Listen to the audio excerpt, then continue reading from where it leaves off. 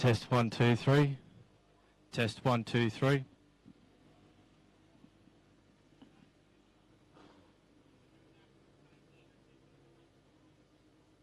wasn't plugged in. Test 1, 2, 3.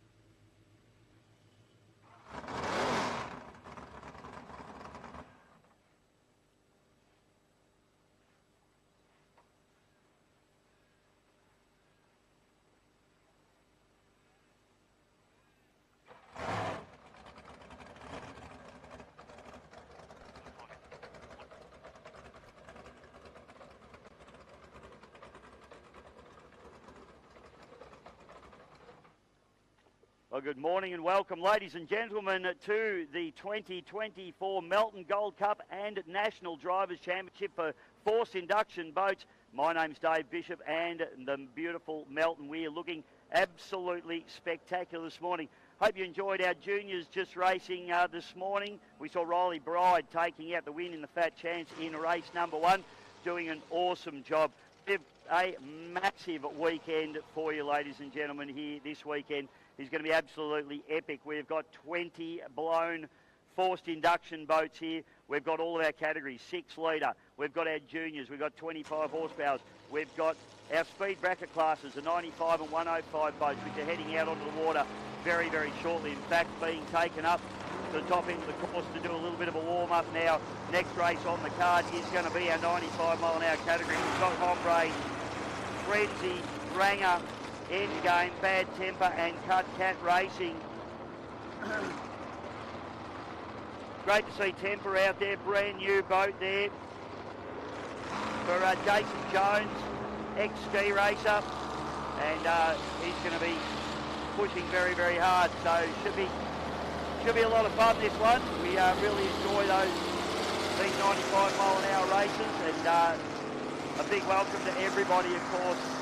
Massive shout out to all of our wonderful sponsors, of course, this weekend, and we'll run through those as the weekend goes through. But these weekends certainly don't happen without all the wonderful sponsors coming on board, and Melton's been one of those venues and one of those cities that really gets behind this particular event and really makes it something particularly special as we just watch boats come through now, looking at Endgame there.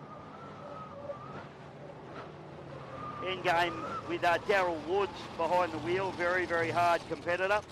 Beautifully turned out boat.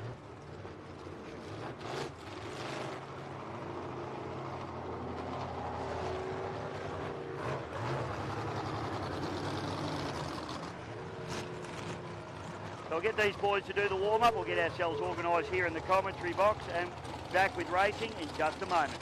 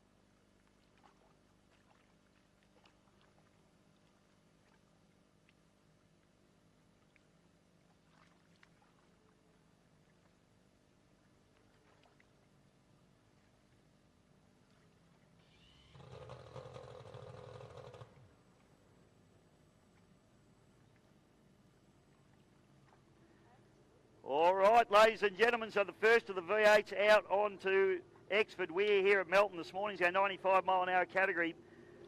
Hombre out of pole with Mickey McArdle. The flag drops and it's a nice start from everybody. It looks like the Ranger boat just lacking a little bit off the line, but Stevie Rumble. And this is the first time that Steve Rumble's been around this corner since his big accident in this corner about 2 years ago, and he gets through nice and clean, so that's really nice to see. Go the Cut Cat. So up into the top turn now, and I tell you what, this Hombre boat is certainly using that pole position to his advantage. There's no question about that. This is absolutely critical on this course. You've got to get in there and get through his pole one cleanly. So the Hombre with Mick McArdle running back then to the frenzy with Rod Williamson. Then it's Endgame, back to Cut Cat, Mad Ranger, and Temper, Jason Jones in his brand new boat as well. Up the back chute. It's all Hombre now running hard on the pins here, so McArdle doing a beautiful job. He'll pick up the yellow flag down this straight. And that boat is absolutely singing at the moment, running in this 95 mile an hour category. Williamson in the frenzy. Endgame up into third place. Stevie Rumble, Cut Cat Racing running into fourth. And a good little battle going on here between the two newcomers, Temper and Ranger. Ranger running with Troy Cameron, and this is Troy's first hit out in the capsule boat. And Troy doing a very good job running on the pins there. Checkered flag's going to come out, and it's going to be the Hombre all the way home. Oh, we've had a spin. Just as I say that about Troy Cameron, we have a spin. For second place is going to be Endgame. Third place, Frenzy. Temper, Cut Cat Racing. And Troy Cameron, his first run in the capsule boat, he has a little whoopsie, so that'll be a little learning experience for him. But Troy brings the Ranger machine home. And, well, had he not been in the capsule, he might have fallen out of that boat. So Troy obviously coming back to racing after an enormous crash at Yarrawonga a year and a half ago. And absolutely destroying his boat. It's great to see him back out on the water. It's also great to see Stevie Rumble in the Cut Cat. As I said, that first corner was the first time that he'd been into that corner since he had a bingle here last year. And he actually got injured. The boat was an open cockpit boat at that stage, and he did get a little bit of a head injury there. And so the cockpit's been fitted to the boat, and that's Stevie's first run back here. So that'll be a nice little settling run for him. And it's good to see Stevie Rumble in the Cut Cat back, but he won't be happy with fifth place, I don't think. I think he'll be pretty keen to amend that in future races, but great racing there. And Mickey McArdle taking the win in the Hombre. Beautifully turned out little Everingham, and he'll be hoping for his weekend to continue that way. Jason Jones, of course, in the brand new Temper machine. He stepped up into the bigger 18'6" Bruce Everingham hull after running in the 16.5 footer. He wanted a bigger boat. It certainly looks like it's going quite well. A little bit more development, I'm sure, for that boat. And Troy Cameron in the Ranger machine. You can see why it's called Ranger. Troy's not a Ranger, I don't think. Although he is an angry little bee like a Ranger. He should be a Ranger if he's not. But he's an absolute weapon. His son Andrew running in the juniors as well today, so a real family affair for that crew. So next race on the card, folks, is going to be our 25 horsepower. Always exciting. Unfortunately, only 3 of them here this weekend, which is unusual. We normally get a power of 25 horsepower boats, but we will see them out on the water real soon. My name's Dave Bishop. This is the 2024 Australian Drivers' Championship and Melton Gold Cup National Drivers' Championship. I've been getting trouble for getting that wrong as well. So National Drivers' Championship. Apologies to Sean and the crew. We'll be back with more racing in just a moment. National Drivers' Championship.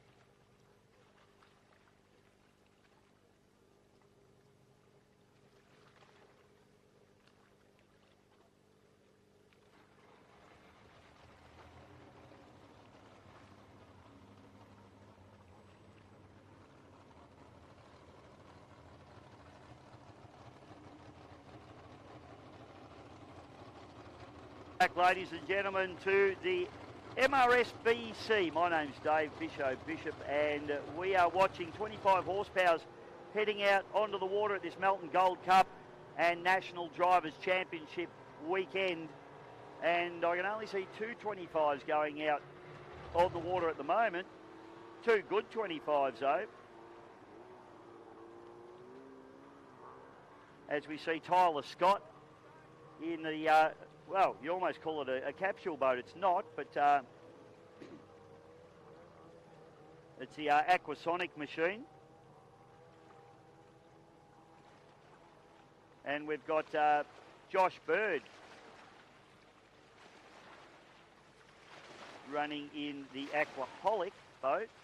This is going to get confusing, isn't it? Aquasonic and Aquaholic. So Aquaholic's the green boat, Aquasonic's the white boat. And we've also got coming out of the pits at the moment, out of control with Darcy Phelps out of South Australia. So welcome to Melton, Darcy. Darcy was very quick at the Berry round a few weeks ago. Very good operator and a beautifully turned out little boat. So some young guns in these 25 horsepower boats. The boats are, for those of you watching maybe for the first time, stock standard 25 horsepower engines. Usually on little wing boats, or what we call a wing boat, but the one Tyler Scott's driving is a bit special. I'll call it a Scott craft because it's built by his father, Stephen Scott, who's one of the great boat builders in Victoria, and he's actually built it with that little hoop over the driver's head there, and that's the intention of that is to deflect another boat if it comes in over the top of him in a corner in a spit out situation. And it's a really good initiative. We've had a couple of little bingles in corners where drivers have actually been hit by boats, so we're just trying to protect the drivers' heads, and that's what Steve's all about. So it's effectively a deflection bar that goes up over the driver's head. And very, very clever innovation. There's a few guys working on a few things. Stewie Jackson and the Marine Jackson's team are also doing something similar. And it's going to be really exciting to see more of these 25s, just extra safety built into them as well. So we're really excited to see that and see how safe we can get these boats, because at the moment, boat racing is becoming safer and safer. We've seen in the blown categories in particular, we've had some extra big crashes, and we haven't really seen any injuries, which is really exciting stuff for the sport, because we can obviously boat racing is always going to be dangerous, but we certainly want to make these boats as safe as we possibly can and make the sport as safe as we possibly can.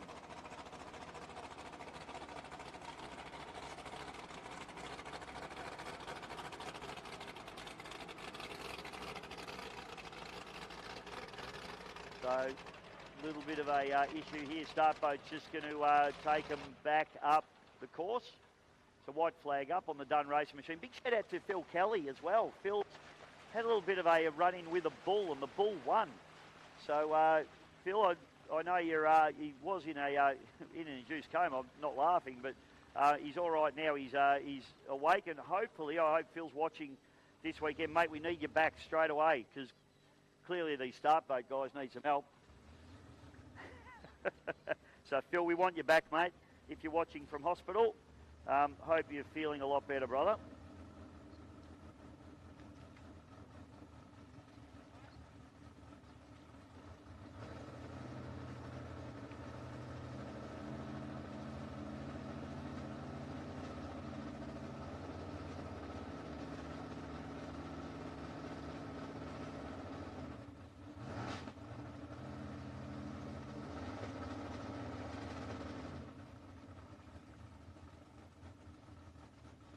So Darcy Phelps should be on pole position in this one, in the out of control out of South Australia. Aquasonic and Aquaholic. That's the commentator's nightmare, that one.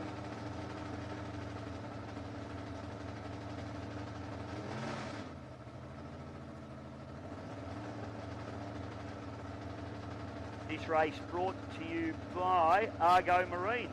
We saw our Formula Futures this morning in the first race, those sponsored by Q Industries. Big shout out to those guys. And Melbourne Signage Concepts were the sponsor of the 25 horsepower category. So good morning, Andy Bowen, sending me messages as well. Hope you enjoy the racing today, mate.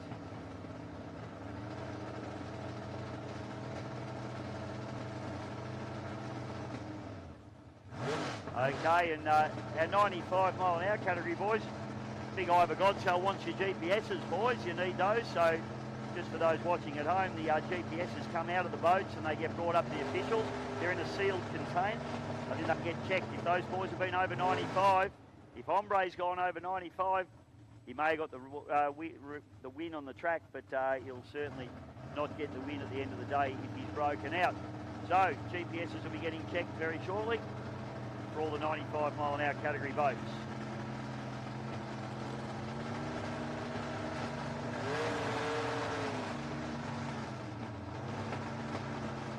And flag drops for our 25 horsepowers, and we are racing. So Darcy Phelps gets a good start. Oh, Tyler Scott's boat sitting beautifully, but on the outside we got...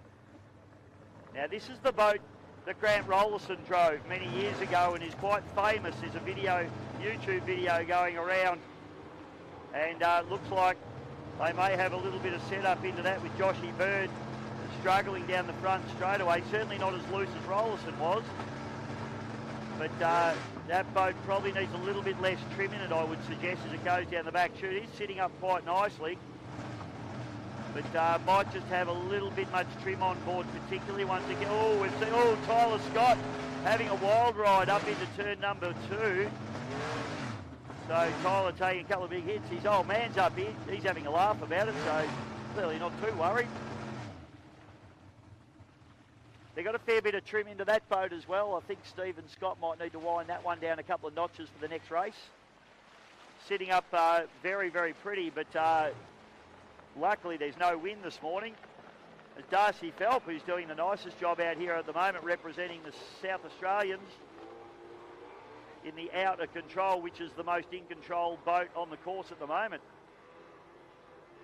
Joshy Bird seems to have settled the Aqua Holic down. Got it right. But that boat, so 2 boats there, and I know why both these crews have done this. They've looked at the water conditions this morning, and it's very, very smooth, and we're thinking, let's get some trim into these little boats and get them sitting right up on their tails. But it is a fine line, and you have to remember too that after lap number 2, you get the crosswash from the other boats, and then heaps of trim into the boat's certainly not going to help you. So you can see Tyler Scott there. Once the boat sets, it's settling nicely, but unfortunately jumping up and down a little bit. It's Deegan Phelps. Thank you, mate. Who have I got? They need to write the right driver on the sheet for me. Deegan Phelps in this one, sorry. Deegan.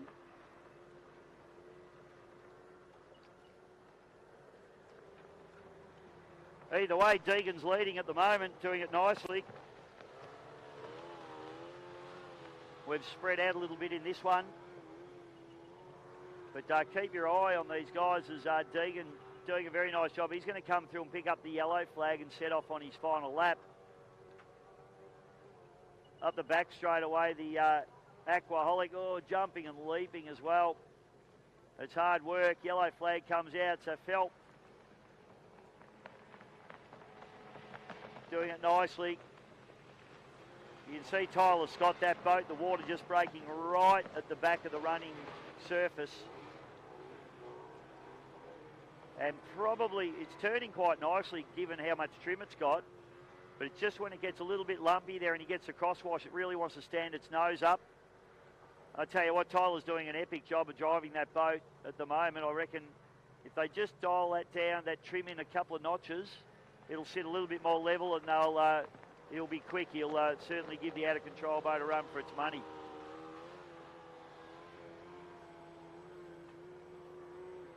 So checkered flag comes out. Deegan Phelps out of South Australia takes the win, ladies and gentlemen, in the Out of Control. Good run there from Tyler Scott in a boat that probably was working against him a little bit into second place. Good job. And Joshy Bird heading up through the top turn. You can see the conditions here at Melton are absolutely epic this morning. We've got 20 forced induction boats here this weekend entered, and we are very excited to see these boats heading out onto the water. Next race on our event card here is our unlimited outboards. As we see the Aquaholic come through, Joshy Bird has a little bit of a moment across the line. Doesn't seem to bother him though. And that is our 25s done, ladies and gentlemen. 25 horsepower outboards sponsored by Arco Marine this morning. This is the 2024 Melton Gold Cup and National Drivers Championship. It's going to be a big, big weekend, folks. Stick around, more racing coming your way real soon.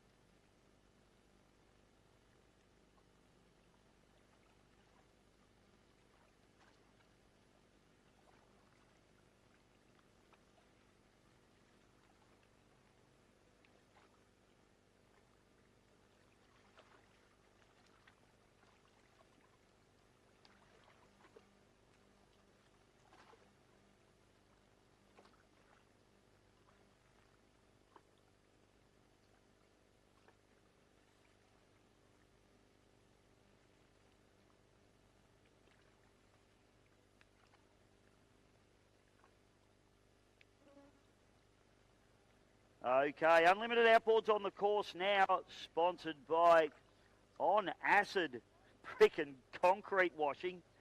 Wow, I hope they're not. I think that's a reference to the acid they use to clean the bricks, I hope, and concrete. So a big shout out to the team at On Acid Brick and Concrete Washing for their sponsorship of this unlimited outboard event. We've got Bud Light, Middies, and Craig Bailey Marine. Scotty Krause in the Bud Light. Scotty's an interesting character. He has come out of the jet sprint boat racing ranks and jumping into this tunnel boat scene. And we're very grateful to steal a jet sprint driver from them because it's a very good series, of course, the jet sprints as well. And but we don't mind stealing a couple of their drivers. So welcome, Scotty Krause. Did a great job over in Berry, South Australia. Middies is Andrew Chilver. We're missing a boat here by the looks of things. Try and pick up who we're missing. And, of course, the great man himself, Craig Bailey, in the Craig Bailey Marine Racing entry. So Start Boat's going to bring only 2 boats down, which is a shame. So I've got Middies out there on pole. And on the outside, Craig Bailey. So, unfortunately, missing Scotty Krause in this one. Not sure what the problem is up there, but Bailey will be running a fair bit more horsepower than Andrew Chilver. So Craig Bailey will be running the S3000 slide front methanol engine, making probably close to 500 horsepower because he's here to try and beat the blown boats this weekend. So it's effectively an unlimited outboard boat. Craig's one of Australia's greatest tunnel boat drivers, having competed in the World Formula One Championship for many, many seasons, and now is a crew, one of the top European teams. But Craig has always enjoyed the Gold Cup style racing and racing the inboards with this methanol 2.5 litre Mercury, and has got more titles under his belt than I care to imagine. This race certainly won't be long enough to run through them all. On the flip side of that, we've got Andrew Chilver. So Chile running in the Australian Formula Grand Prix Championship. So his boat is a lot more restricted. It runs a carburetted 2.5 litre Mercury, effectively almost a fishing engine on that boat. Craig Bailey takes the win quite comfortably, as we'd expect. This will be a nice little shakedown for Craig this morning. Chilver, very quick. Andrew's been very, very quick in the Australian Formula Grand Prix Championship. Obviously in this race a lot more out horsepowered with Craig Bailey's engine. Chilver's would be running around about 300 horsepower. Craig Bailey on methanol probably between 450 and 500 horsepower on that boat. So Chilver's doing a great job there to stay fairly in touch there with Bailey, but Bailey is here this weekend to try and win the King of the River over all the blown boats. And make no mistake, keep your eye on Craig Bailey because he will be out there to, what do they say, dispel the myth of the mighty inboard. Chilvers is a very good competitor. In fact, he did very well, I think. Podium, is that a word? It's a little early on a Saturday morning for me, folks. In the AFGP series this year, or last season, and a very good competitor. So Craig Bailey being sponsored by the Mantis Offshore Powerboat Racing Team. Apparently a mantis is the only creature that eats bees. And of course their major competitor is the sting. Hence the reason their boat is called the Mantis now. You know how powerboat races work. Strange, perhaps the best of times. Great racing there from our Unlimited 105 category boats will be heading out onto the water next. With the Transonic, the Breakout, the Cut Cat and the other Madam. Should be a ripping little race. That race is going to be sponsored by CFG Electrics. This is a 2024 Melbourne Gold Cup and National Drivers Championship. We'll be back with more racing in just a moment.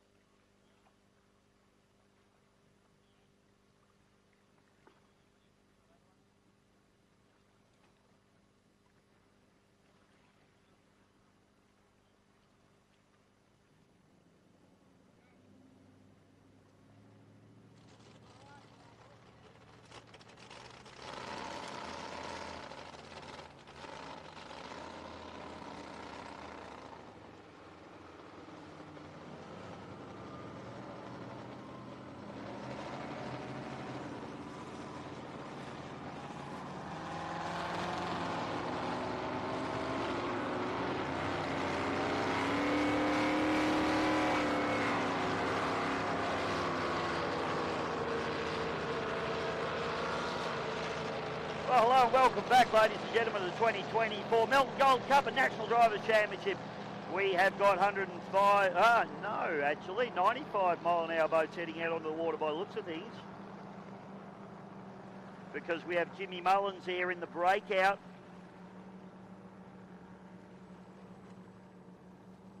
Sorry, it is 105. I stand corrected. So 105 boats heading out now. Jimmy Mullins in the breakout will be out of pole 2. It'll be Transonic with Nick Borg out of 1. Stevie Rumble in the Cut Cat Racing out of 3. And the other Madam with my man Tommy Webster out of 4. So this will be a cracking little race.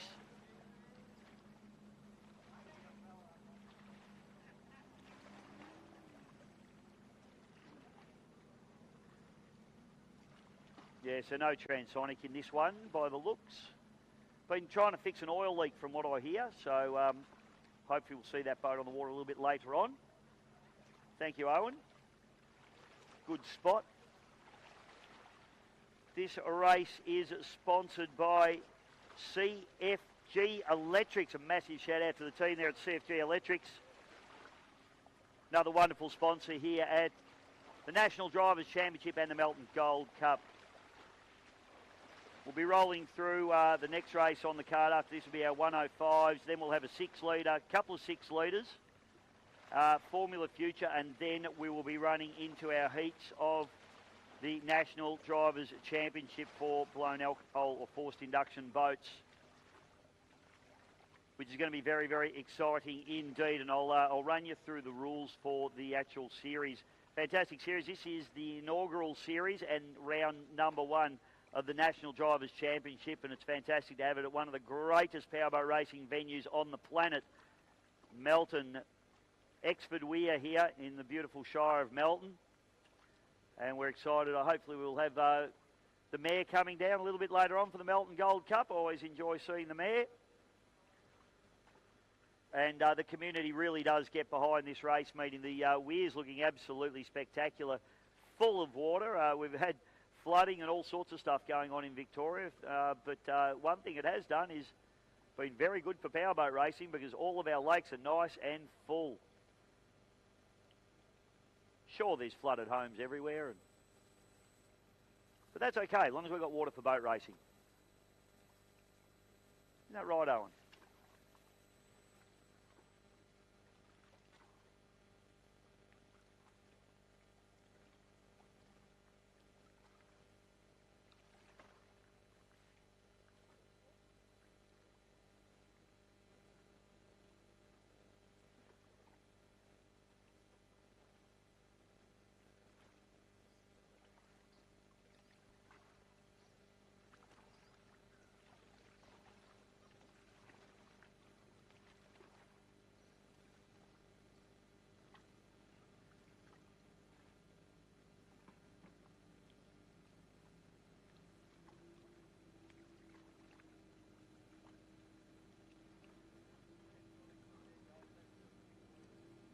Yes, no, we've established Transonic not in this one, but 3-boat race here. Jimmy Mullins looks like he'll be on the pole here in the open cockpit boat.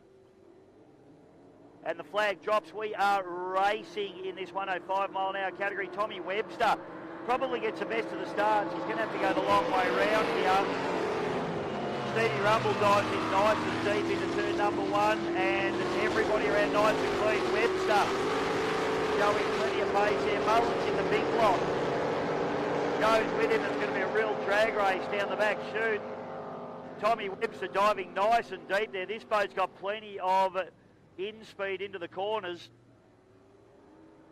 Accelerating out, and Mullins jumps and leaps. So too does Webster. This is a real battle between these two. This is absolutely neck to neck at the moment. This is going to be one lost in the corners here, I think, as Webster tries to hold Mullins nice and tight.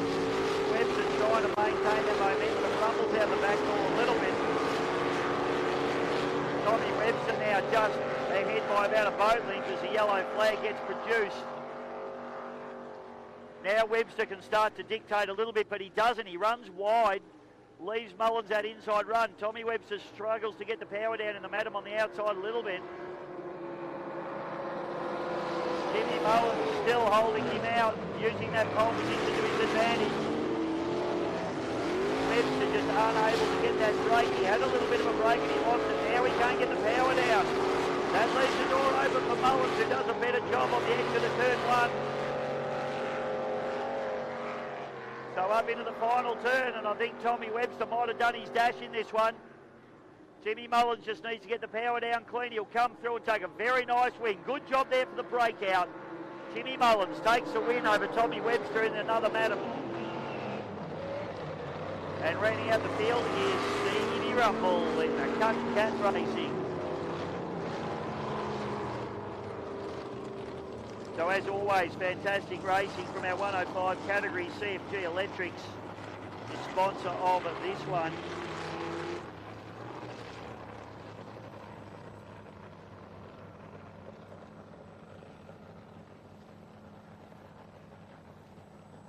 So Jimmy Mullins will be pretty happy with that one. Hopefully we see the Transonic out in the next 105 category race.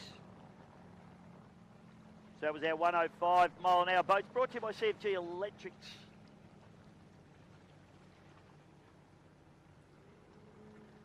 And just getting word too that Transonic now moving up a class into the 6 litre category. So not running in the 105s.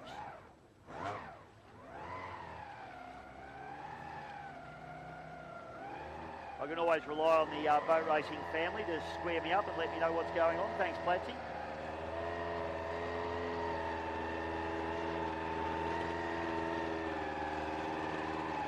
Okay, so next race on our card here is our 1.6 litre Ozlite hydroplanes, and great field of 1.6 litre hydros. Sponsored by Sharba Scaffolding Group. So a big thank you to the Sharba Scaffolding Group. Boats that we'll be looking for will be the S15 with the great man, Dewey Nichols. Out of 2 is going to be the Melton Toyota 86 with Paul Cunningham. Twister will be out of 3 with Brad Hollands. Melton Toyota 100 with Grant Harrison, and HBR2 with Oscar Stevenson. The little 4AGE Toyota engines will be screaming around this course very soon. This is the 2024 Melton Gold Cup and National Drivers Championship. We'll be back with more racing in just a moment.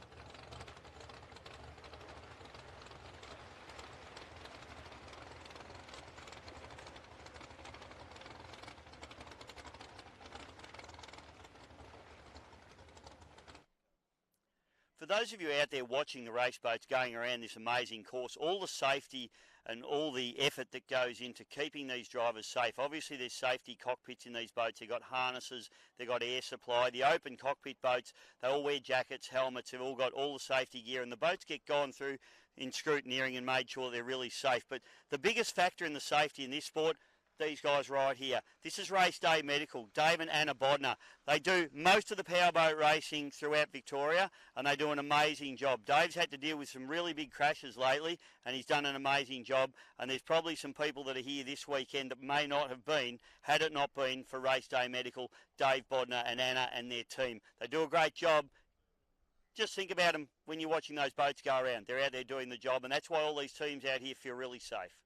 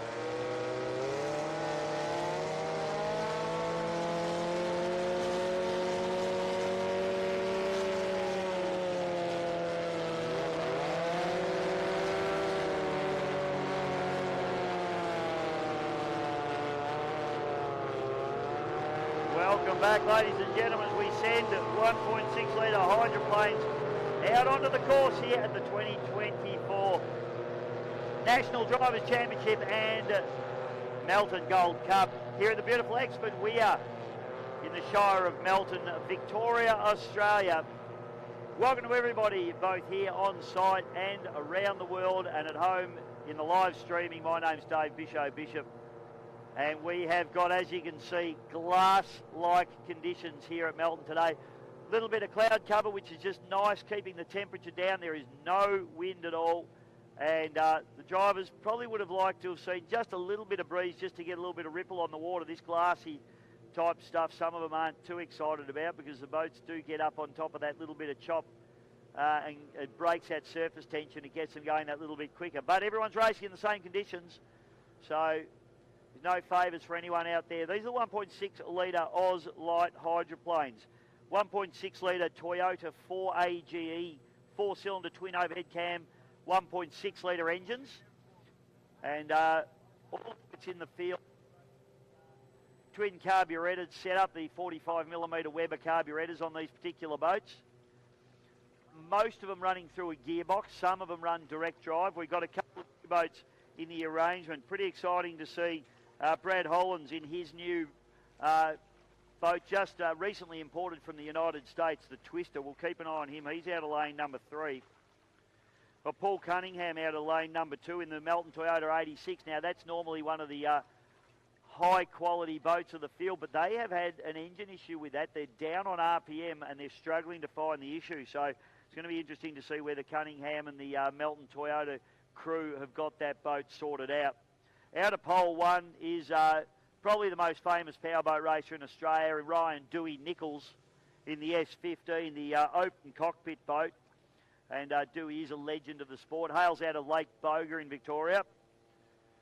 Then on the outside, we got Grant Harrison in the Melton Toyota 100. That boat should be absolutely on song and very, very hard to beat. I would suggest that he's pretty happy. He's out of lane 4. He's going to run that nice wide line around turn number 1 and try and keep the momentum up, keep the boat speed up. Dewey Nichols in the small boat on pole. He'll definitely use that to his advantage in this one. And he could do well here, I would suggest. He does like this venue. At the opposite end of the scale on the far outside is the HBR2. That's Oscar Stevenson. So Oscar's been running this boat for about a season and he is very, very competitive, but he is going to have his work cut out for him on the far outside. So a couple of yellow boats out there just to confuse us all. We've got Brad Hollands in the HBR Twister and we've got Oscar Stevenson in the HBR2, which is the all-yellow boat. Then we've got Paul Cunningham and Grant Harrison. The boats look identical. Paul Cunningham's got the red sash. Grant Harrison has the blue sash. When I say the sash is a blue sticker just under the starboard side cockpit window on the side of the canopy. And that's about the only way you can tell them apart unless you can read the numbers off them, which is quite tricky. Dewey Nichols, easy to pick. He's the only open cockpit. It's a Donzi shovel-nosed hydroplane, round-nosed hydroplane. Boat that's been running around since the 1970s. But still quite a competitive boat. So, and particularly given that pole position, he should be able to do quite well. Morning to Mickey Pay. Nice to see you up and about this morning as well, Mick. As we boats up and around. This race is sponsored by Sharbour Scaffolding Group. Massive shout out to the team at Sharbour Scaffolding. If you need scaffolding, a lot in the crowd and as well, please try and support our sponsors as they support powerboat racing. So we need to keep the circle of around there.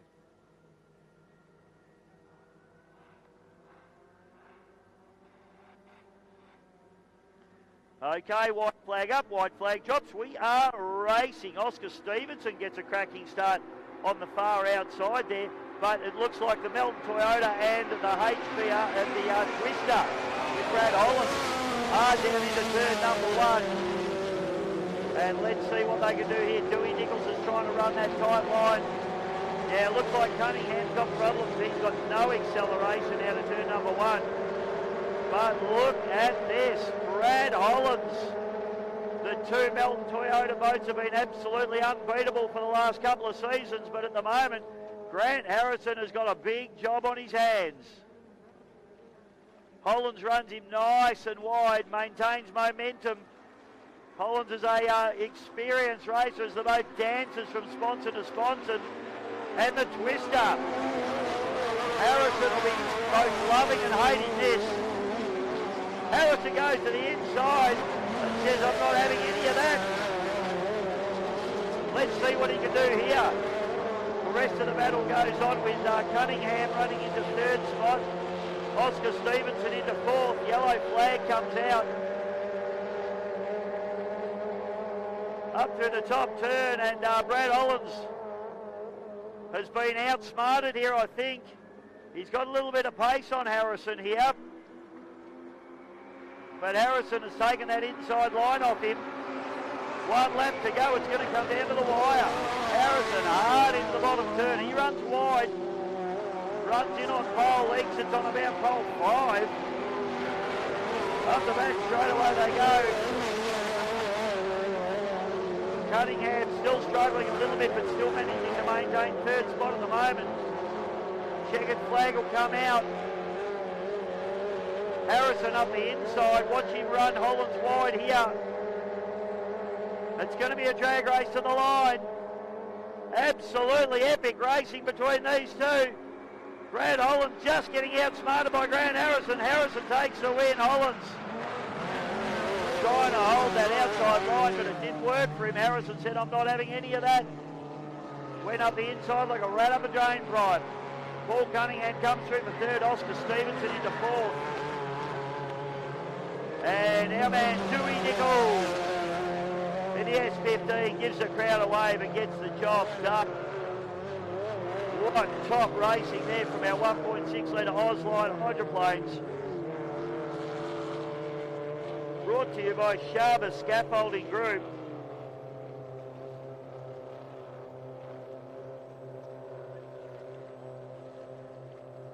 Got Froggy Norris, who actually drives one of these boats up into the commentary box with me now, and that was epic, mate. I think poor old Brad got a little bit outfoxed in that one. But great racing nonetheless. Brad Holland's boat has got pace. No problems at all. Put your hands together for Grant Harrison, though, ladies and gentlemen. That was a win under pressure. And also give it up to the man that's really starting to take it up to these dominant crew. Bradley Hollands, what a drive. This is going to be a big season, I can assure you of that one. Oscar Stevenson, probably a little off the pace from what he would have liked. The outside pole probably didn't help him too much either. In HPR. Fantastic racing. Next race on our card is going to be our 6 litre displacements, ladies and gentlemen. Should be a fantastic race. We always enjoy the 6 litre boats heading out. They are sponsored by Welch Industries. We've got 2 heats of our 6 litres about to come your way right now. Put your hands together for the great man Dewey Nichols. Out of Lake Boga as he brings the S15 back into the pits. Couldn't quite use that pole position to his advantage in that one. Great racing from our 1.6s. This is a 2024 Melbourne Gold Cup and National Drivers' Championship. My name's Dave Bishop. We'll be back with more racing in just a moment.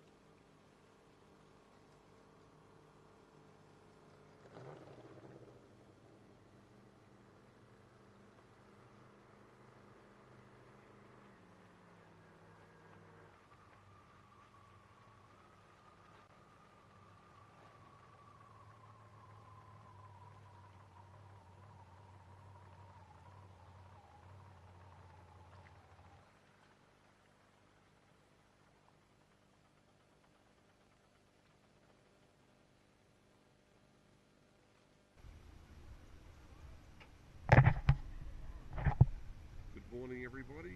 Welcome to the 2024 Melbourne Gold Cup from the exit we're in Victoria.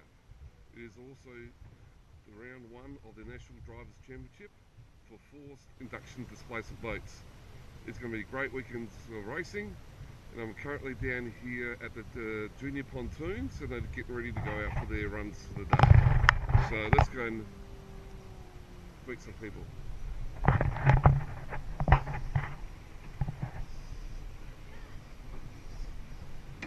G'day Dave, how you going, mate?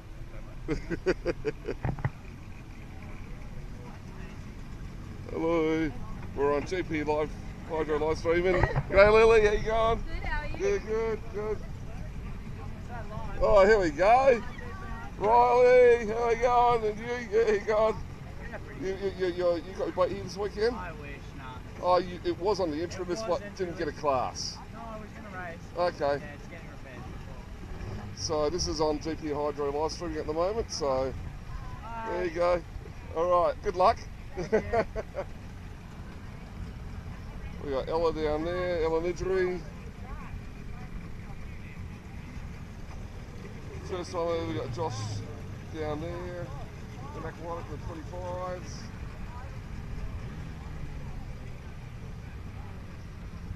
Tyler holding Andrew Cameron down there in a little nuts. We've got the Williamson boy here with a Spitfire. We're on live streaming at the moment, so g'day.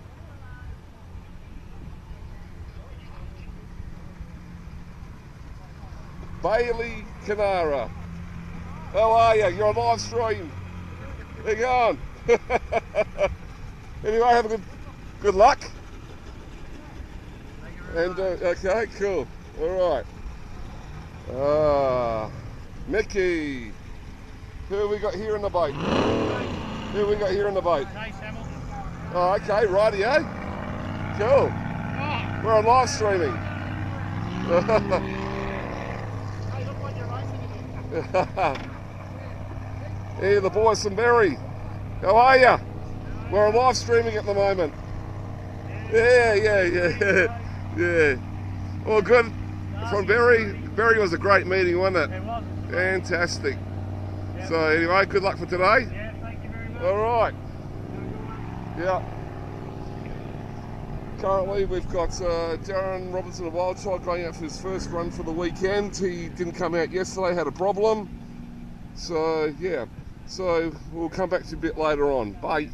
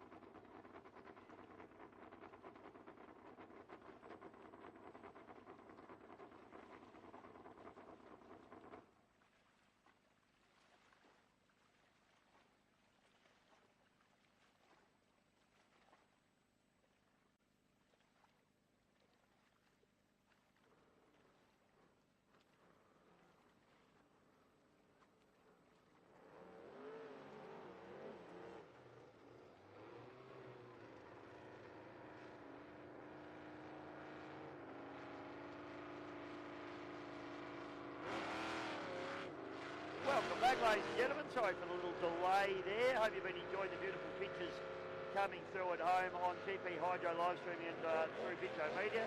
Thanks to all the people for the wonderful messages we've been getting through. We love getting the messages. Sorry if I don't get to all of them all the time, but we certainly read them all and appreciate everybody sending us messages and telling us we're doing a half reasonable job. So we've got boats on the water now. And I'm just looking at the shenanigans at the moment with my man Chris Pugsley. Speaking of mad rangers, he's one of the maddest, one of the best 6-litre drivers this country has ever produced, and a ripper bloke to go on with it as well. We've got the Impulsive with Brendan Mason out there as well. That's the white boat there, hatch still open with the black sides. Ruta's Mark Ebenruter is just been put in on the course, very quick 6-litre boat as well. And the Rattler, our man Big Leslie Tamata, great to see him back out on the water as well. It's all these boats running NASCAR style engines. Most of them run a NASCAR engine, but given that NASCAR engines are quite restricted in NASCAR racing in America, and our 6-litre category here in Australia allows for basically anything other than forced induction, and your capacity has to be under that 6-litre mark. These guys get these NASCAR engines and then modify the heck out of them and make a lot more power than what a NASCAR would in the US. So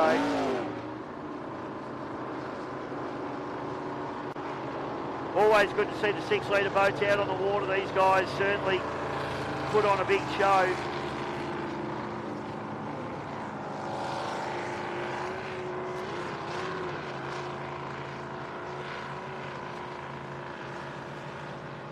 This race is sponsored by Welsh Industries, and this is heat number 1 of the Clyde Lewis Trophy. So 6-litre boats, a very coveted trophy, the Clyde Lewis.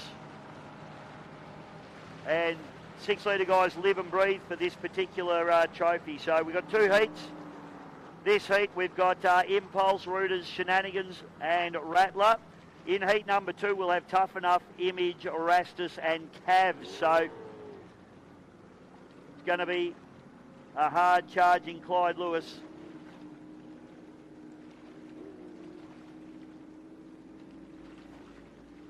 Shout out to Brady Clark who's watching, mate. Glad you're enjoying.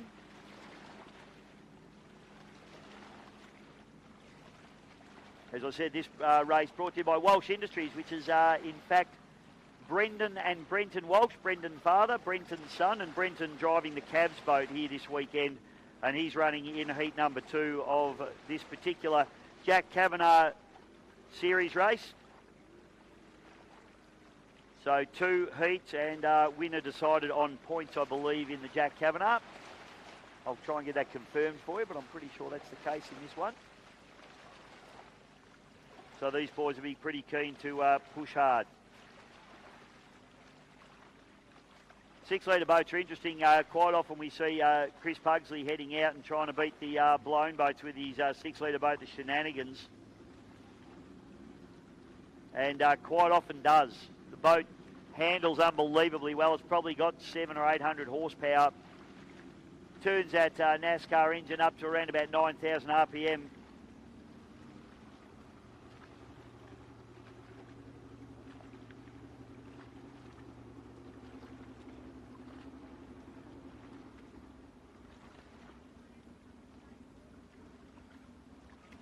So setting the boats up into the top end of the course. Drivers will be just checking all their gauges, making sure they've got pressures and temperatures in the places they need them. Gearbox oil, engine, water, the temperature, because these engines absolutely scream. It's always good, tight, close racing in this 6-litre category. After these 2 6-litre heats, Formula Futures coming out, which is going to be exciting to see the kids. And the heats of the National Drivers' Championship. This is and all hell's going to break loose on Exford Weir in Melbourne. For Australia, we hope you're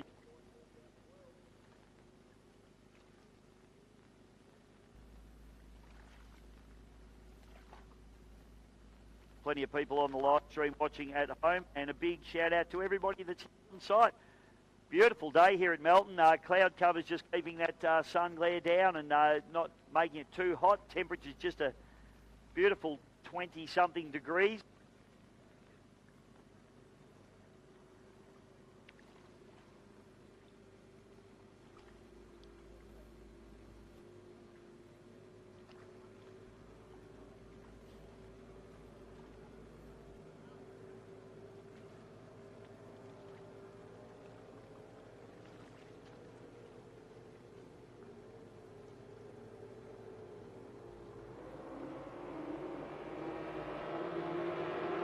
And a good start there for, have a look at Pugsley here in the shenanigans. He's got pace on everybody as they get down into turn number one. We need to see everybody through clean. So the shenanigans goes and going with him. It's the impulse with Brendan Mason. Brendan Mason really pushing Pugsley here as they head up through the turn number one. Other two boats have been shuffled out the back door quite quickly. Ruta's struggling a little bit here, but this is an absolute drag race between these two. Down into turn number one for the second time. It is on.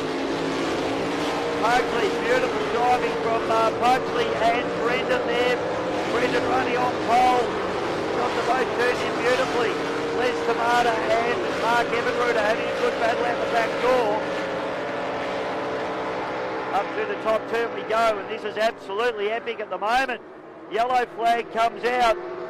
Brendan Mason is just holding out Chris Pugsley. Look at the boat speed that Pugsley carries into the corner, but Mason just used the side line to his advantage. Third place at the moment is Tamata. Fourth place running at the moment is Mark Evanruder out of South Australia. I tell you what, it's going to be a drag race. This is going to be absolutely epic. Shenanigans is coming back, but I think the impulse will just get there. Wow-wee. Epic racing from our 6-litre category.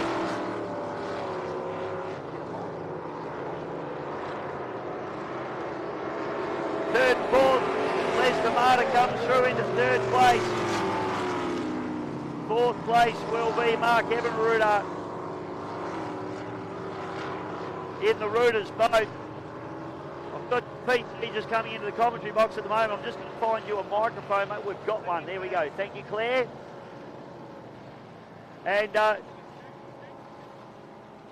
testing 1, 2. Paul Cunningham, welcome to the commentary box for the first time this morning. It's lovely to see you, mate. You haven't had a good morning so far. Bisho, doesn't matter if you come third, and it's just good to be out there. It's, yeah, just can't find any RPM in the little Melton Toyota 86. We lost some RPM. Chased a little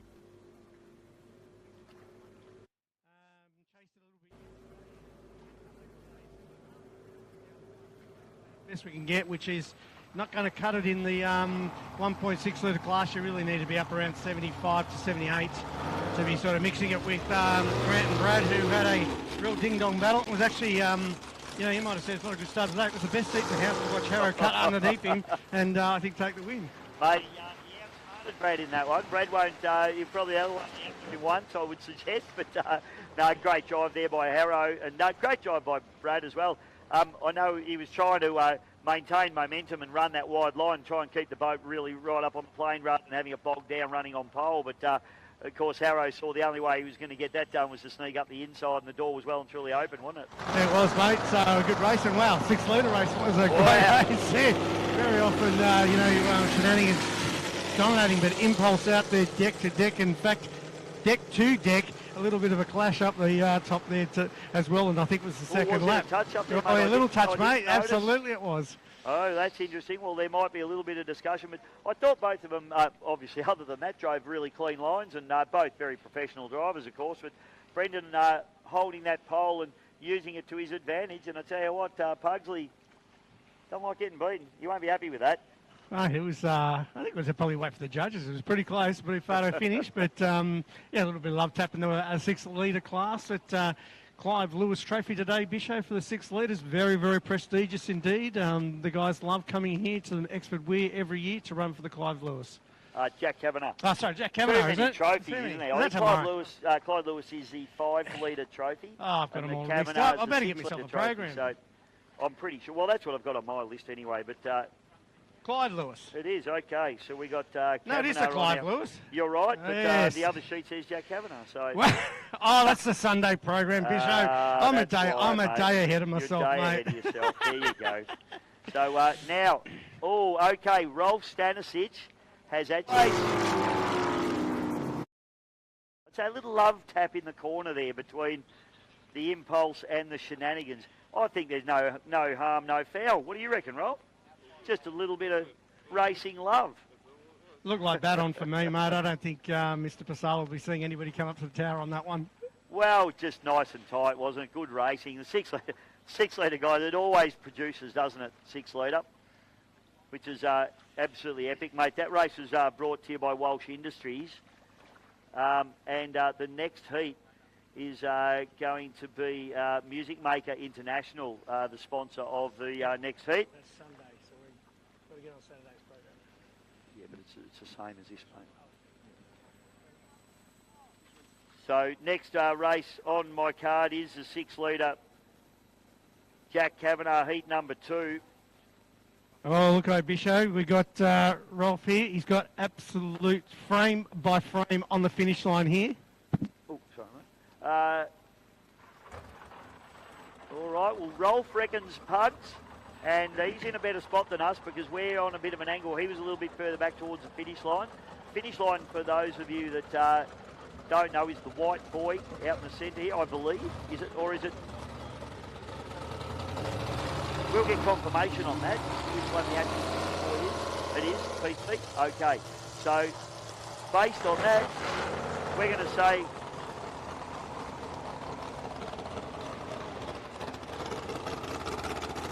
okay, well, as I watched it, I know that the white boy, it would have been Impulse, but at the yellow boy, it was Shenanigans because he came around him. So we'll wait for the official results on that, but we're going to say probably Shenanigans there, PC. Mate, but good race. Tough enough coming next. Image, Rastus, and Cavs will be on the outside with Brenton Walsh behind the wheel. Just doing some work on that this morning, the boys were, and trying to dial it in. Fairly new deal for Brendan Walsh and the team at the Cavs. So we're representing MRSBC and the VSBC today. Tough enough. James Clark, he's just come off a big win in the 6-litre series across Windsor and Berry, representing the Adelaide Speedboat Club. So great to see him. Craig Lewis, of course, all the way down from Queensland, doing a good job. And Steve Rowlty in the Rastus.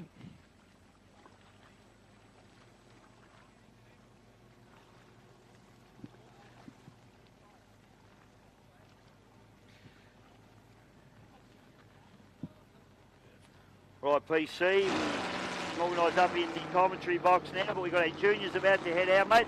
We're going to take a short break. We're waiting for our juniors to get organised on the dock. This is the 2024 Melbourne Gold Cup and National Drivers' Championship. Hope you're enjoying all the action. We'll be back in just a moment.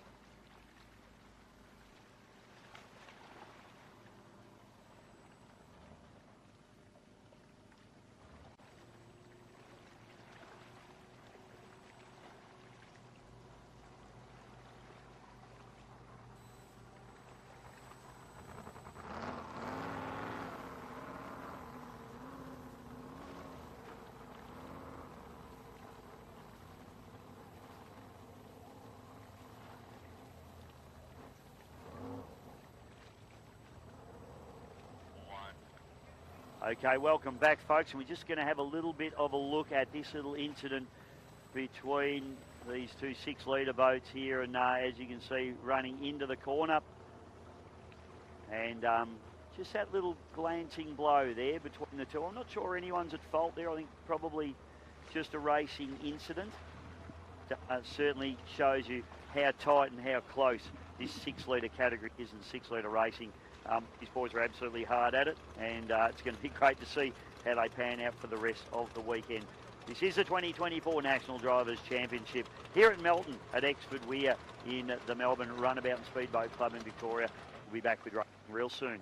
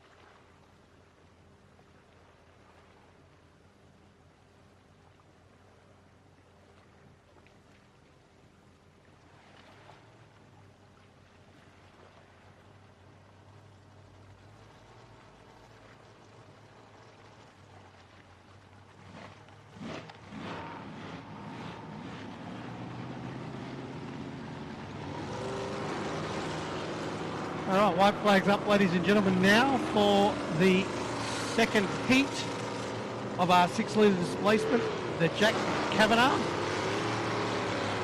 Proudly brought to you by Brown's Plumbing. So thank you, Brown's Plumbing, for all your assistance over the weekend. We much appreciate it. Out of lane number 1 will be James Clark in Tough Enough. As I said, he's just coming off some sensational form, taking out the recent 6-litre championship point score, which was held over 2 rounds, being Windsor round 1 and Berry a couple of weeks ago in South Australia round number 2. So James is coming off a very, very good run of form indeed. Craig Lewis will be out of pole position number 2. He'll be out of pole number 3, which is a blue boat. And then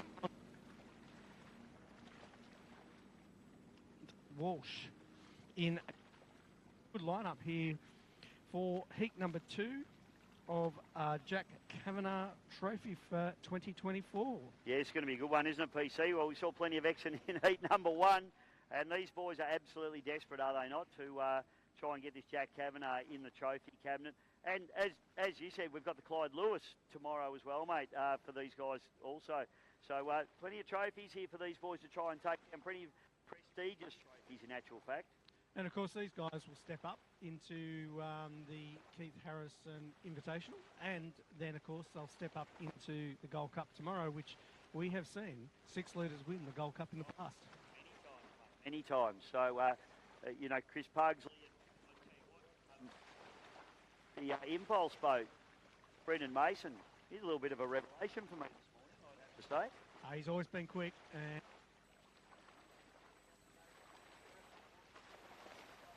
Bicho. Really showed what he was capable of out there, and definitely one to be out for the whole weekend indeed. Yeah, Brendan Mason in the Impulse, I think definitely something to be looking out for, and nipping away at the heels in some of the bigger races later today. Exactly right. Stevie Scott just rolls into the commentary box, and I know what he wants. We've got the EC Griffith Cup coming up 26th to the 28th of April at beautiful Yarrawonga Mulwala. This one gets your heart going, PC, as a hydroplane man. Oh, I love Yarrawonga. It's sensational, and especially since the tourism has come on board. It's just not a powerboat race. It's a whole family fair. Of course, we've got the Red Bull Racing aerodynamic display that goes on. That last year they put the show above one of the GP hydroplanes. It was sensational. Did some pretty cool acrobatics. So not just a boat racing festival, but also a very big family fair with markets and rides and all sorts of things. So it's one of the best events on our calendar, Bisho. Absolutely, mate. And it's also round 2 of the National Drivers' Championship. That's round 1 here this weekend. Round 2 at Yarrawonga. So should be a very, very exciting weekend, mate. And I urge everybody to get up there to beautiful Yarrawonga and check that weekend out. Beautiful part of the world too, the Yarrawonga. It is, mate. My lovely wife comes from Yarrawonga and spend many a time up there. It's one of the best parts of the world. All right, mate. So we got this heat number 2 of the Kavanagh coming up, and it's tough enough. Young James Clark out of South Australia. Got Craig Lewis out of 2 in Image. Rastus with Steve Rarity out of 3, and Brendan Walsh been fighting a little handling issue with this boat, mate, as we see the pepper go dead. Oh, tell you what, Rastus, a big flight, loses a lot of ground off the start. Down into turn number 1. Let's see who can get the job done here. James Clark using that pole position to his advantage, mate. Craig Lewis out of Queensland doing a very good job up in the second. A good battle going on the third and fourth at the moment. Yeah, mate, James Clark heads now up to the top end, just a small lead over Image. Craig Lewis in their cabs is fighting hard, having a good battle for third and fourth with the Rastus up the inside. But out in front now, James Clark sees 1 lap down, 2 to go. The Toughen Up is doing it beautifully. Image in the second position, but a really good battle here for third and fourth with Rastus just on the inside, cabs on the outside. But it is all Toughen Up as he heads up the backstroke, Bisho. So James Clark now up into turn number 2 for the second last time as he'll come around and accept the yellow flag. Clark puts a hammer down. Tell you what, he's quality here, isn't he? He's just driving away from these guys at the moment, PC. He's nice and smooth at his Bisho. Just got beautiful lines through. Nothing taken away from Craig in the Image. He's doing very, very well. Rastus is making up a little bit of ground. And Brendan Walsh in the captain coming into 4th position. But at the moment, it is all the man for South Australia doing it beautifully in the Toughen Up, Bisho. So Clark's going to come around and pick up the checkered flag. That's going to be pretty easy for him there. Swarming run there from the Toughen Up team, and James Clark taking the win. Ooh, and that boat looks quick. Craig Lewis, I reckon Craig Lewis will be a bit shell-shocked by that one. Yeah, that's a pretty good run there, a good lap speed. I'll say it's Rastus now coming across the line into 3rd position, and Brendan Walsh in the cabs into 4th position, but a really solid run by James Clark indeed, mate. We said he came into this event with plenty of form, and the way he drove the boat, settled the boat, and the speed, it looked really good. Certainly looked fantastic, and plenty of pace. Pole position didn't hurt him either, but I tell you what, I reckon Craig Lewis would have been surprised by the pace that Toughen Up boat got. I think they've found a little bit even since the last round. So Rastus and, of course, Cavs still struggling a little bit. The boat just still looking a little bit unsettled for mine. Yeah, a little bit, mate. I think they're just tuning it in, and it seems to be getting a little bit better and better and better. I had a run this morning, so earlier on. So, yeah, it's early days for that particular boat. Fairly new to back on the scene, the Cavs guys. So, yeah, he's got to. So the 6-litre class is a tough class, mate. It's pretty competitive. So, yeah, I'm sure they'll creep up over the next couple of events in this weekend. Now, we have had confirmation, PC, for the people watching here and at home, that our Finnish boy is in fact the yellow boy out in front of our commentary box. You can see there's the tower with our electronic flags on the bank, and it's a line between that and the yellow boy. So that is our finish line. So, PC, we are perfectly placed. Mate, we're all over it, and so is Rolf. I'm sure with his photos you'll see all the photography up on Facebook. I'm sure one of those will feature that little one that just said, I beat you by just half a cigarette paper, I think. Absolutely. So we're going to say shenanigans definitely for heat number 1. And heat number 2 was James Clark in the tough enough. So points to be added up for the Jack Kavanagh Trophy 2024. For those guys, next race on our calendar, on our card here, is our Formula Futures. And then PC will be moving into the National Drivers' Championship. We have heats coming through for those guys, and I do have the heats here somewhere. We will take a short break, and we'll be back with more racing in just a moment.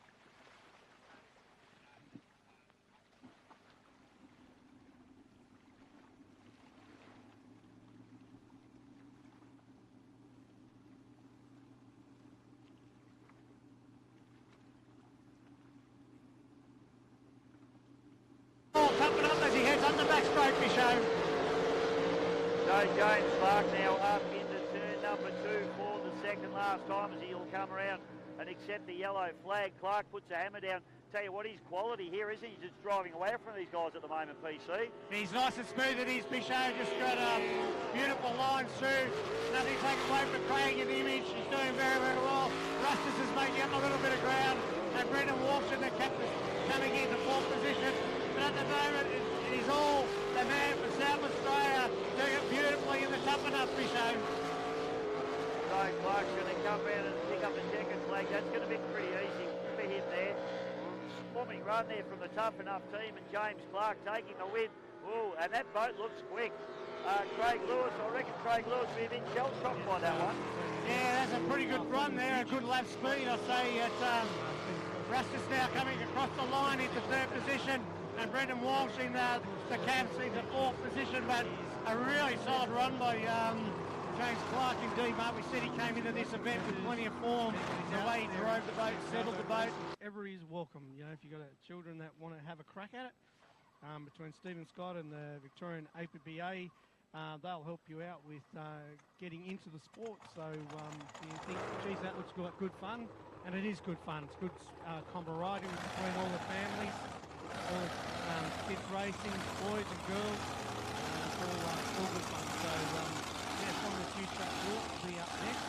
We have just got word, however, from our officials that in that little coming together between our good friends Impulse and Shenanigans, Brendan Mason has been given a slight little penalty for an infraction in the corner, and so probably just a little time penalty there. So just a little, make sure you're holding your line a little bit more, but yeah, just a small penalty. But I don't think that'll matter too much, because in the end, Shenanigans would have come across the line slightly in front and probably won't affect his position for the final. But just to let you know that that has come through from our officials. For the officials today, Bisho, just to let people know at home at briefing, it's very important that all the drivers are holding their lines, especially through the first turn. It's absolutely vital on shorter tracks like this. Actually going to be looked at a couple of different ways. So, it's a couple of time penalties to be put out there, or a lap. So it just depends upon what happened, and, whether it was just driver fault or just necessary racing. So they're all over it this morning, and the briefing notes were very, very clear, precise. And that's the briefing notes were... So I've said I'm remedial, in case you didn't know, Paul, year 10 dropout. Hence the reason I've gone boat racing. But I'm okay at commentating on site and doing the boat racing stuff, but when they gave me a script to read, that took a few takes, I can tell you. So I'm glad that they came across clear and concise. No, Bishop, we heard your voice loud and clear, and very good indeed. As you did. We all heard it was 3 laps. We knew that, and we all knew we were at Melton. So thank you for letting us know which venue we were at. You can blame Scott Lambert for that one, but yeah, no, good. It was all working, mate. We're going nicely. So PC, we'll take a little break in commentary here, just while we get our junior boats out onto the water. But then we'll be moving into our heats of National Drivers Championship. So keep your eyes peeled for that one, folks. We won't be too far away.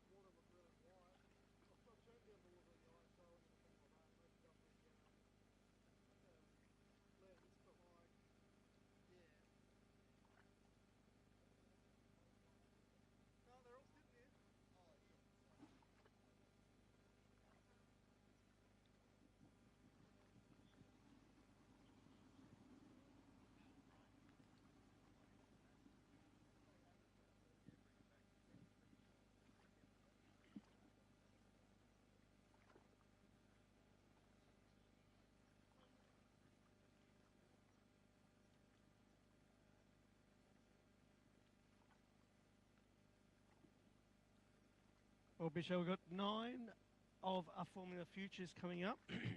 So the Little Nuts, Andrew Cameron behind the wheel. BNR Engines Junior, Ella Nidri on the wheel in a big blown boat, and Ella's out there in the Formula Futures. We've got the Bud Light Junior with Harry Meads behind the wheel. The Flat Out with Chase Hamilton. The Intruder with Deegan Phillip. Fat Chance, Riley Bride, and Prime, Josh Taranto, Shiva, Bailey Canara, I think, Canara, and Spitfire, Jack Williamson. Oh, so what a field of little juniors. It's fantastic, and lots of families out there that are racing in big boats and small ones. Thanks, PC, and welcome back, everybody, to the 2024 Australian Driver Championship and Melton Gold Cup event here. And as we see James Clark being towed back in, so hopefully not a major issue for that boat after taking a win and then getting towed back in. Yes, mate, this is our juniors coming up now, and Formula Future, sponsored by my men down there at Hartwood Court and Chelsea Heights Race Marine. Simon and his team out there, mate, you can't do better. Your Mercury Racing, high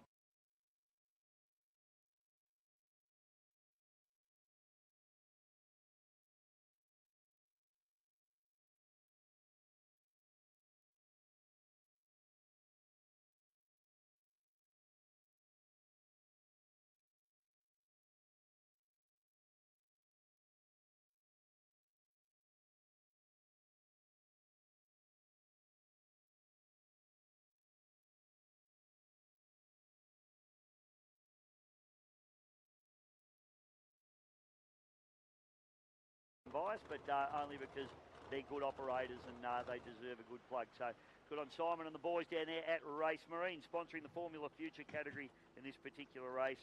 And as you said, mate, we've got lots of good kids out there. Andy Cameron, Ellen Idri, Harry Meads, Chase Hamilton, Deegan Phelp, Riley Bride, Josh Taranto, Bailey Canara, and Jack Williamson in the Spitfire.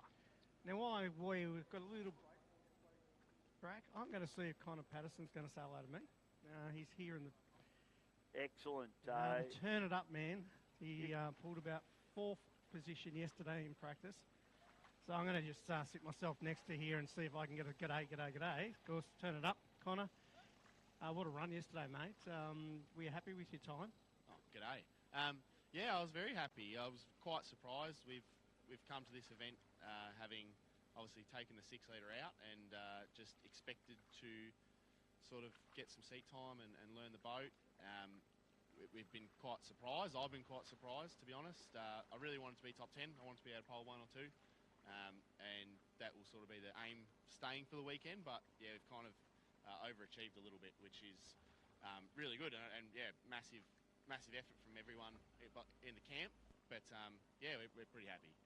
Yeah, huge effort, mate. Obviously, when we looked at the boat at Lake Eplock only short 4 or 5 weeks ago, it would have been, wow, this is going to be hard to fix up for the Australian Drivers' Championship. But Stephen Scott and yourselves and the whole team got rallied behind it, and the boat looks brand new. Yeah, Stephen Scott and Tyler Scott put in some pretty big hours on the boat. She had a 800 to 900 mil hole straight through the front, in front of one of the bulkheads, and yeah, they ground it all out and fixed that all up. We didn't get the boat down there for another week because Dad got horrendously sick, so we waited 10 days before we could get it down there. So in the space of like 2.5 weeks, we've rebuilt the boat, put it all back together, and yeah, she's going pretty well. And just for the crowd and people at home that are watching today, you've run 6 litre, but then also you run the blown deal. What do you like better, and what's the differences? Oh, it's hard to go past the 6 litre, to be honest. I obviously, Unlimited's the pinnacle of our sport. 6 litre, in my opinion, is the pinnacle of driving because you are side by side most of the time. We turn up with 12, 13 of us at a big event, and you're side by side with Pugs and Ryan Hoyle and Troy Marlin and Ryan McIntosh. It's just an awesome class. The blown is an awesome class for going fast and lapping fast. But the 6 litre is a great class to find where your limits as a driver are. The difference is, especially because we've had the same packages in the same boat, the blowns are quite a bit harder to get the power on. It makes almost double the torque than the 6 litre did. So in my 6 litre, I'd normally be flat out in the middle of the corner, and it will pull the boat around as it because it rolls over and pulls the bum in. So it will pull you around. The blown, you cannot do that. It'll just stand up and go straight. And maybe 100 metres out, the power doesn't fall off like the 6 litre does. You're so used to standing the 6 litre right on its tail, and it just comes down. The blown will stand up, and if you don't put your foot on the plate, it'll just catch you off guard. So just trying to learn, drive it nice and smooth and flat, and yeah, not take any big risks yet because I don't really know it that well. Well, mate, good luck for the rest of the weekend. You got some really great points yesterday from both first place in your heat and then also in the qualifying. I think you're top 3, so great points coming into this weekend. Is there any sort of view as to how you view the points, or is it just flat out take every heat as it is? I'll try and take every heat as it is, but just try and finish. You know, this event isn't a sprint. We've almost got, I think it's 16 races overall, so it's 16 marathons. You just got to get to the end, got to be, you know, top 3 at every place, and you'll probably place, because as we've seen, a few of the big names have already missed a race. Short of me not finishing, they can't get in front of me again. So as long as we sit there and pick our battles and don't think that you're racing for sheep stations at every event, we should be pretty good. Mate, good luck for the rest of the weekend, and we'll just hook over to Bisho now for the juniors.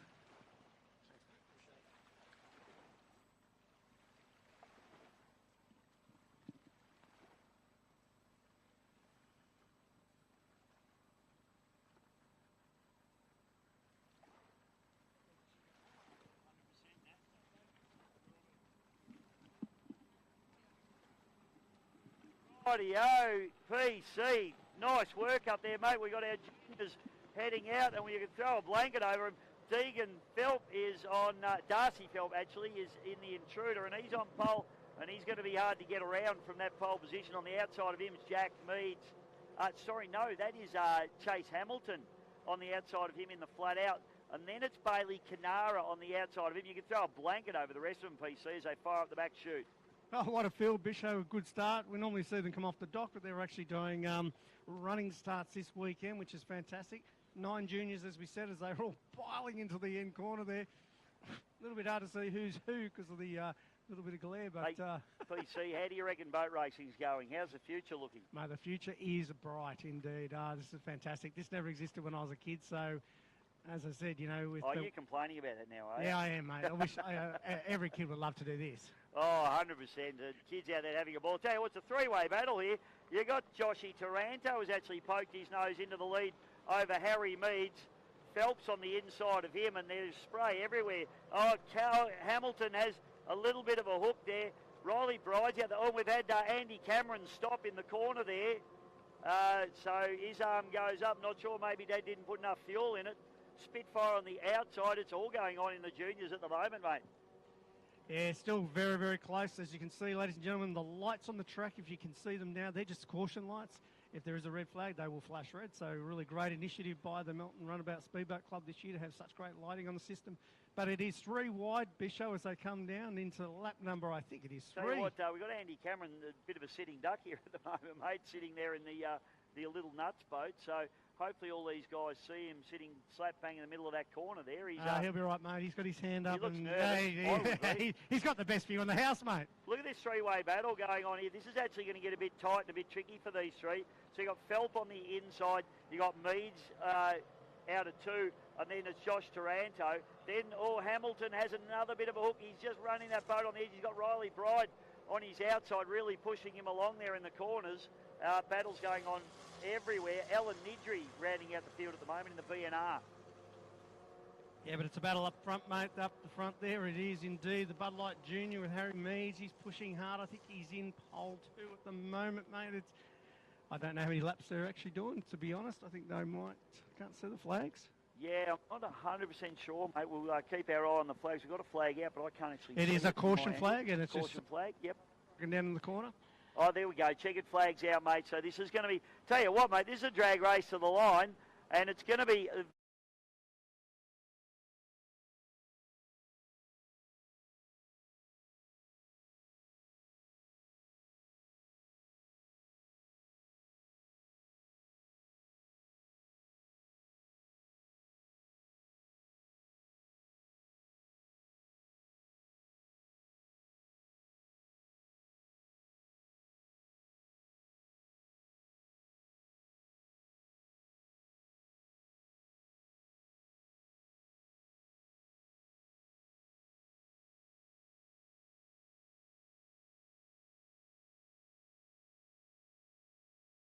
Juniors at the start line there, Bisho, and it was good to see them actually do a running start. We normally see them come off the dock in some times, but very, very competitive time of boat is a common future for the Victorian Championship. So some good trophies on offer here for the juniors this weekend.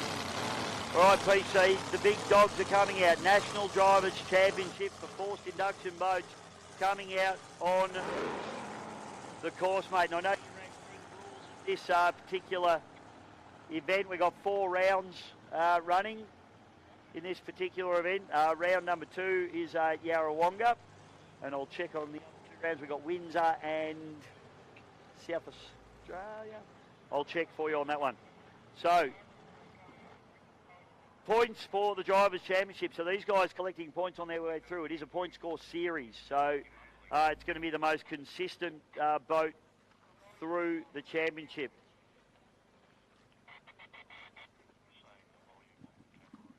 Yeah, it is, mate. So we just spoke to Connor before, and he's approached, and I think it was more just, get some points in the bag. But you've got to be fast as well. There's no question on that. So yesterday we saw some points awarded. Everybody gets a scrutineering point, which means, well, we know they're all going to pass scrutineering, but what it means is you've turned up to 4 venues. Yep. At every venue that you turn up to, you are automatically guaranteed a 50-point bonus for turning up at that event and making the event. It's to get the competitors to actually turn up at all 4 events and give them some incentive. Yep. We then saw yesterday afternoon qualifying.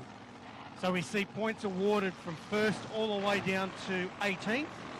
Noting that we actually had 22 starters yesterday, 21 starters, sorry, Bisho. So, and boats are heading out onto the water now for heat number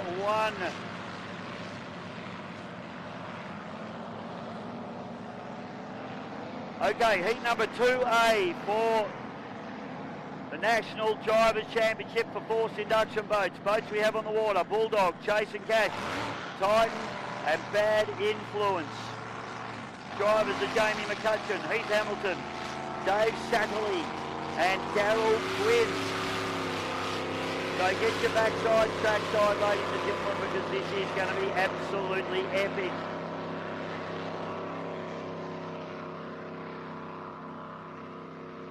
For those of you watching at home, we have 4 heats about to run here in the National Drivers' Championship. Don't forget, this will also be telecast on 7 Mate. The National Championship, this is round number 1, Heat 2A. Bulldog, Chase and Cash, Titan, Bad Influence are the boats that we are looking for as the start boat takes them up around the top end of the course into the milling area. Big shout out to our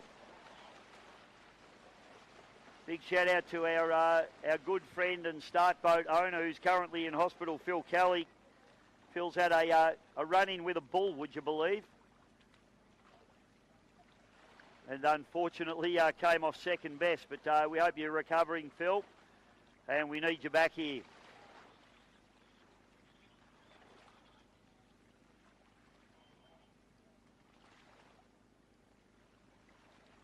So the dust settles as the sun comes out here at Melton, Victoria, Australia. Round number 1 here of the National Drivers' Championship. This is where the big boys are coming out to play. This is for sheep stations, make no mistake about that. A heat win earns you 25 points, second place 23, third place 21, 19 for fourth, 17 for fifth, 15 for sixth, and so forth. Right down your way to 18th place, 2 points. So these boys racing for championship points. So it's all about consistency, reliability, and of course trying to get race wins as well. These polls are decided on the hot laps from yesterday.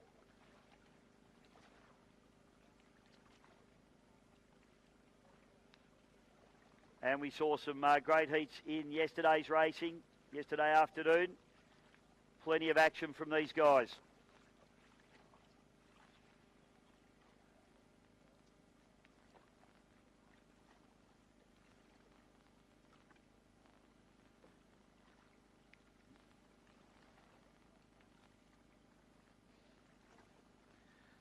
Okay, white flag flying high on the Dun Racing machine as we bring the boats down for Heat 2A. National Drivers' Championship, Jamie McCutcheon pole, Heath Hamilton out of 2, David Satterley out of 3, and Daryl Quinn out of 4. Daryl Quinn had issues yesterday. White flag flying high, waiting for the drop. And goes the call. A nice drop and a nice start from all boats. Looks Satterley a little bit slow out of the hole, but a little Jason and the Bulldog down into turn number 1. Will they get through, please? They do. Have a look at the Jason Cash pushing very hard on the outside. Struggling a little bit for pace here at the moment. He fires on the back too. And have a look at Chase Hamilton. This looks like maybe a problem with McCutcheon there as the Bulldog machine comes off, and Hamilton absolutely on it and takes the lead in his heat. Heath Hamilton's been a revelation to take the Cash boat. Quinn now up into second place, Satterley out of South Australia pushing. Quinn now having a serious look up the inside. I'll tell you what, Heath Hamilton, he is absolutely on it and pushing very hard. The Bulldog, Jamie McCutcheon, comes back into the pits, and I tell you what, he's showing up some big wash for these guys. This is going to be a bit of a problem. We want Quinn's going to have to get over his wash here. He does a good job, but I tell you what, he had to cab that boat in and slow down. He won't be happy about that. Hamilton up the back chute. Yellow flags out, 1 lap to go. Hamilton now up through the top turn. Daryl Quinn not going to be able to get the job done here by the looks of things. I tell you what, Jason Cash comes through to take the win in Heat 2A of the National Drivers' Championship. Heath Hamilton, Daryl Quinn in the second place, and Dave Sackerley in the third place in the tight. And the Bulldog, unfortunately, Jamie McCutcheon, had an issue up into turn number two, I should say. The boat went off, Hamilton went past him like he was standing still and couldn't even get the boat back to the pits. That is disappointing stuff for him.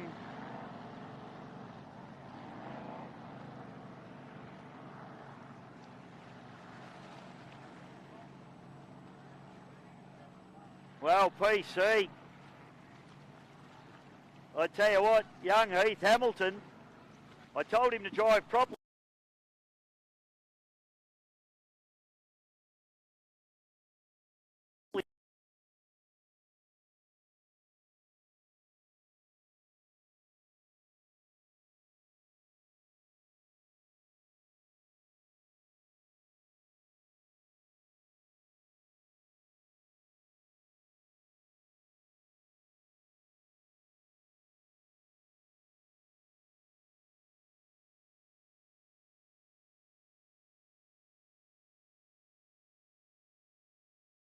Hopefully there's nothing terminal because Jamie McCutcheon showed plenty of speed in the Bulldog as well. I tell you what, mate, what are your thoughts on him coming back down the course at low speed there? He certainly threw up a big wash for these guys to have to get over. Yeah, not sure what his thinking there is, but, I did see, Daryl Quinn did hit some really rough water with that, so, whether or not he just wanted to get the finish line, hit points and finish on any lap, I don't know, but, not sure what the thinking is.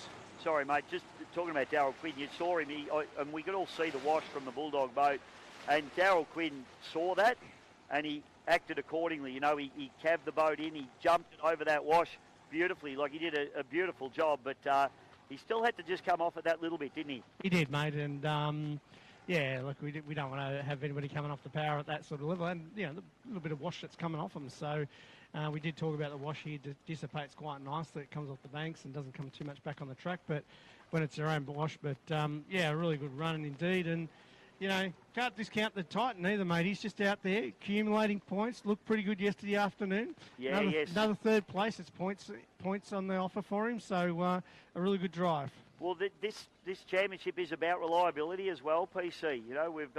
We've seen plenty of guys go out and be fast and win races, but there's no point winning races if you're not there in all the races. You win one or two and then you break down in the rest. You're not accumulating points, and you're exactly right. Satterley doing a good job. He's running around. The boat's reliable. It's pretty quick.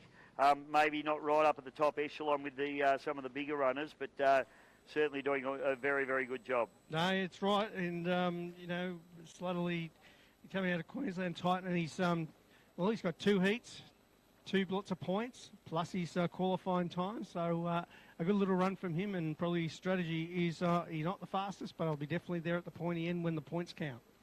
Absolutely, mate. So next heat on our card is, as I desperately look for it, 2B, I should say. Turn It Up, Always Pumping, Destiny and Reckless. Connor Patterson driving the Turn It Up. Dennis Pasala in the Always Pumping, Blake Ramsey in the Destiny, and Reckless with Tate Ramsey. So got the 2 Ramsey boys next to each other in this one. That's going to get interesting, the 2 brothers. Real interesting, considering Destiny ran real nice yesterday afternoon, Bisho, and Blake was very much in the Reckless, having one of the worst days he's had for quite a long time, unfortunately. But then he came out this morning at about 8:30 this morning. He woke up the whole of Milton. It was real quick and it was real fast. Yeah. And I noticed the boys stopped at McDonald's on the way here to get some food before they got past me out on the freeway. So they're just up the road, and looking forward to the two boys, Blake and Tate, having a crack. Yeah, Pete Swinney out of. Sorry, mate, I just saw it turned off there for a moment. Pete Swinney out of, our PA might have died, but that's all right. We're still live for the people at home. Pete Swinney mate, is also... Oh, I've run out of batteries. There you go, that's why. Pete Sweeney out of Motec, mate, just playing around with the Reckless machine. Looks like they had a bit of an ECU problem in that boat, so good to see those guys getting organised. I've just run out of battery for my live speaker here, guys, so we're just going to take a little break, PC. We've got a heat coming up. We'll get ourselves organised and we'll be back. This is the 2024 National Drivers' Championship. We'll be back real soon. We'll have a beer later than that? Yes, please, yeah. Excellent. I'll come and see you, mate.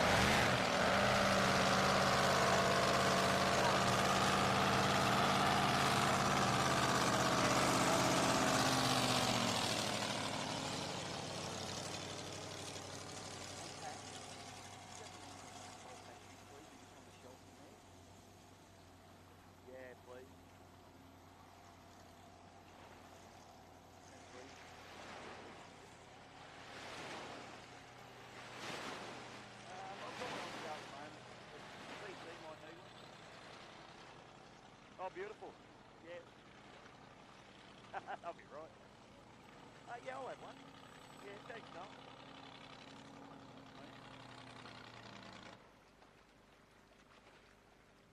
Roll in the grass, roll in the park. Oh, I'm back on. Won't be long. More racing coming your way soon, folks. Right. Just the battery, that's all right.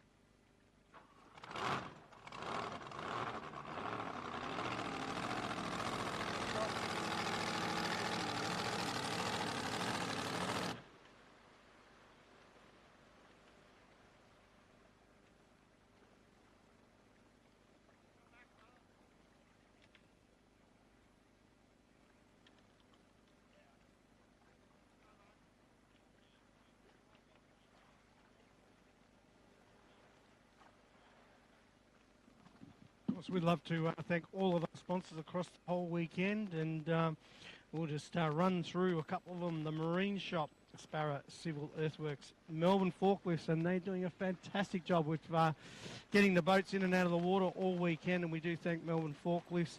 They got some fantastic forklifts for us to ensure our program is running smoothly. The Seidler Group, as always, year in, year after, the Seidler Group come on board here for the Gold Cup event, which we thank them very much. SAL Lighting, Middies Electrical in Torquay, Motec Proprietary Limited, Brown's Plumbing, Race Marine, Midway Mini Mix and Gardens, Complete Interior Designs, Custom Air, Carlo Engineering, Melbourne Signage Concepts, Clear Park Investments, Advanced Site Services, the Tyre Power in Melton, and Wayne Mitchell Surveying, and the Four-Wheel Drive Centre in Yarrawonga. Thanking them very much. Of course, we've got many more sponsors which we'll run through shortly, but just to sort of come back to a conversation that we were interrupted with the first round there of the Drivers' Championship. Just going back to the heats and point system, so yeah, you get qualifying points as well, and then your heats 1 through 2 to the amount of points in heats you get. We're starting again 25 right through, and then actually make final also receive points with first getting 25, second 23, third 21, and down into sixth position of 15. We'll probably run, I think, a 5-boat final here, Bishop. I'm not quite sure what the ruling will be. We'll get that shortly, but definitely a great field of boats indeed for the Drivers' Championship round number 1. And it's good to see on Facebook last night when I got home. I had a quick squiz, and they had all of the qualifying times up on the National Drivers' Championship Series on Facebook. So there's lots of information on the particular series there, all of our competitors, driver profiles, team profiles, and some up-to-date information on obviously the point scoring and the heat, the qualifying times from yesterday. So made for some nice little reading, the timesheet from yesterday. So, you know, some super quick boats out there indeed.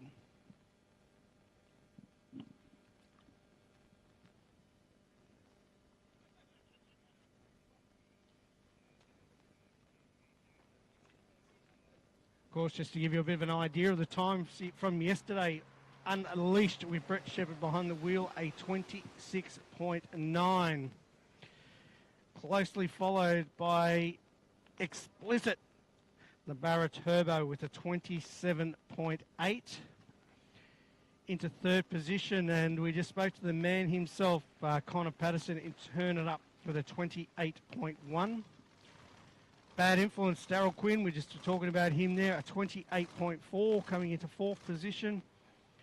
Fifth, the winner of our last heat, Heath Hamilton in Chasing Cash at 28.3, and Immortal Mount Garchi behind the wheel with a 29.2, and then you could just throw a blanket over everybody else really running in the high 29s or early 30s. So not much in it at all between all of our 20 competitors that are out there.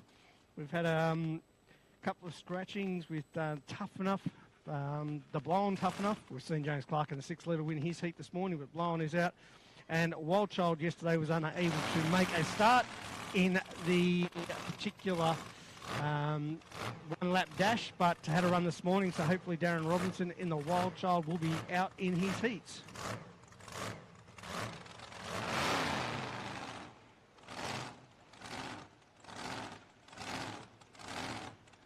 Thanks, PC. Yeah, absolutely. This championship, I think, is fantastic, mate. The TV, an actual championship for these guys to actually compete. So it's not just races, it's an actual series, and I really love that. You know, it's, as we said before, it's all about live audience.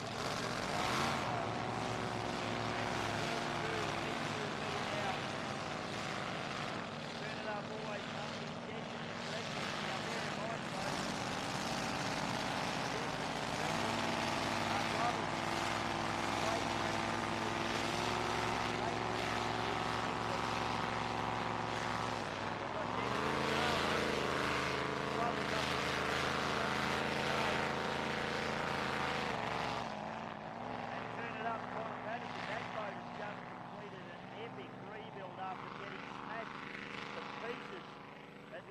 In some pretty seriously rough water at the Epilogue Gold Cup. Turn It Up has had the entire right-hand starboard side of the boat replaced by the great man Steve Scott. So great effort there from Scotty to get the job done. I tell you what, we've got the Hall of Legends in the commentary box here at the moment. We've got John Nason, Tommy Heffernan, Craig Beadle-Bailey. We've got some dead set legends. Bob Carter was floating around there as well before. So great to have the boys here, some absolute legends of this sport, sitting here enjoying the racing here today.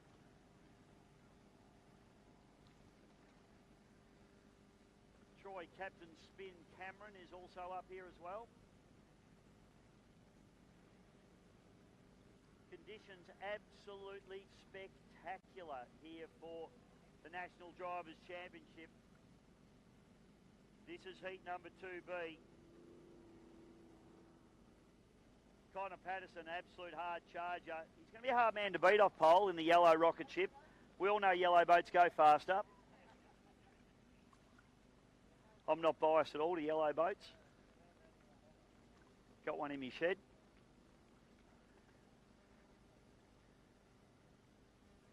So a big shout out to everybody that's come out here and everyone watching at home as well. Hope you're enjoying the racing today.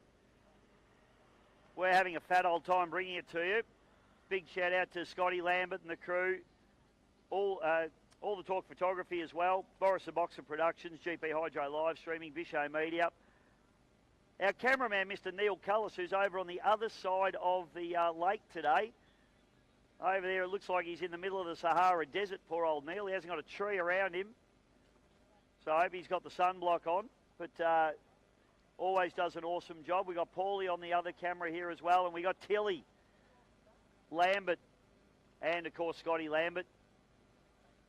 Tilly's the brains of that operation, of course. But doing a great job. So we hope everybody's enjoying the live streaming from home around the world. Brought to you by GP Hydro Live Streaming and Bisho Media.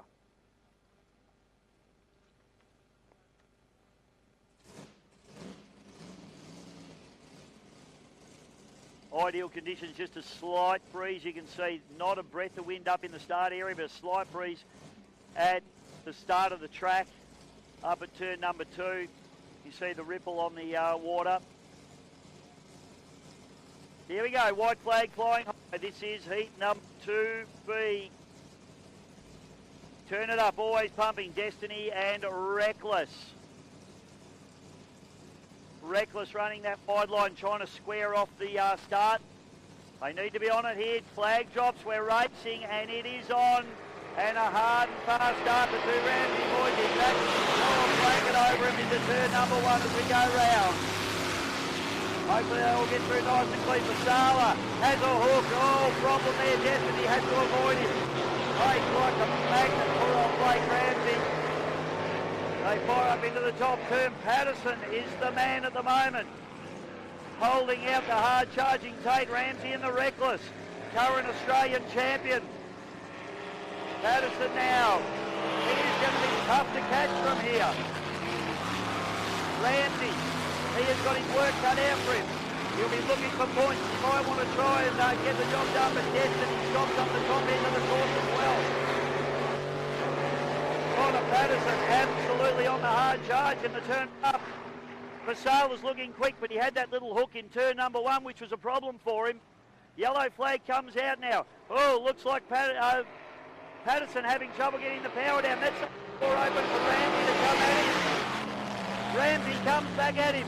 Gunnel down into turn number 1 for the final time. Ramsey runs a little bit wide. That's a shame. He needs to try and get the power down. He can't do it. Both Patterson and Ramsey. Oh, Vasala has a spin, but don't worry about that right now. Up into the final turn. Jagged flag comes out. And Connor Patterson, after a hard race, comes through. We've got Ramsey charging at him, but it's going to be Patterson across the line. Ramsey in the second place. Connor Patterson, great drive. Tate Ramsey threw everything at him. And unfortunately for his brother Blake, he's come to a stop on the top corner after having to avoid Dennis Basala with a little bit of a hook down in turn number 1. And Dennis Basala limps the always pumping concrete machine back home. The twin turbo machine not able to get the job done today. Wowee, folks, you came here to see blown alcohol boats, and that's what you're getting. The action's hotting up here at Melton for the National Drivers' Championship for forced induction boats. So, 2 winners in our heats. Chase and Cash. And Turn It Up. Taking the win is Connor Patterson. He'll be happy with that one. Well done. VS number 1. VS number 4. The job done nicely. The next heat that we'll be looking for is going to be heat number 2C. We'll be looking for the Barra Explicit with Chris Hearn. Chevy Chase with Damon Thurger. Rival with Johnny Backer. And Wild Child, Darren Robinson. That's going to be a cracking heat. Ladies and gentlemen, we're going to take a short break. We'll be back with heat number 2 of the National Drivers' Championship here from Melton, Victoria. All the action's coming your way real soon.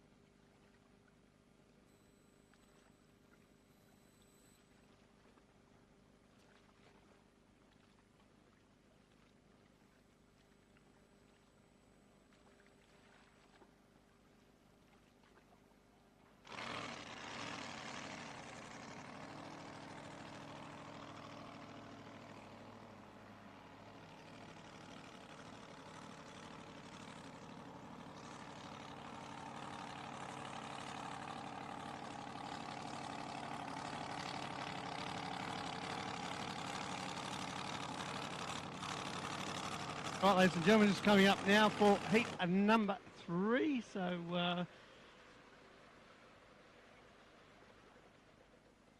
boats we'll be looking for will be Explicit, will be out of lane number 1. Chevy Chase with Damon Thurger behind the wheel out of 2. Arrival Johnny Backer.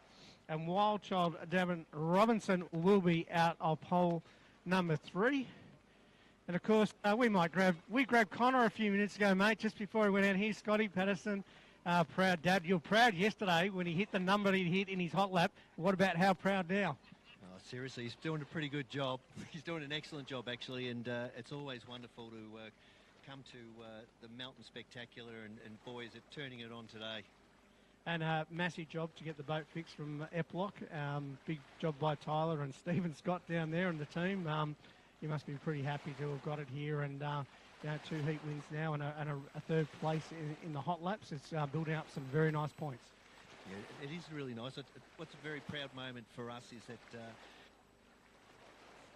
truly a boating family through and through, and with the help of my sponsors, with the help of all my good boating mates like Steve Scott, Rob Fasala, Lee Kavanagh, it just goes on and on.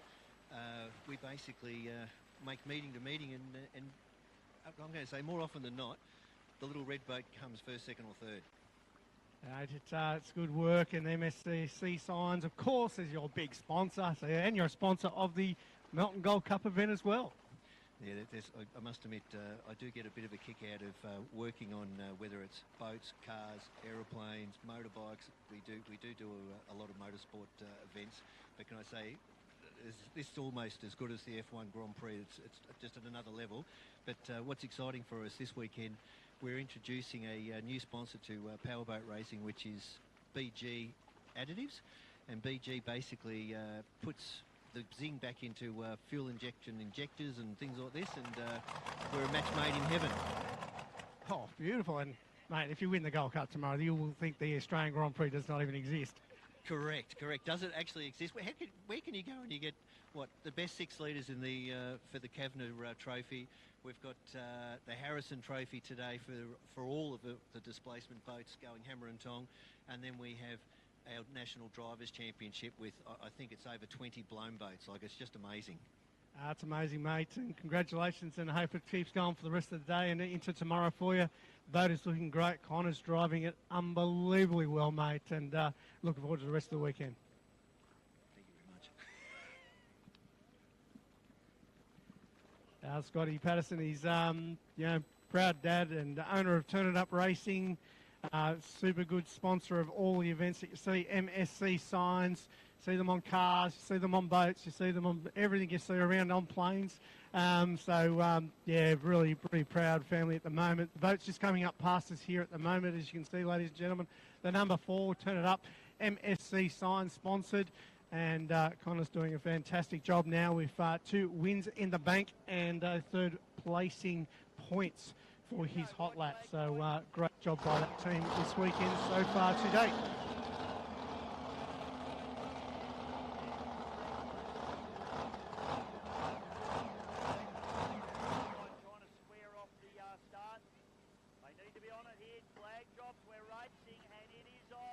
Of course, the next heat is just about on the water, but we're down next to Fury. That is the big red boat that's just cruising out off the ramp at the moment. Of course, the Chesser family are a very well-renowned name within the powerboating community. And yesterday, they came up and showed us what was wrong with the big Fury machine, and essentially the snout off the end of the crank, which runs the oil system and also, very luckily, the fuel system, actually sheared off straight into the bottom of the boat and shut down both the oil pump and also the fuel pump at the same time. So good to see the boys. Spent a lot of time last night, and the camaraderie in the powerboating scene has seen them get back on the water today with, I think, about 10 lots of people involved to get that back on the boat and attached. So good to see Fury back out in the water right now, Bisho. They set them up that way, PC, so that, if you do have a belt break, the oil pump stops, turns the fuel pump off as well, so it stops running, it doesn't run out of fuel. Mate, I'm just going to take a quick opportunity because opportunities have risen. Connor Patterson, winner of that heat, mate. He needs to try and get the power down, he can't do it. Patterson and Ramsey. Oh, Masala hasn't spinned, but don't worry about that right now. Up into the final turn. Jagged Flag comes out. And Connor Patterson, after a hard race, comes through. We've got Ramsey charging at him, but it's going to be Patterson across the line. Ramsey into second place. Exactly what you said about Tate. I thought he was a done deal. And all of a sudden, he got with the bone. He kept coming back. Oh, he did keep coming back. And most of it was a bit of the throttle game coming out of on that last lap. I wasn't in full throttle by half track, just trying to feather it in and get it to go. And I know he was pain, so I'm not standing up yet. But yeah, it's good fun, and I can see him there the whole time. It's not going to be off. I'll probably be in the same position. Well, it came down to that moment, I think, in that the exit of this bottom turn number one on the final lap, where exactly what you said, you were both stabbing at the throttle trying to get the boats to settle, and neither of the boats wanted to settle. It was just going to be the man that could do it the best. Yeah, I think you could feel it falling down in the hole, and I knew he was there, so I just tried to sit there and tell myself, hold it, don't just stab. Like, it doesn't matter, if you get it on, you'll be right. And yeah, we got it on, it was all sweet, but yeah, you can feel the boat dropping away from you as you go over it. Yeah, a lot of the people watching may be new to boat racing or whatever, but obviously you're trying to balance your cav. You've got more power than you can use effectively coming out of the corners, so you're trying to balance the cavitation with the throttle that you're giving it. Yeah, you're just trying to get to a speed where you can actually put all the power on, and especially with the blowers, the torque curve comes on so early that right as you get out of the corner, at our motor off the dyno made 1,000 foot-pound of torque on the dot, so you're coming out at 3.5, it makes 1,000 at 4. Once you get over the curve, you can stab it and do what you want, and it's pretty predictable down the chute, but yeah, just trying to get that mumbo to come on, compared to the 6-litre, which had like 500 foot-pounds of torque, you could be full throttle on the exit. Mate, at 220 plus kilometres an hour, watching the water come to you, what's the concentration level like, and are you worried about that rogue wave coming up on you? Because there's not much you can do about it when you arrive. No, you just try and read the colour of the water, the shade, and just see the waves and try and preempt. If you're trying to do it when you hit them, you're already too late. You've got to be settling the boat, going over it, and then let it fly again on the other side. Thank you, Connor. Great drive today, mate. You've got another heat tomorrow. Good luck in the championship, brother. Yeah, thank you very much. See you soon. Thanks, mate. We've got Craig Beetle Bailey just sat down next to me as well, so we always love to have a chat with Beetle. Good morning, Beetle. You're here this weekend again. You love this track, Melton. For those of you that don't know Beetle Bailey, obviously you don't raced internationally in the Formula One Championship. He's been around since I was a kid, so he must be getting old, but triathlete, still a very fit guy, and you're here.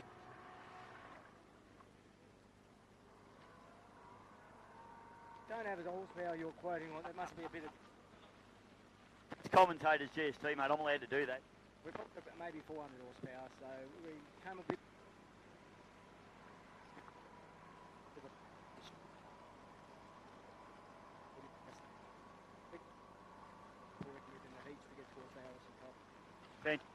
So you enjoy this Gold Cup style racing, don't you? I mean, you don't run the AF series. You do crew in Europe and have raced in Europe a lot, but you seem to inboard-outboard battle. Yeah, but 2,000 horsepower and we've got 400, so real driving life attitude. But the AFPG stuff, I've got customers that racing that, so I'm busy working all weekend. It's too hard to race a boat and work for customers.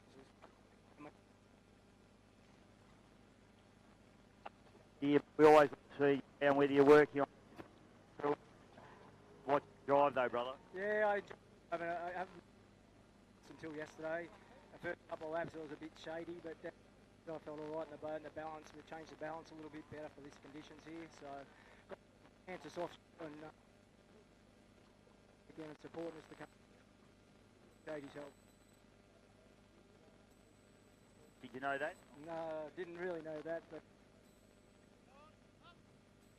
Could be Anthony as well, but their main competitor in offshore racing is the Sting, which is a bit. Yeah, I saw that. Yeah. I sent him an email. The Melton weekend.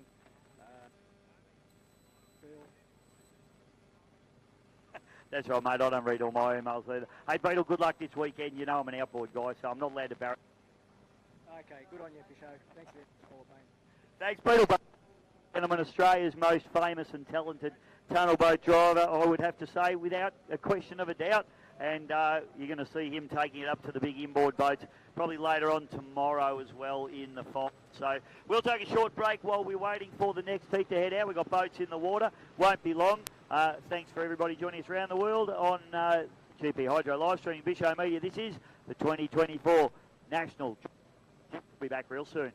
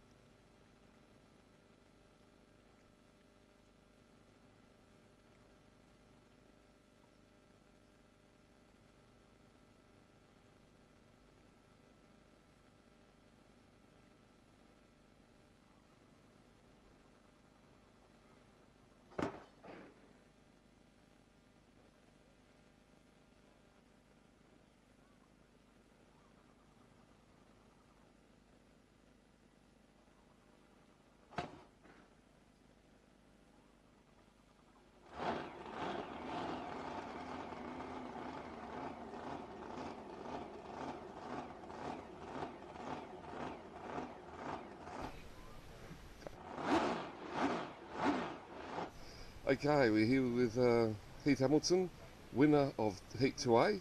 Makes 2 out of 2 now, doesn't it? Yes, it does, yeah. Great start to the weekend. Yeah, been a bit lucky, I think, yeah. You have to be out there and finish also, that's the main thing too. And a few boats aren't finishing in other heats, so yeah. Going ahead, any changes coming up or? A little bit of setup change we did yesterday. We just have to adapt to it a little bit. Felt better in that race, so yeah, I think it's starting to work. The motors, we're not touching it. No, we're just leaving the motor. Yeah. Now for the viewers out there, what is actually the engine, the sizing, what's the actual the specs of it? Oh, it's a total secret, but no, yeah, I know. No, it's a 410 cubic inch Chevrolet, runs 871 with a fuel tech management system. So it's DFI, first one to try it. So yep. It's been the whole setup's been, you know, it's been trial and error a little bit for myself, but we're getting on top of things and the boat's starting to handle. I'm starting to get a feel for it. Yep. Yeah, but the system's helping me too. So, in comparison to the 6 litre, it's completely kettle of fish. Yeah. When I sort of got into it, I had to drive one boat once before when I couldn't believe it. And I thought, well, I better have a go at this. It's like Pat Ramsey said to me, you know, 6 litre, just throw everything out the door, mate. You got to relearn again. And yeah, he's correct. It is. There's just something so volatile. You got to treat so gentle. So yeah. So how many more heats have got today? Another set of heats, is it? Or? I think so. That was, I think, a heat of the inaugural Drivers' Championship. Yes, it was. I think now we go into the Harrison heat. Yes. Yep. And I believe the Melbourne Cup tomorrow. Yeah. Good. So, yeah. So I'm not sure about our next heat or polls or anything yet. But I'm sure anyway, excellent result for you guys, and for the rest of the weekend, it all goes well with you, and see you on the podium hopefully. No worries. Thanks, okay, then see you later. Bye. See ya.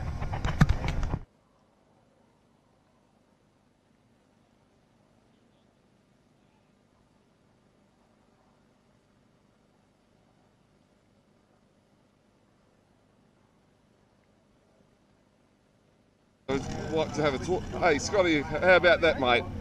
Very, very exciting. Very, very exciting. And I was just saying to Steve, Steve just repaired our boat, which was awesome. But we're just both saying how wise a 25-year-old was driving and just did what he had to do, did great corners, and we just made the fastest speed we've ever done, which is really good too. Now, this is the first weekend he's been in the boat, is it? It is the first weekend Connor's been in the boat to race, and because basically I ruined all of our plans for Chris Palmer's Spectacular, and I supported our own boat club racing, and unfortunately it was a bit rough for our little boat. Well, mate, I tell you what, he's showing it to the other guys this weekend. It's an absolutely treat to watch him. You know, he's in his natural habitat, eh? I love it. Well, the good thing is he's actually a protege of starting in the juniors and stepping up. And he was racing here with James, you know, when they were kids, like as 12-year-olds and 13-year-olds. and now it's like Yeah. 12 years later, 13 years later, and Yeah. they're both just cutting it at the front. Yeah. Which is really, really good. Yeah, Very yeah, exciting. yeah. All right. All, all the best for the rest of the weekend, Thank mate. you very Okay, much. then. See ya. See you, mate. Bye.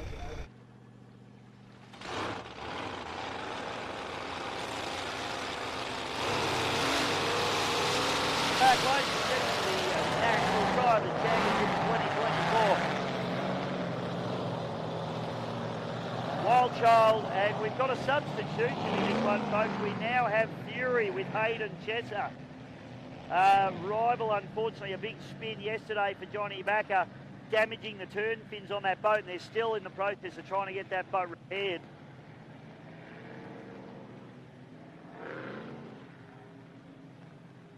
So instead we see Fury in this one with Hayden Chesser.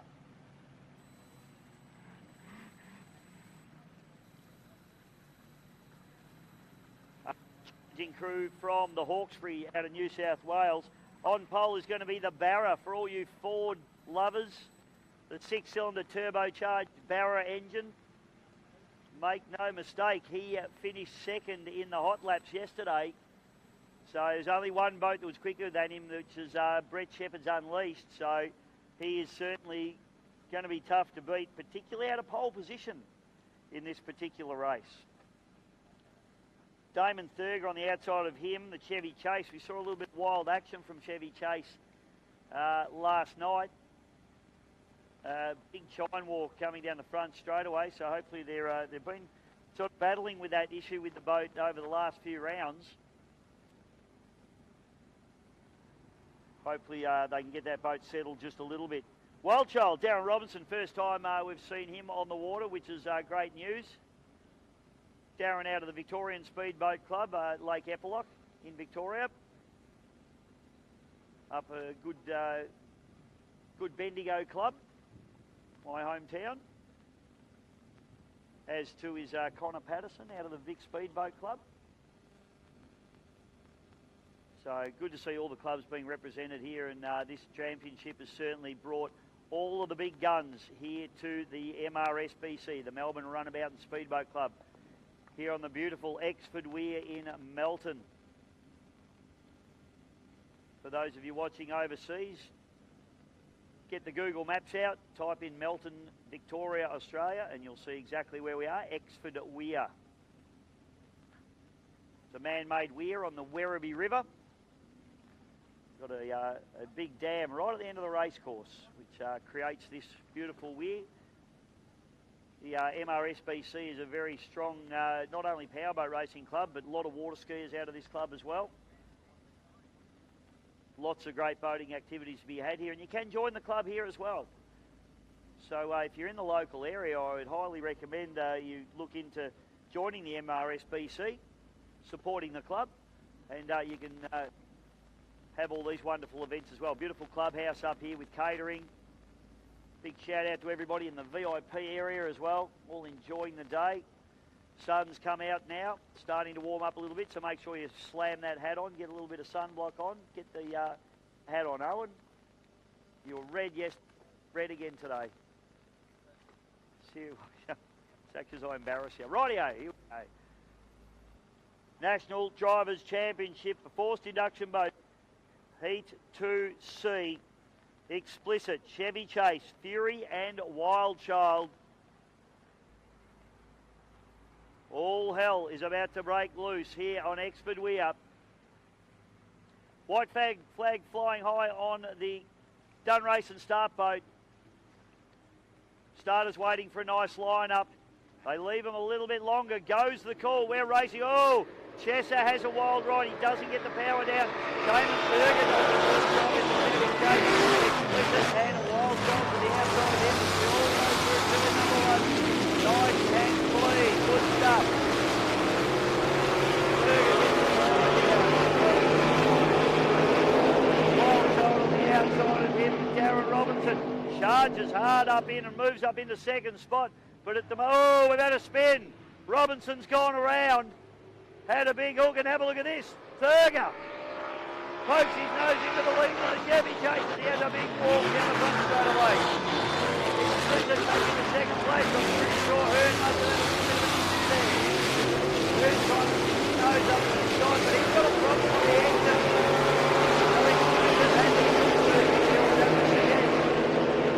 So it's going to be Thurger out in front at the moment, and he won't be able to believe his luck as he sees Explicit slow down. Explicit, the fuel comes back to him, but I'd say he's probably going to have a problem coming out of the top turn as well as the yellow flag comes out. Thurger doing a good job in the Chevy Chase. Oh, Robinson stopped as well. Robinson come to a stop as well. Unbelievable stuff. Explicit coming back now at Chevy Chase. It's going to be a drag race to the line as well. Fury with him as well. Final lap, final corner. Can Hearn get the job over Thurger done here? Hard on the cabs as they come up through the final turn. It's going to be a drag race to the line. Explicit trying to get the power down. Thurger does a good job. He's on the power.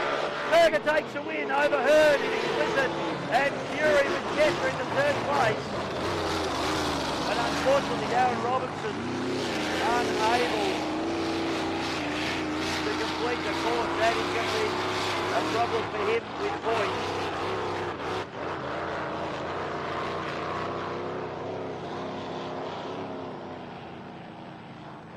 So Damon Thurger, plenty of horsepower in that boat, and he certainly showed him a clean pair of heels. Hearn came back at him pretty hard and fast, but there's a fuel, looks like to be maybe a fuel surge issue in the Explicit machine.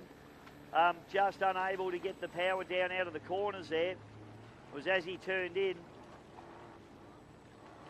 So put your hands together. Chester there, young Hayden doing a great job. Boat finishes, he's happy with that.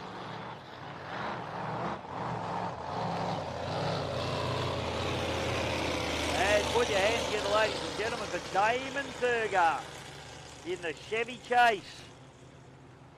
Taking the win in heat number 2C, the National Drivers' Championship. Giving a big wave to the crowd. Well done, Damon.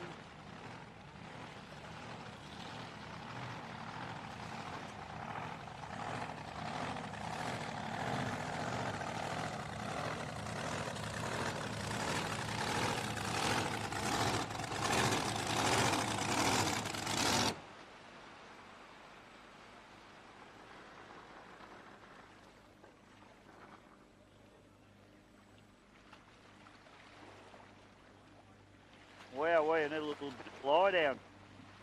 That had everything, didn't it, Bishop? Oh, jeez. It certainly did.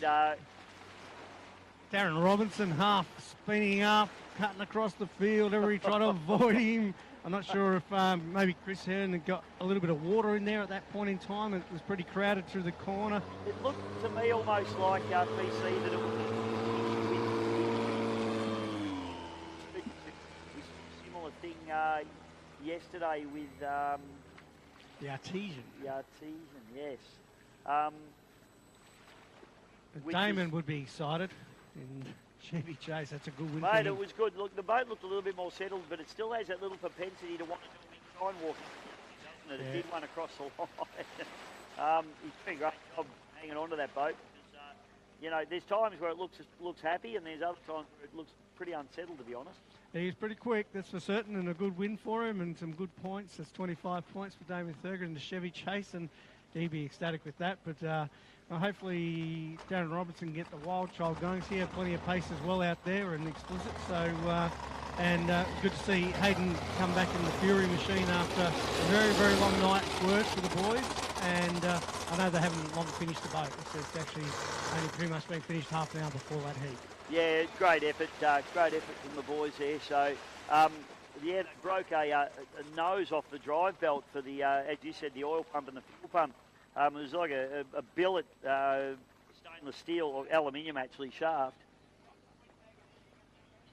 They wish it was stainless, mate, not the aluminium. I think that's what they stainless, mate. Yeah, they put a stainless one into it last night. Of course, there's so much help here from the powerboat community. I know they're at the Pasalas, and they're also working with Brett Nidri for some parts out of his factory. So great effort to get it back out there and into fourth position. And he took a massive jump off the start line too. In pole 4, he really didn't get the power down well.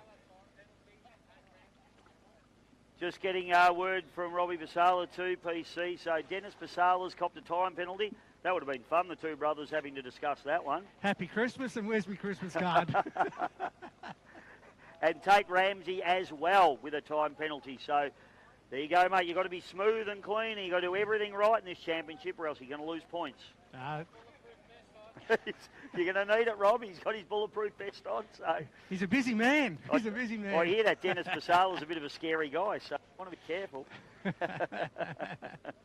Some good officiating out there, so it's very safety. But it's been some pretty clean running, really, considering the speed these guys are doing. Yeah.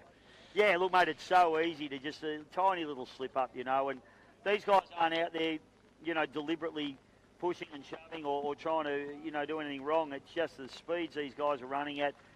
Boats are unpredictable things, PC. You know that better than anybody. Yeah, mate, they are, and of course it's not like car racing, mate, where there isn't a lane that you must hold, and it's in there, and you can see it. It's on the tarmac, whereas the water is completely different.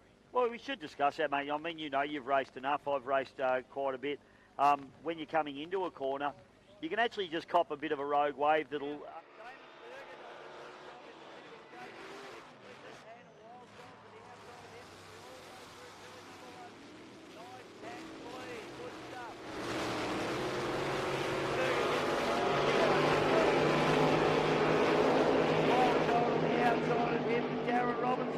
Charges hard up in and moves up into second spot, but at the we've had a spin.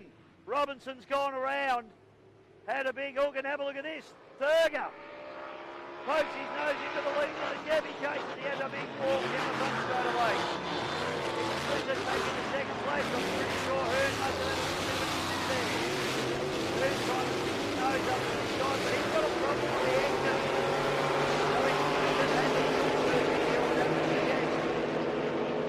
going to be Thurger out in front at the moment, and he won't be able to believe his luck as he sees Explicit slow down. Explicit, the fuel comes back to it, but I'd say he's probably going to have a problem coming out of the top turn as well as the yellow flag comes out.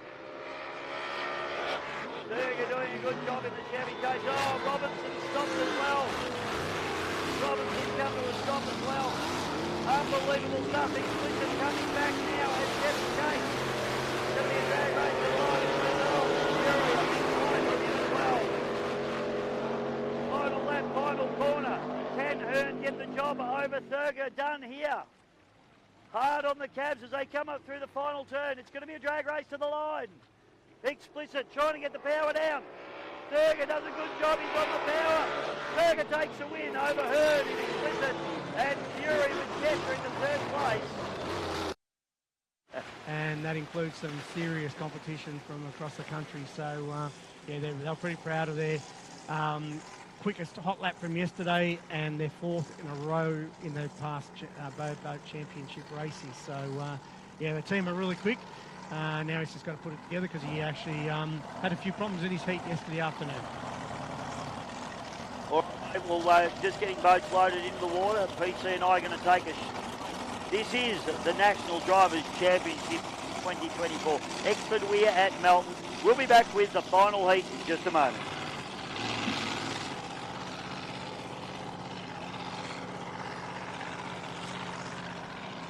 Of course, just running through our sponsors for the weekend. Just keeping going through Kincaid Marine Rolco. Of course, the Harrison Motoring Group, Melton Toyota. They'll be sponsoring the Keith Harrison Invitational, which will be coming up shortly, and I'll read through some information on that once we get through the force induction heats. Of course, Melton Toyota, the Harrison Motoring Group, got the cars on display, and of course, GP1 is up there on display as well.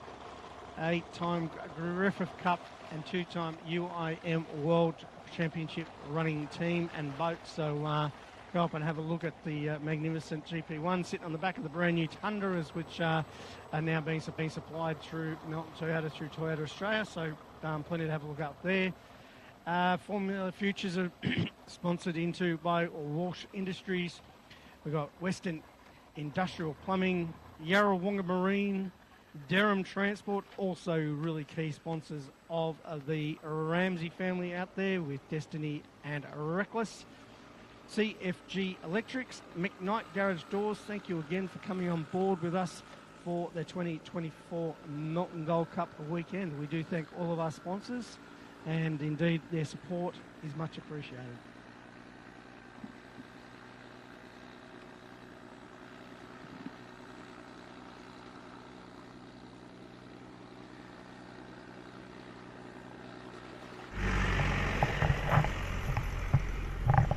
Now, we've just had the two heats of the Jack Kavanagh Memorial Trophy just run.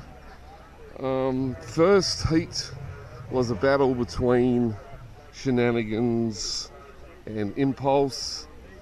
They had a bit of a love tap coming out of the first corner. Consequently, Shenanigans is now getting its gunnel strip area sort of all refabricated now because it did do a slight bit of damage. The result of the heat, I suspect, because I was on the finish line, that Chris Pugsley took out the win by about half an length at the finish line. 50 out, it was the other way around, but Chris Pugsley came over him at the end. We have just now had the second heat run and won, and that was comprehensively won by James Clark in Tough Enough. Now that bloke has been on form. Windsor, he had another engine in there.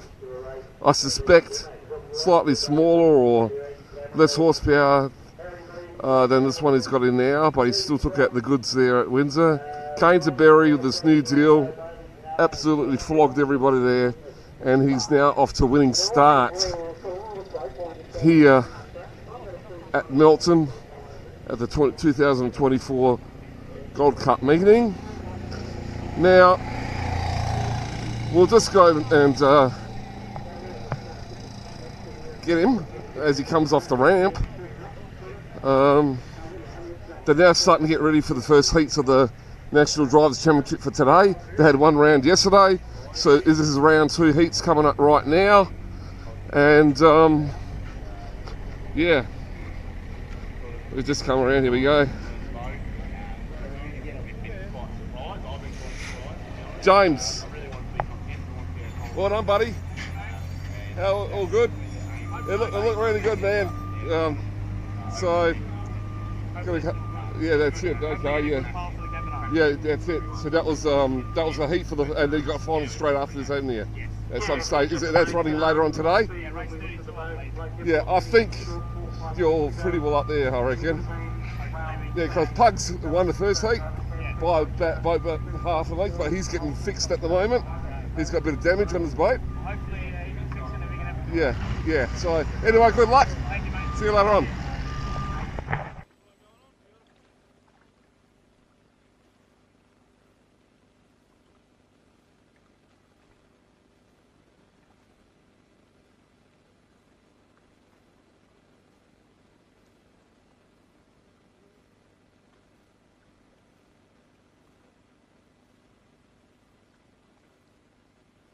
Alright, we've just had a heat of the 1.6 litre hydros. Here's a new look Dewey. How you going, mate? Good, yourself? How was the run? Yeah, good. Yep, good. You had your customary thumbs up over the finish line. That's a necessity these days. The crowd love it. But how's things overall? Yeah, no, it's going good. Yeah. Probably lacking a little bit of acceleration. But, Yeah. Hey. Yeah, we'll be right. Yeah, cool. Awesome. All right then. Good luck for the rest of the weekend, mate. No, thanks, okay. Yep. Okay, now we go around to some other boats. This is a 95 105 contingent here. We have got the ex-Brett Clark boat, Frenzy. Rod Williamson has got that one now. The winner of the first heat of the 95s, Nick McCardle from Goa, South Australia, in Ombre. Daryl Woods all the way from Upper Hawkesbury in Endgame. Beautiful looking piece of kit this is. Beautiful. He actually travelled to Berry also round. Overall had a good 2 weekends. Here, this is Ranger out of the Victorian Speedboat Club, driven by Troy Cameron this weekend, having his first go in the cell. Had a bit of a trouble in the first heat, but He'll be at the pointy end of the field come the end of the weekend. Okay, now we go to Team Madam. Here we are. There you are, superstar in the back there. How was your first heat, mate? Yeah, good. Really Yeah. nice and early. Yeah, we always have a good ding-dong with Jimmy there all the time and breakout. It's great for the crowd, you know, so yeah, that's it, yeah. And Maxie, how you going, buddy? Good, mate, yourself? When are you going to get back in the boat? Yarrawonga. Oh, awesome. 95. Oh, 95, that's cool. Excellent. We'll take 2 boats. Yeah, and there's the Mr. Party Man. Yeah, he got a vouch that from last weekend, mate, didn't he? All right, have a good weekend, guys. Yeah, yep. Bad Temper, Jason Jones, first weekend with this boat. Nice looking craft it is. Jason came from about third or fourth in that first heat, looking good. Breakout, what a beautiful looking child's play this is. It's just pure boat porn, the way it's been turned out. Very nice. And consequently he actually just won the 105 race. It was just conducted beforehand. We come here to HBR2. The Stevenson clan. There you go. There you go, guys. How was it? Pretty good. Yeah, yeah. A bit tight. But, no, it was good fun. Just trying out a new prop and it seems to be working. Yeah, cool. No, it's good. Awesome. Good luck for the rest of the weekend. Okay then? All good. And here we have, what numbers is this? 86 and 100. I don't know until we see it is. But, yeah. They're all looking into it. Oh, it's 86, so it's PC. PC the man, this one here. Okay. All good. Here we got family, the Chesser family racing team here. Burning the midnight oil last night. Had 2 little, here you go, mate. Can you explain to the crowd out there what actually happened to the boat? So we had an oil pump drive off the crank. It wasn't fitted properly by me. So it's come out of line, broken off, tried to repair it, and then last night Rob Sala was able to find out the reason why it was lined up. They fixed it, and we're all back going again, and hopefully we can smack someone else. Fingers and toes crossed. It goes well for the rest of the weekend for you guys. Good luck. Hopefully nothing else breaks. Okay. And with that, we go to the Jack Kavanagh first heat now. Let's go. See you later. For your support, mate. No worries at all. Thank you again.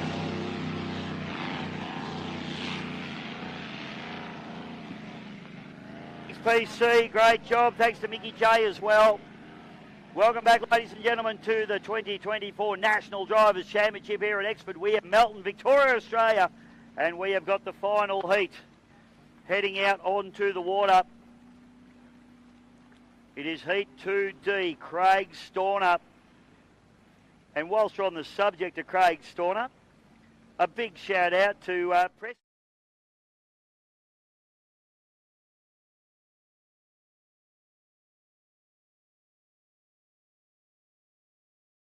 Brett Nidry, Brett Shepherd in Unleashed out of 3 and Arisen with Ryan Hall. Hopefully has solved that little surging issue that he had with that boat yesterday.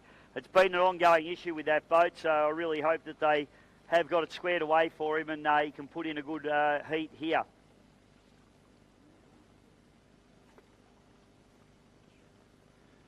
So final heat for the day for the National Drivers' Championship, but stick around, there's plenty of hard and fast racing coming your way today. All these boats will be back out again.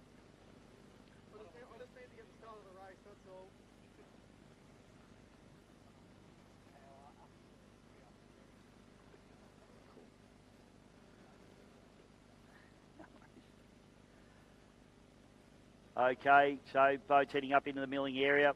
That slight breeze, this is more like it. The drivers actually prefer to see this little ripple on the water now. It just breaks that surface tension of the hulls, stops them sucking on so much, and it can give them up to 3 to 4 miles an hour. that little bit of breeze under the hull. It's more like running along corrugated iron. Makes your eyes bounce in your head a little bit. A little bit hard to focus at 150 odd miles an hour, but the boys like it because their boats go fast on it. Also makes them just slide a little bit more in the corners instead of sort of biting and grabbing. So they'll be happy to just see this very gentle breeze just blowing down the course, and the conditions look, I would have to say, absolutely perfect for blown boat racing here this afternoon at Exford Weir, the Melbourne Runabout and Speedboat Club.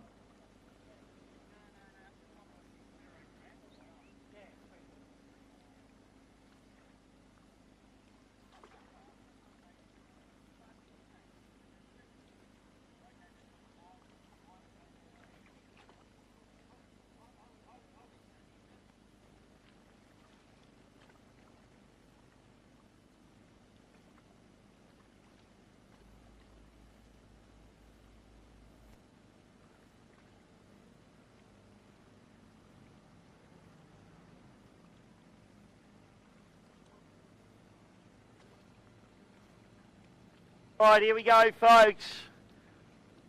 This is heat number 2D. Craig Storner, Brett Nidri, Brett Shepherd, Ryan Hall. The flag drops, so you know what stops. Turbocharged power on the inside and the outside and down into turn number 1. Nice and clean. Let's see if this Arisen boat can come out of the corner without those problems he's had in the bar. Oh, Shepherd! Shepherd stopped, and we got all sorts of drama for Arisen as well. Oh, the class of the field, Brett Shepherd in the Unleashed has come to a grinding halt, and so too has Brett Nidri in the B&R. What an absolute disaster for both of these boats.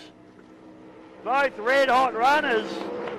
And Craig Storner in the twin turbo Abago machine. He can stroll through and pick up some valuable 25. We've also got drama. Oh my goodness. Wowee, this championship is all about reliability. It's won and lost in the workshops. Cannot believe that Brett Nidri's boat stopped. One of the finest mechanics. Craig Storner will be wondering if there's a red flag out at the moment. Everybody stopped on the course. He'll be certainly looking for a red flag, but there isn't one. He just needs to circulate now, pick up points, not hurt the gear. Storner's boat looking absolutely epic. What a shame.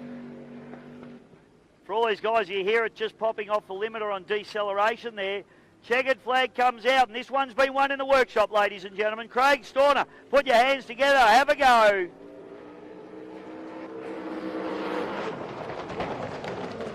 Great effort there. Storner's crew need to be the ones to take the credit for that one, as everybody else. The red-hot favourite, Brett Shepherd in Unleashed, comes to a grinding halt. Absolutely unbelievable. Now, we have a lost boy. We have a little lost fellow. He's not lost because we know where he is. He's at the merchandise van. So if you've lost Jesse, I think it is, Jed Cohen. He's one of the Cohen boys, is he? No wonder he's lost. So Jet Cohen is up at the merchandise tent. So Mum and Dad, if you want to know where Jet is, public service announcement from Bisho Media. He is at the merchandise tent. So I'm sure we'll get Jet back to his parents. Thank you, everybody involved. Well, that is it. The final heat of the National Drivers' Championship. For forced aspiration, Brett Nidri will be absolutely biting the dashboard in that boat. He won't be happy. The guy that builds the fastest and most reliable engines in this sport, and his boat's come to a stop. He will be not happy with that.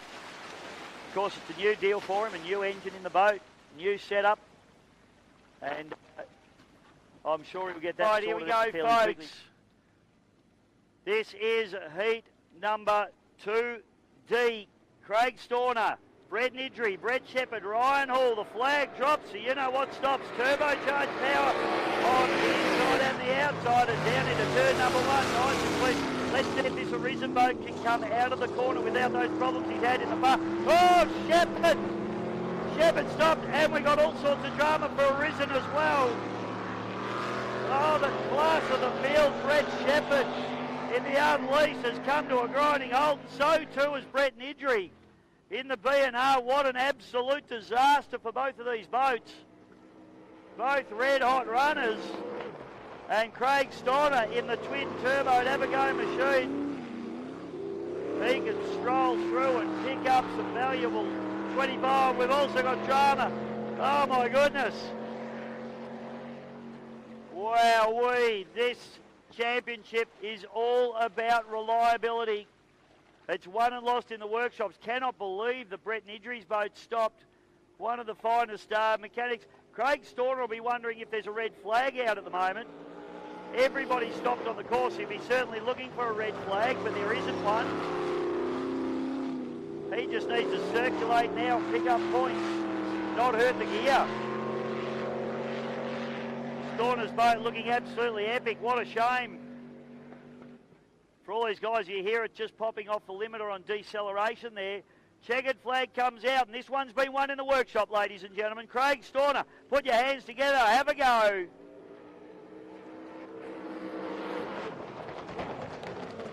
Great effort there. Steiner's crew need to be the ones to take the credit for that one.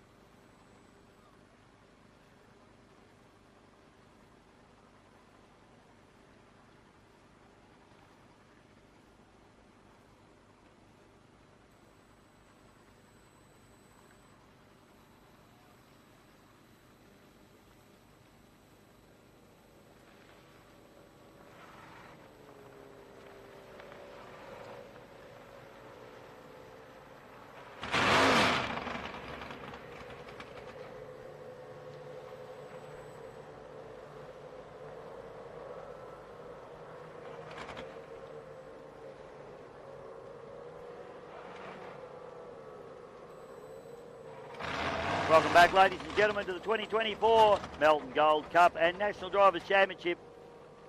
My name's Dave Bishop, and we have got Formula Future heading out on the water. A little nuts B&R engine, Bud Light Junior, Flat Out, Intruder, Fat Chance, Prime, Shiver and Spitfire. These boats running the 15 horsepower outboard engines, stock allegedly. Sure none of the parents would cheat much. So we're going to get a line up here. And we'll get them on their way. Looks like we've got Williamson in the Spitfire on pole. Jack? What a great lineup of junior boats. How strong is powerboat racing in Australia that we've got this many juniors out there running at the moment? These are the blown alcohol drivers of the future, the Grand Prix hydroplane drivers of the future. Flag drops and we are racing. Only got one straggler there. It looks like it might be the Bud Light there with, oh no, sorry, it's Andrew Cameron in actual fact. The two blue boats catching me out. Rest of the field goes down in the bottom turn. Let's hope they all get around cleanly. Great driving there from all the kids. Going into the lead is Chase Hamilton in the flat out, back to Bailey Canara. Then it's Jack Williamson into third, but really you can throw a blanket over the whole lot of them as they go up into turn number 2. Got Andy Cameron just struggled off the start, and it's proofs in the pudding up there as we send them all up through turn number 2. Just need to be careful that no one has a spin because there's plenty of boats all around there. Great driving again by the kids, all holding their lines. We got Spitfire trying to push his way out from pole 1. He obviously doesn't want to be on pole 1. He's trying to work his way across. So that's left the lead to Chase Hamilton, back to Riley Bride, and then Josh Taranto as they come down through turn number 1 for the second time. You got Jack Williamson, Jack Meads, Darcy Phelp. Then you've got Bailey Canara, Alan Nidri, and on the outside is Andy Cameron. Up through the top turn. Oh, and we've got a spin. We've had a spin. It was bound to happen. It was our pole boat.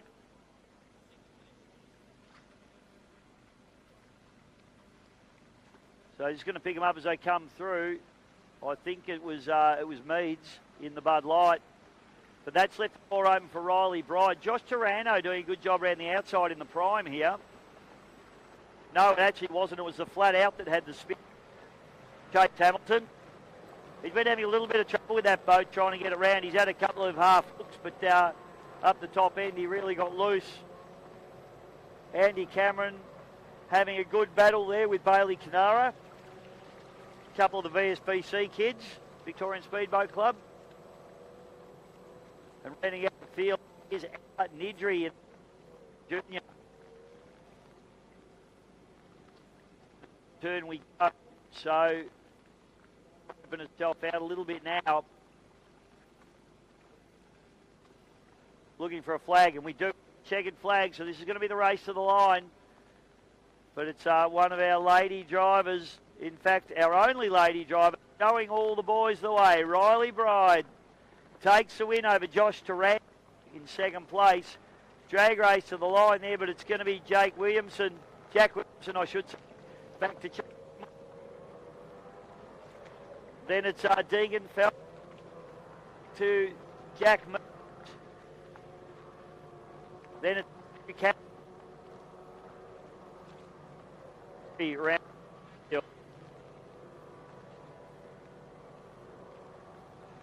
Great racing there from our juniors. Next category that we will have on the water for you will be our 25 mile an hour category. Sponsored by Advanced Site Services. Formula Future was sponsored by the Clare Park Investments. And our forced induction heats. Heat 2 was sponsored by Midway Mix. 2B was sponsored by Complete Interior Designs. Custom Air was the sponsor of C. Heat 2D, Carlisle Engineering.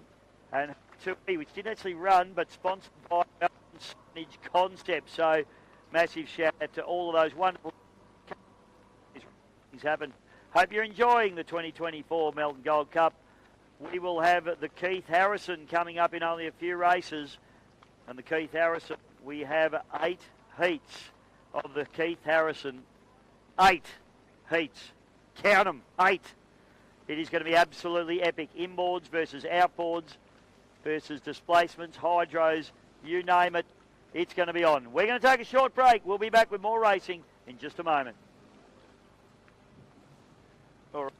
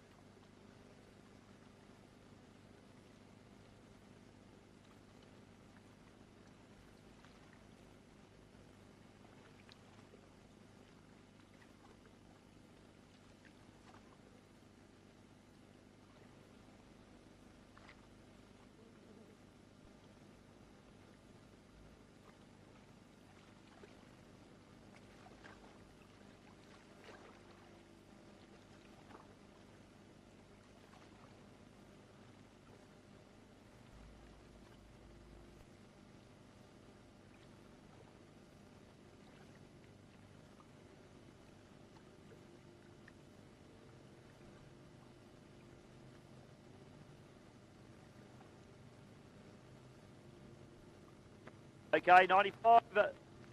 Category Terry, okay. Terry, okay. Just making sure my old mate Terry's okay. He's 61 tomorrow. Here we go.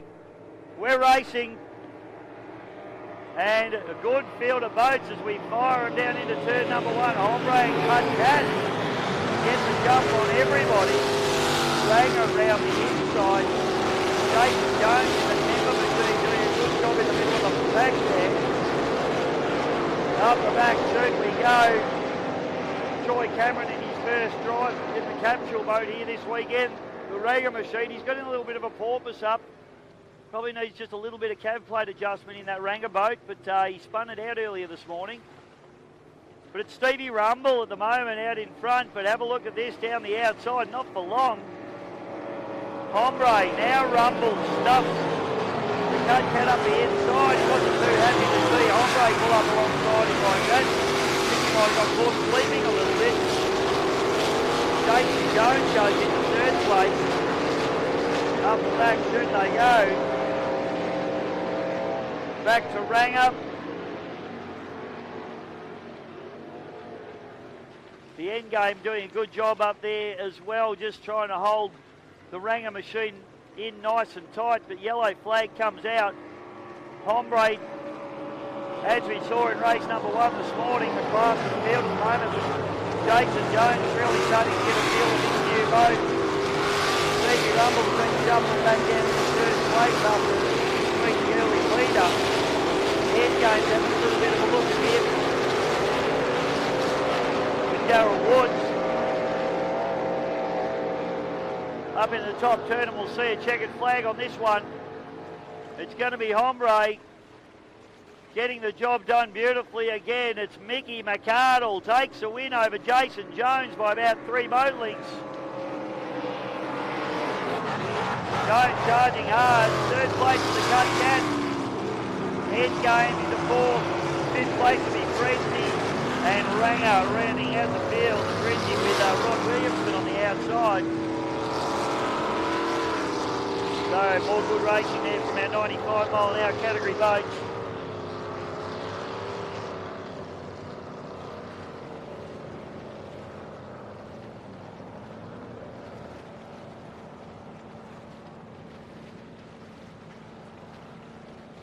Next race we have on the card is our 25 horsepower ALG Cup category.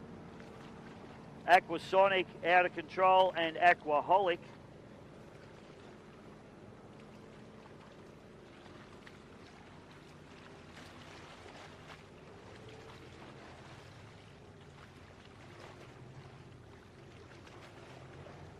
.95 mile an hour was brought to you by Advanced Site Services. Big shout out to the team there at Site Services. Support and a great win there for Mickey. But I tell you what, Jason Jones throwing his hands in the air. I don't know, Jason, I'd be pretty happy with that brand new boat. 2nd place. And looking very, very threatening indeed. So good job there from Jason Jones in the temper machine. Great field of 95 mile an hour boats.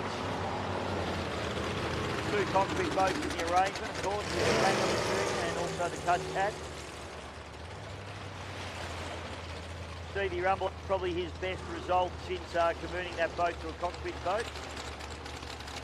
Next race on the card, it will be our 25 horsepower outboards for the KLG Class Cup, sponsored by Tyre Power Melton. This is the 2024 Melton Gold Cup and National Drivers Championship here at Exford Weir, Melton, Victoria, Australia. We hope you're enjoying all the action. We'll be back real soon.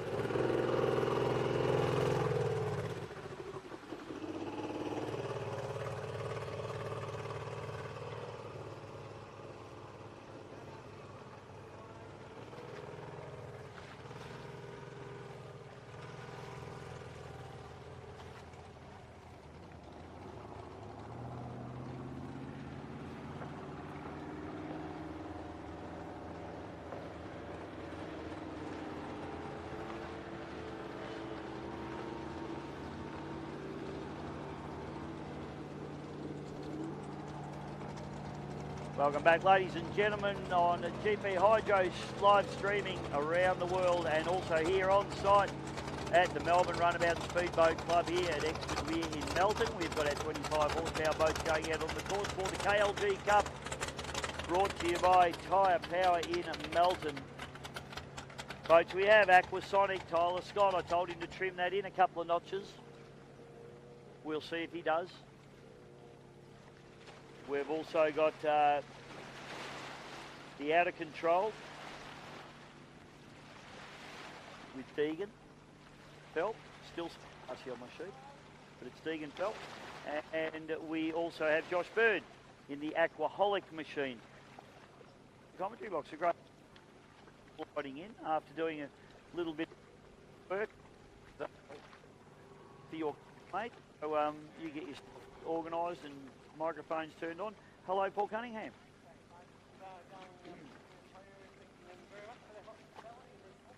Absolutely.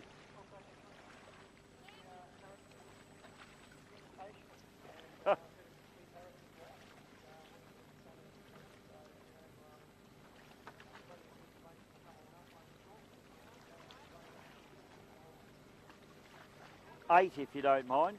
8 heats and a final, PC, and it's a free-for-all, isn't it? It's everybody in.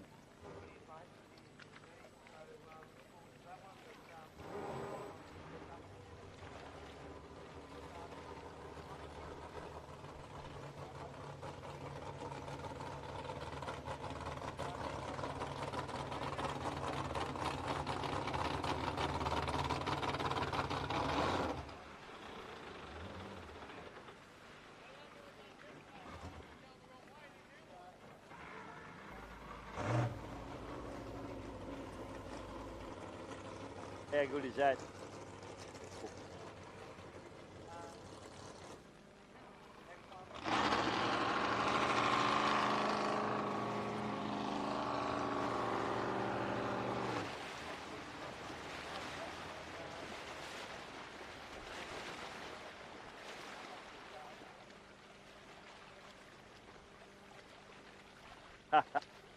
You enjoying your holiday, Dolt?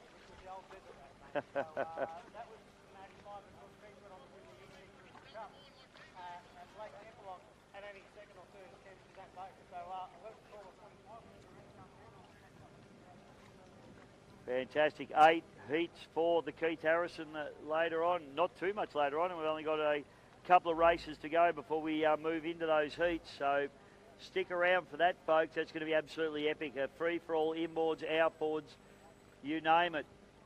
If you've got a hydroplane you can run, PC, maybe you can jump in there.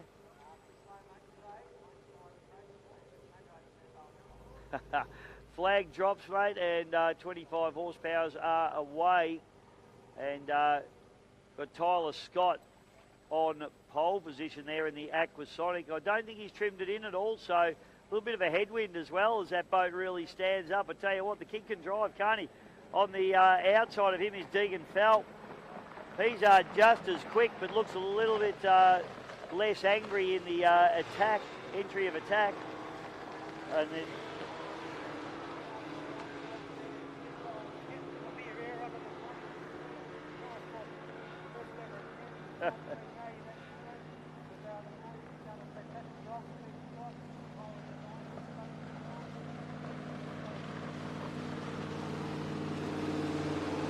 well, he's taking a few hits here over the start boat washers, PC. So start boat washers are a little bit bigger for these little boats, aren't they, as they head up through there. The big ski craft throwing a...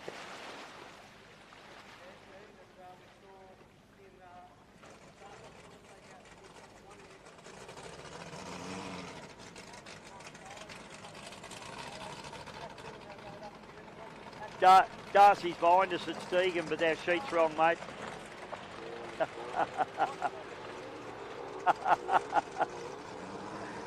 Sorry, mate, I should have told you about that. Darcy came up to tell me, so now I know when he's sitting behind me, I know it's got to be Deegan, right? Down the back chute. Deegan's doing a good job. He's taking some big hits here. They're the start boat washers as he's run through there. But probably that pole position helping Tyler a little bit as well. But that boat is craft, as I like to call it. Yes.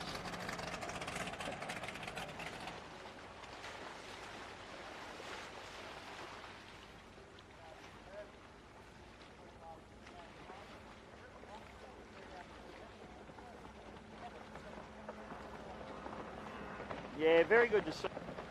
Steve Scott, his father, is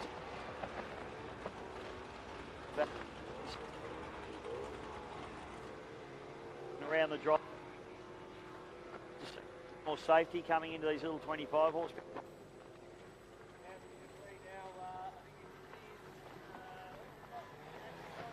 Josh Bird, mate.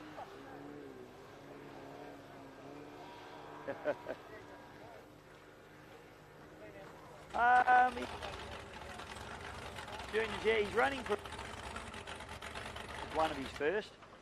So Josh doing a good job. He's wound the trim in on that boat, but it's going to Tyler Scott as he comes through in the Sonic. Deegan. It's very in control. Not terribly in control, I wouldn't say.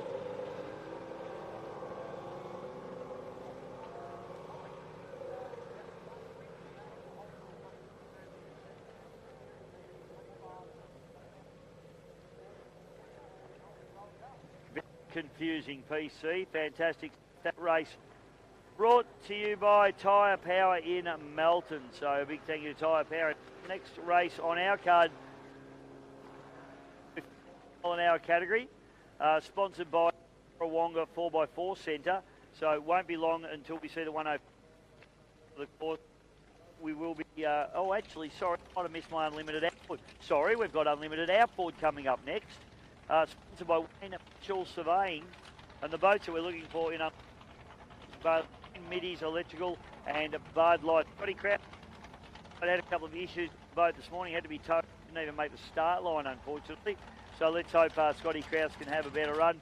And Craig Bailey, well, he's just warming up, isn't he, PC, because he's eyeing off this Keith Harrison Cup.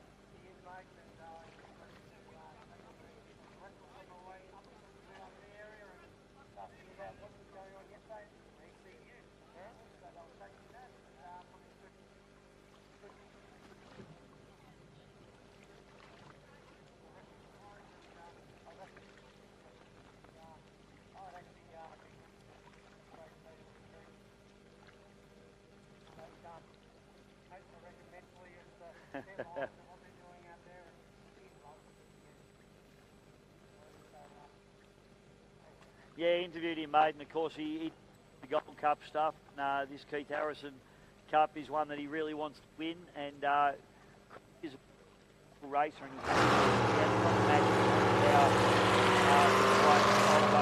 what he does have on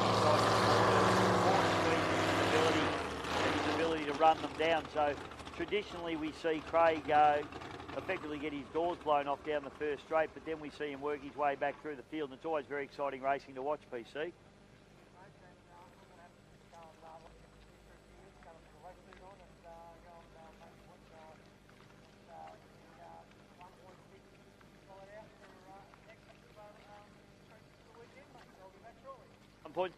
Right, Hydroplanes, thank you, PC. You go and drive that little boat as hard as you can, mate. You are watching the 2024 National Drivers' Championship, Melton Gold Cup, Harrison Cup this weekend. We'll be back with more racing in just a moment. Hello, legend. Mate, back to you.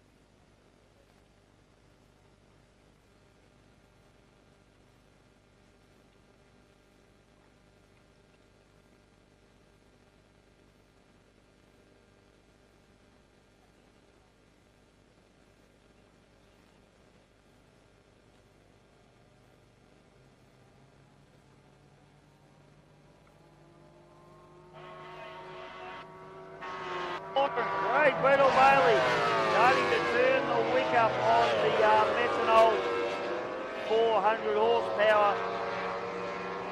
Apparently I got ambitious with the 450, everyone picked me up on it. Beetle's playing it down at 400.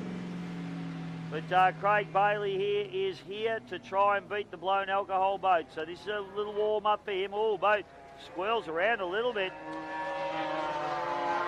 Running a new problem this boat this weekend as well. So Craig probably is having a little dabble with propeller choice and also engine heights as he runs the boat around. There's not too many guys in the country that know more than Beetle. In fact, I'd say none. About these boats, he rigs them, he spanners them, he's raced internationally, he picks up the yellow flag, 1 lap to go. Bailey lights it up. He's turned the wick down a little bit here. Hopefully just plays the game here. Andrew Silver's doing a fantastic job. That boat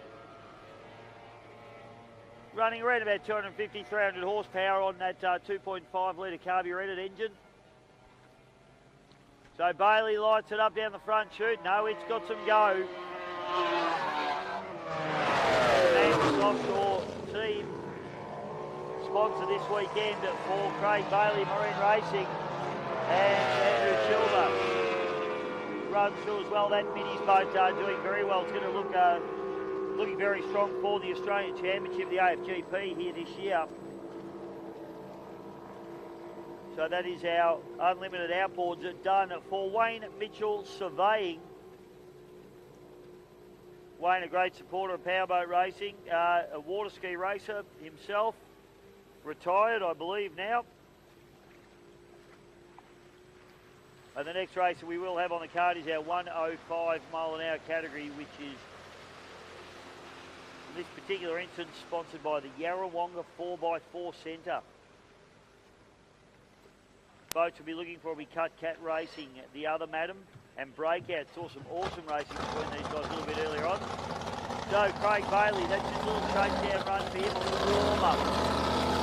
Getting out to try and beat the alcohol boat. Can he do it? That's going to be the question.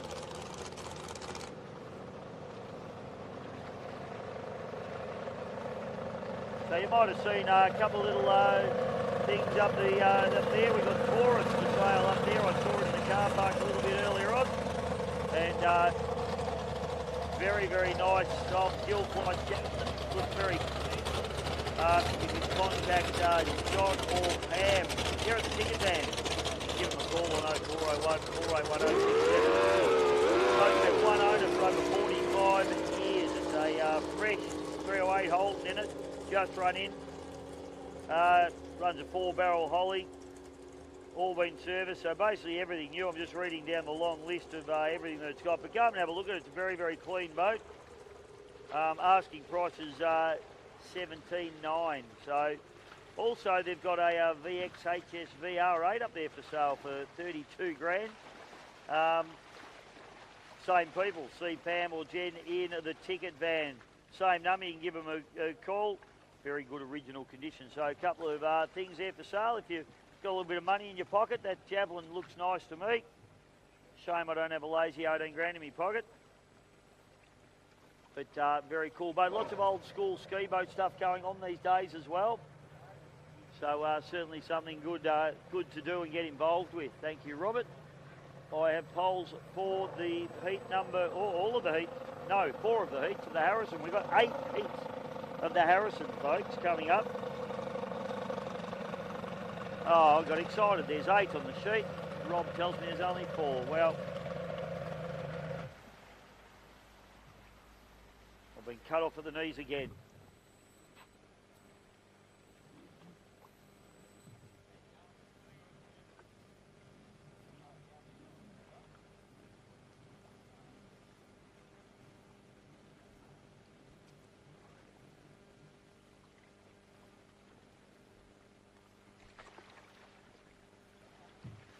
So Harrison coming up soon, ladies and gentlemen, but next we have 105 mile an hour category, brought to you by Yarrawonga 4x4 Centre. This is the 2024 Melbourne Gold Cup and Australian Drivers' Championship. We'll be back with more racing in just a moment.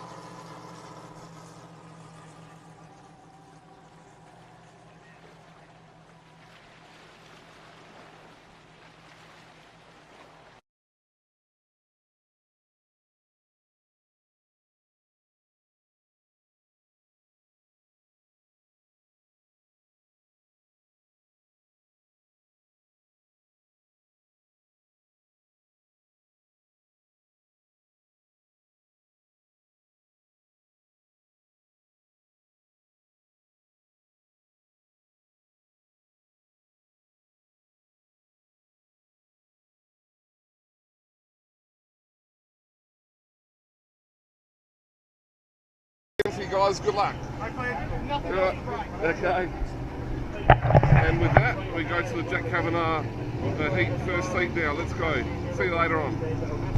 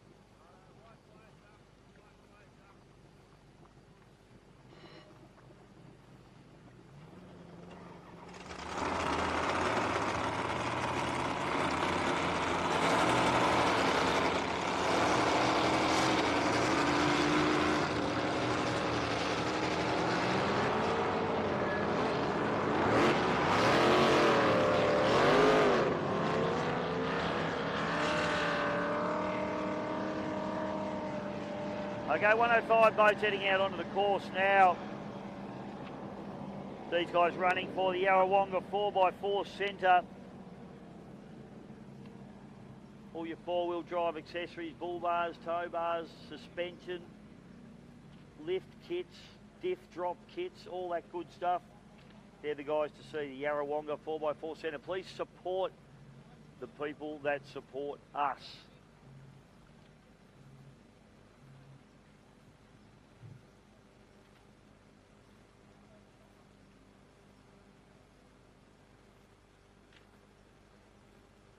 So we send the boats up into the milling area. After this race, we'll have a 1.6 litre Ozlite hydroplanes for the Robert Wyatt Perpetual Trophy. Kincaid Marine Rolco, our wonderful sponsor there. Team at Rolco Boats. And Kincaid Marine, they've got all of your inboard ski boat accessories, and they also build the beautiful Rolco boats. So you need to get on board those guys. They're at 15 Foden Avenue in Somerton.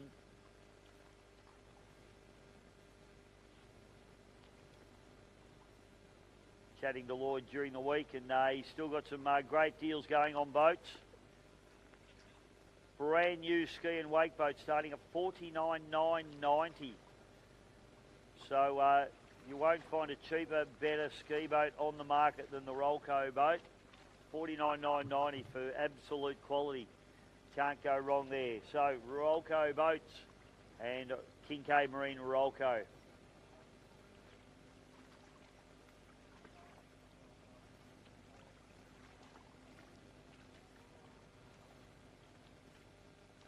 Heats of the Harrison coming up after our 1.6s, and I've been given the heats as well, so should be pretty exciting. Heat number 1 is going to be Destiny Avigo, Always Pumping, the other Madam and Cavs. Heat number 2 will be Middies, Reckless, Fury, Rattler, Explicit. Heat 3 will be Turn It Up, Craig Bailey, Marine, Wild Child, Titan, Rooters and Rastus. And heat number 4, Image, Shenanigans, Rival. I don't think they'll be, oh well, we'll check and see if they're running. Chasing Cash, Bad Influence and Unleash. So a massive Keith Harrison coming your way very, very soon. As we wait for boats to come through, we'll take a quick break. We'll be back in just a moment.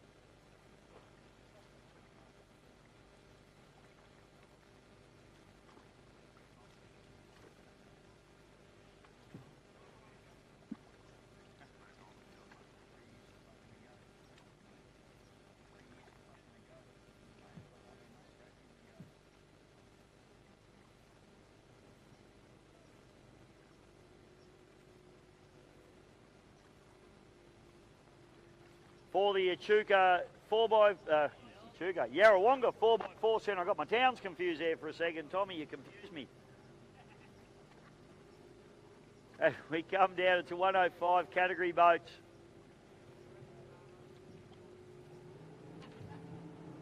Cat Racing, Other Madam and Breakout, and it's a clean start for everybody. Jimmy Mullins pushing hard, just a little bit of a break. Number 1. Oh, very tight between Cat and the Madam. Great racing there. Tommy Webster does a beautiful job. Mullins does a full bit on him. And Stevie Rumble still having a cheeky look up the inside here. Through we go. Begin lap number 2 here, and it's Tommy Webster gets a little bit of a break over Jimmy Mullins. Mullins in the breakout. Just through the whole Webster nice and tight here. Epic racing between these two. Nothing out of water happening back now. Mullins sees an opportunity. He's trying to get a bit of a break. Cat out the back door just a little bit at the moment as we go in deep, and oh, I tell you what, that was tight. And I think there might have been a little bit of a touch there because both of those boats back down. Yellow flag comes out, 1 lap to go.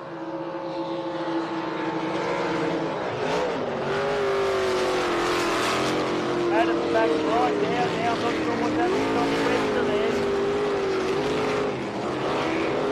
Stevie Rumble with the cat has a little bit of look. Rumble goes past Webster. right down. I think they did come together in that top turn, but it's going to be Jimmy Mullins. We'll be waiting on the judge's call on that one, I'd expect, but Jimmy Mullins is going to come through in the break and take the win on the water.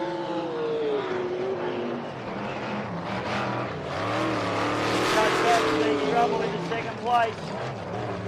And a slow Tommy Webster, unfortunately, after that little bit of a touch there. Not sure whether there's an issue. Try and get a look at the boat as it comes through. Can't see any visible damage. He is calling for his trailer, so if the trailer crews can hear us there, Tommy Webster's calling for his trailer. So I'd say he's a bit worried that he might have a split in the hull and potentially sinking. So if we can get the Madam trailer on the ramp as quickly as possible, please. So that was our 105's next race on the card. Will be our 1.6 litre hydroplane, sponsored by Kincaid Marine Rollco. This is the 2024 Melbourne Gold Cup and Australian Drivers' Championship. We'll be back with more in just a moment.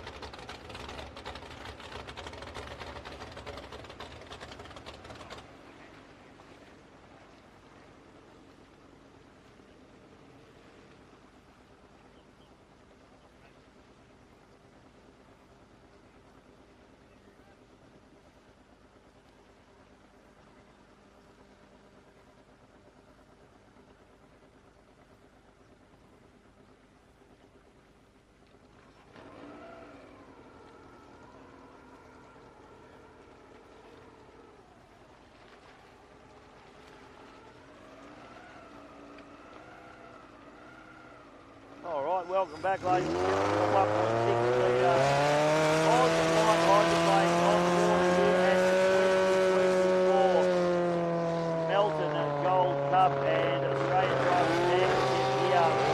Extra clear, Melbourne, Victoria, Australia. And both of themselves up on the water, so we've got out of pole. Having a look at my list here. Dewey Nichols out of pole. We've got the Melbourne Toyota 100 out of 2 with Grant Harrison. Brad Holland out of 3. Paul Cunningham out of 4. And Oscar Stevenson out of lane 5 in the HBR2. So boats heading up. Of course, the boat out of 4, Paul Cunningham, my co-commentator, has been having all sorts of drama with that boat. They're only been able to get it up to about 7,100 RPM. They normally run to what, Tommy? 8,200? 8? About 7.5, 7.7. So big terrors on the cans. Who are you talking to, Terry? You're talking to Cunningham or Harrison? Harrison. Oh, you're talking to both of them? Gee, that'd be a confusing conversation. Wouldn't it, folks? Imagine that. Harrison, Cunningham and Terra. Three-way conversation there. Not one that I could cope with.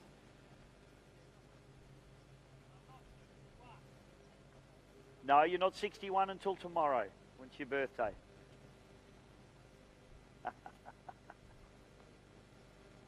He's not, folks. He's 58.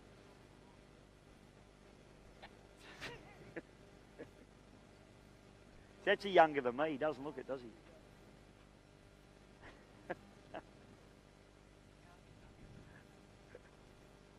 I'm pretty old, Tommy. We'll beat the alternative, mate. So this race is brought to you by Kincaid Marine Rollco. My old mate Lloyd Brewer out there keeps threatening to move to America, but it doesn't happen. I think he secretly likes it here in Australia.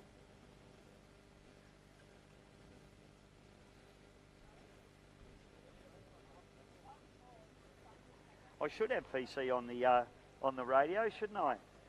Paul's grumpy because he's got no RPM at the moment, so let's see what he can do with this one. I'll tell you what, we saw a great race earlier on between these guys, and Brad Hollands has now got the pace that everybody's been lacking to try and get the job done on these two Harrison boats. So it's going to be exciting to see. Brad got a little bit outsmarted, I think, in race number 1. Harrow was trailing fairly significantly, but he did a little sneaky move up the inside and caught Brad out. I'd say Brad probably will be trying not to let that happen again. In the Twister machines, a very quick little boat, newly imported from the United States. Very, very quick machine, and look very light on the water, dancing beautifully down the front straight here. Doing all those good hydroplane things.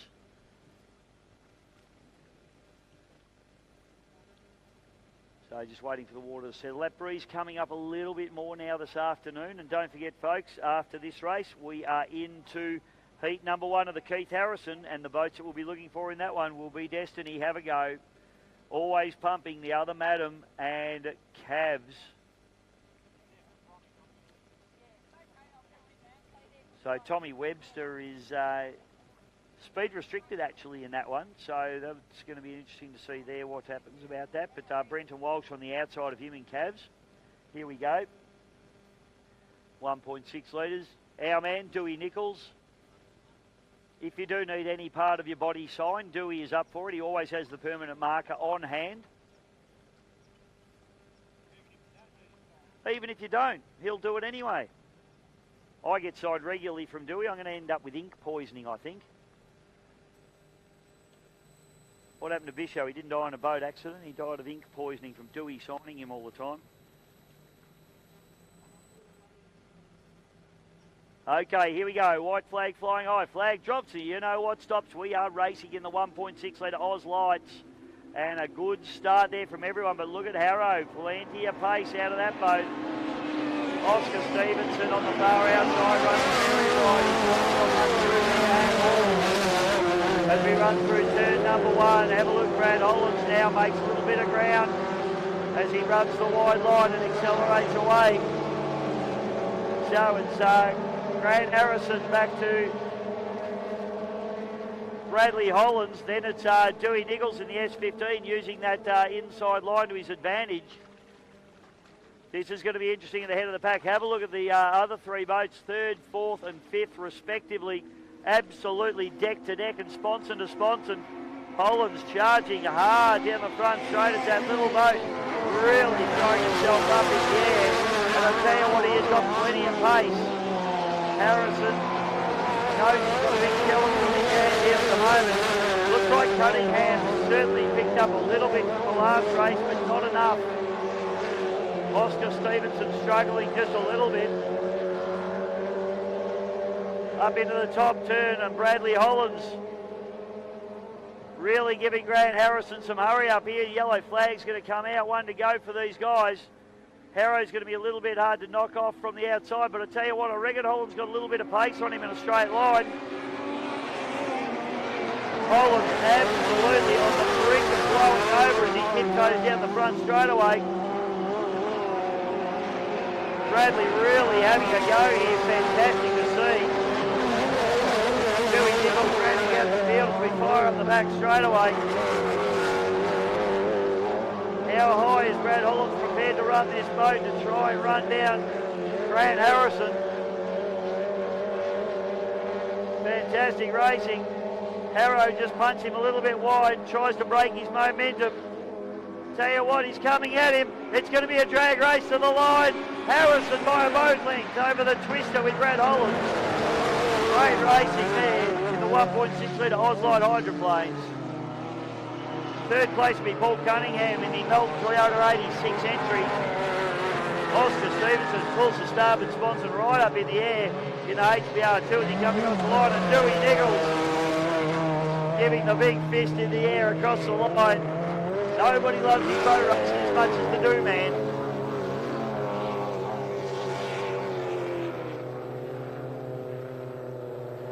Wowee. Fantastic racing from our 1.6 litre Ozlights, brought to you by Kincaid Marine Roll Co. So now, ladies and gentlemen, the calm before the storm. We are moving into heat number 1 of the Keith Harrison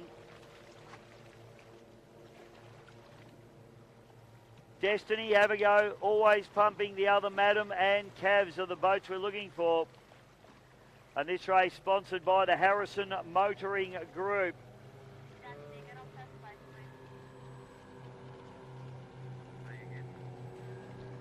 Great race between Brad Hollands and Grant Harrison.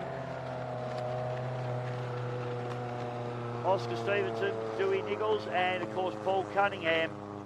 Getting the job done nicely. Ladies and gentlemen, I'm going to take a short break, get some lozenges into the throat, suck down a bit of that good water, and we will be back with heat number 1 of the Harrison in just a moment.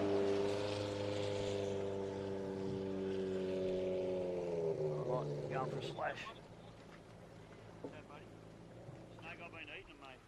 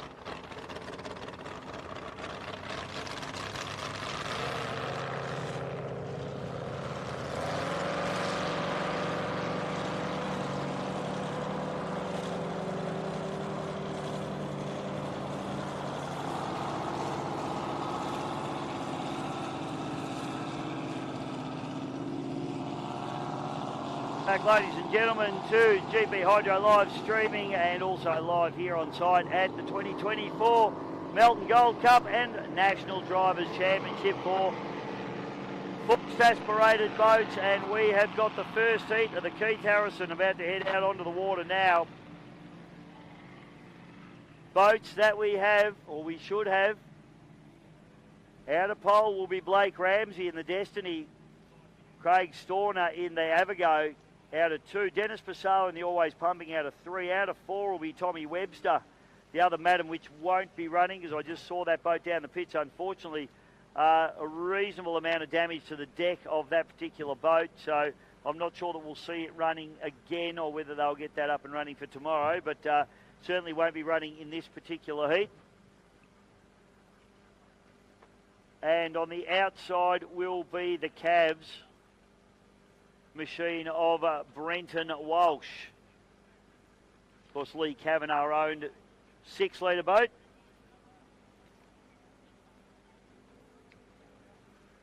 So this is going to be a good heat. We've got 4 heats of the Keith Harrison just to run you through. There's going to be 4 heats and a final. The final will be the last race of the day. This race sponsored by the Harrison Motoring Group.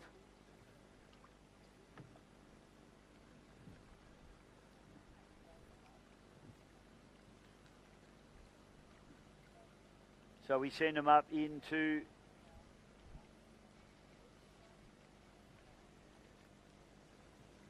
the milling area. So we'll wait for the boats to come back around.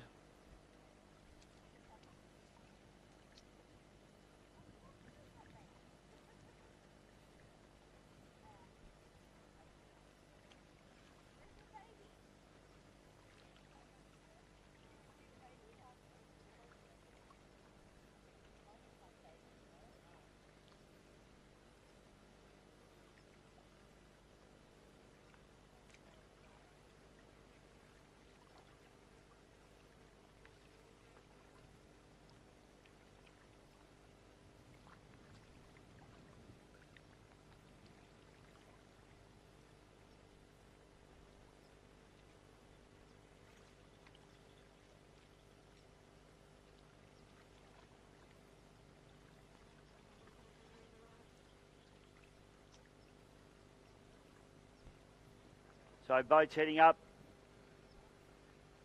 turning around. Keith Harrison is a free-for-all.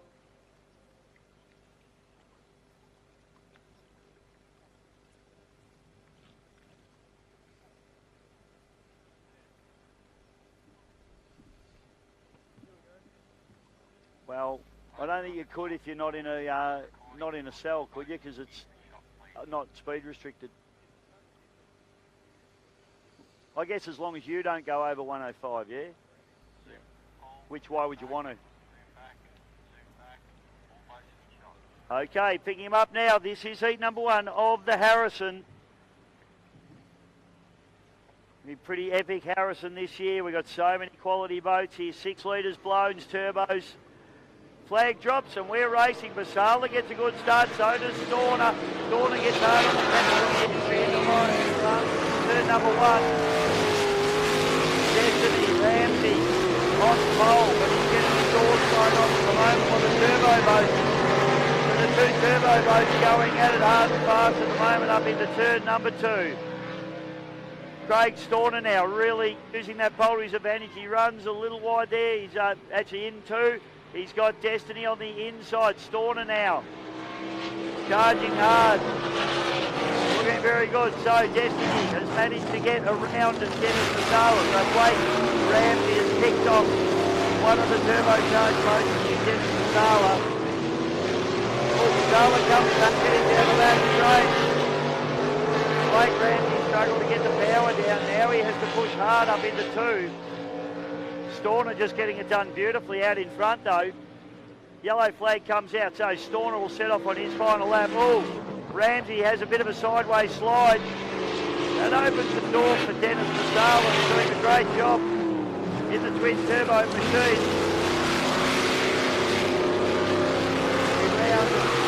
Turn number 1. Oh, Ramsey can't get the neck foot out. Masala struggles as well. It's a real battle between these two at the moment. Second flag will come out.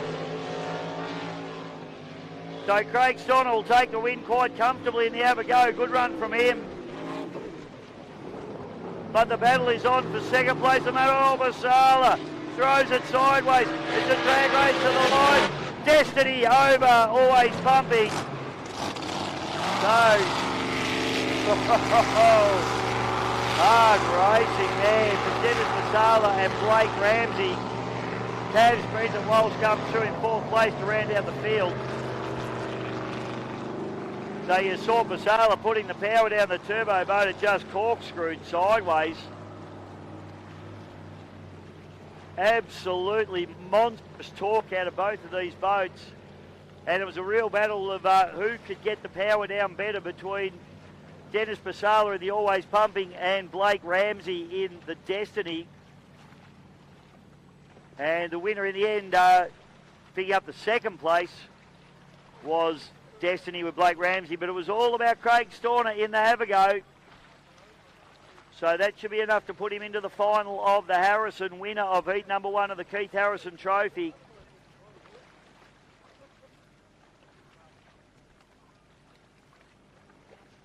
So put your hands together for Craig Stoner, ladies and gentlemen, as he brings the boat through. Storming drive from him. Just too good.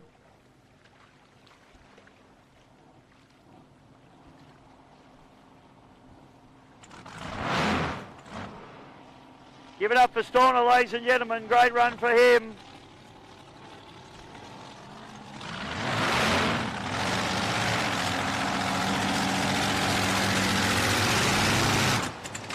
Have a go, getting the job done nicely. Heat number 2 of the Keith Harrison. He's going to be turning it up out of lane 1. Craig Bailey Marine out of lane 2. Wild Child out of 3. Titan out of 4. Rooters out of 5 and Rastus out of 6 with Steve Rarity behind the wheel. So Craig Bailey, his first hit out against the supercharged alcohol boats in the outboard. This is where things will really start to heat up. Stick around, folks. Heat number 2 of the Keith Harrison. Brought to you by Melton Toyota, coming your way in just a few moments. This is the 2024 Melton Gold Cup and National Drivers Championship. Show Bishop, you are on GP Hydro live streaming.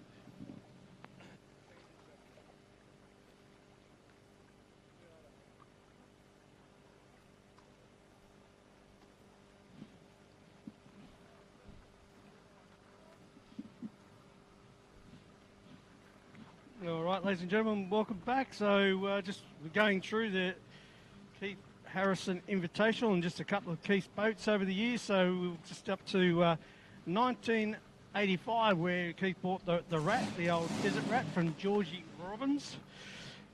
He was running a 510 cubic inch fuel injected Chev in the KT tunnel boat, and almost success immediately with a win in the 1985 EC Griffith Cup, and of course in 1986 in the Griffith Cup at Lake Learmonth. Hard into the charge, Keith turned left and didn't quite hold himself in the boat enough and came ejecting out straight out through the other side on the right hand side, and in the drink he went, so he was out of the that particular Griffith Cup and was unable to defend the championship. It would be one of 9 more to come, or 8 more to come, so they're on 9, and fantastic for them.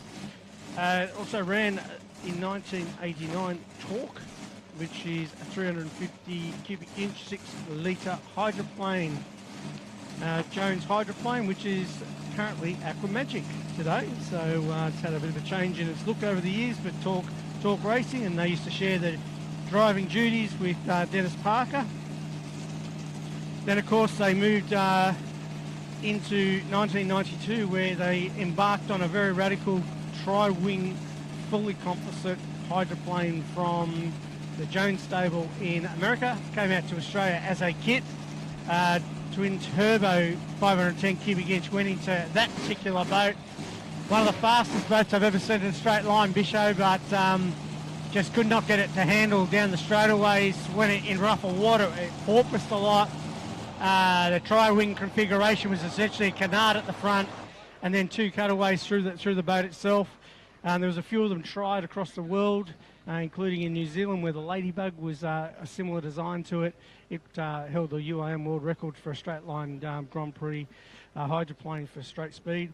But unfortunately, Spellbound, well, they took it to New Zealand and Grant blew it over there, and very fast. But eventually it came to grief in Corio Bay in Geelong, with a fairly big accident there with Shamrock. So it is now parked up on the, still with the Harrisons. No, it's not. It's been sold. It was in the shed for many years. It's actually been sold now. So was you and Grant bumped into each other? Wasn't me. It was David Toyer was the driver at the time. Toyer. Yeah. Just before my driving days, but yeah, there's a bit of carnage there. So I was there for that one, mate. Pre my commentary days, though. Yeah, for you, it's great. It's great footage of it with SGM, I think it was, but got the footage of it also. It's in super slow-mo. Grab a copy of that. It's good viewing. Then into GP 101, the black with the flames. Grand Prix hydroplane, Jamie Orr machine that came out from Canada. Of course, Joan was told the Rat was purchased while she's in Las Vegas. The first time she knew GP 101 was also purchased was when she saw it come up the driveway, and she said, "Oh, who owns that? What's that staying here for?" And he said, "Well, it's staying here full time, Jane." Yes, good one, Keithy. So good purchase, that one, and it's probably the fastest I've ever seen a Grand Prix hydroplane run up the back chute at Wiseman's Ferry in the Griffith Cup in the hot laps. It was just so fast. It sat on the rev limiter for a hell of a long time, and anybody that was there on the day and got the footage of it will still have tingles in their spine because it was super fast. Now, was that the year that Shamrock caught fire with Greg Holland's driving? No, that was the year beforehand. Okay, there you go. So the year it caught on fire, we were up on the right-hand side of the pits. The year that Grant did that one was, actually might have been the year after. So I can't remember the years exactly, but yeah, it was pretty quick. So yeah, no, it might have been the year after, because the year I was actually driving Shamrock myself. So yeah, so 101 unfortunately came to grief at Taree in a very bad accident. Grant was pretty badly hurt there for a while, but at the same time, people didn't realise that GP1 was actually started construction in the shed. So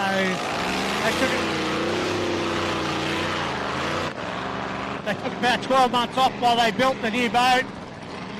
Grant had to recover a little bit, and then they launched GP1, which is, for people here today at Exeter Weir, GP1 is actually on display out the front of the clubhouse. Go up and have a look at it. Beautifully designed boat. And it is multiple EC Group Cup winner, UIM World Championship boat as well.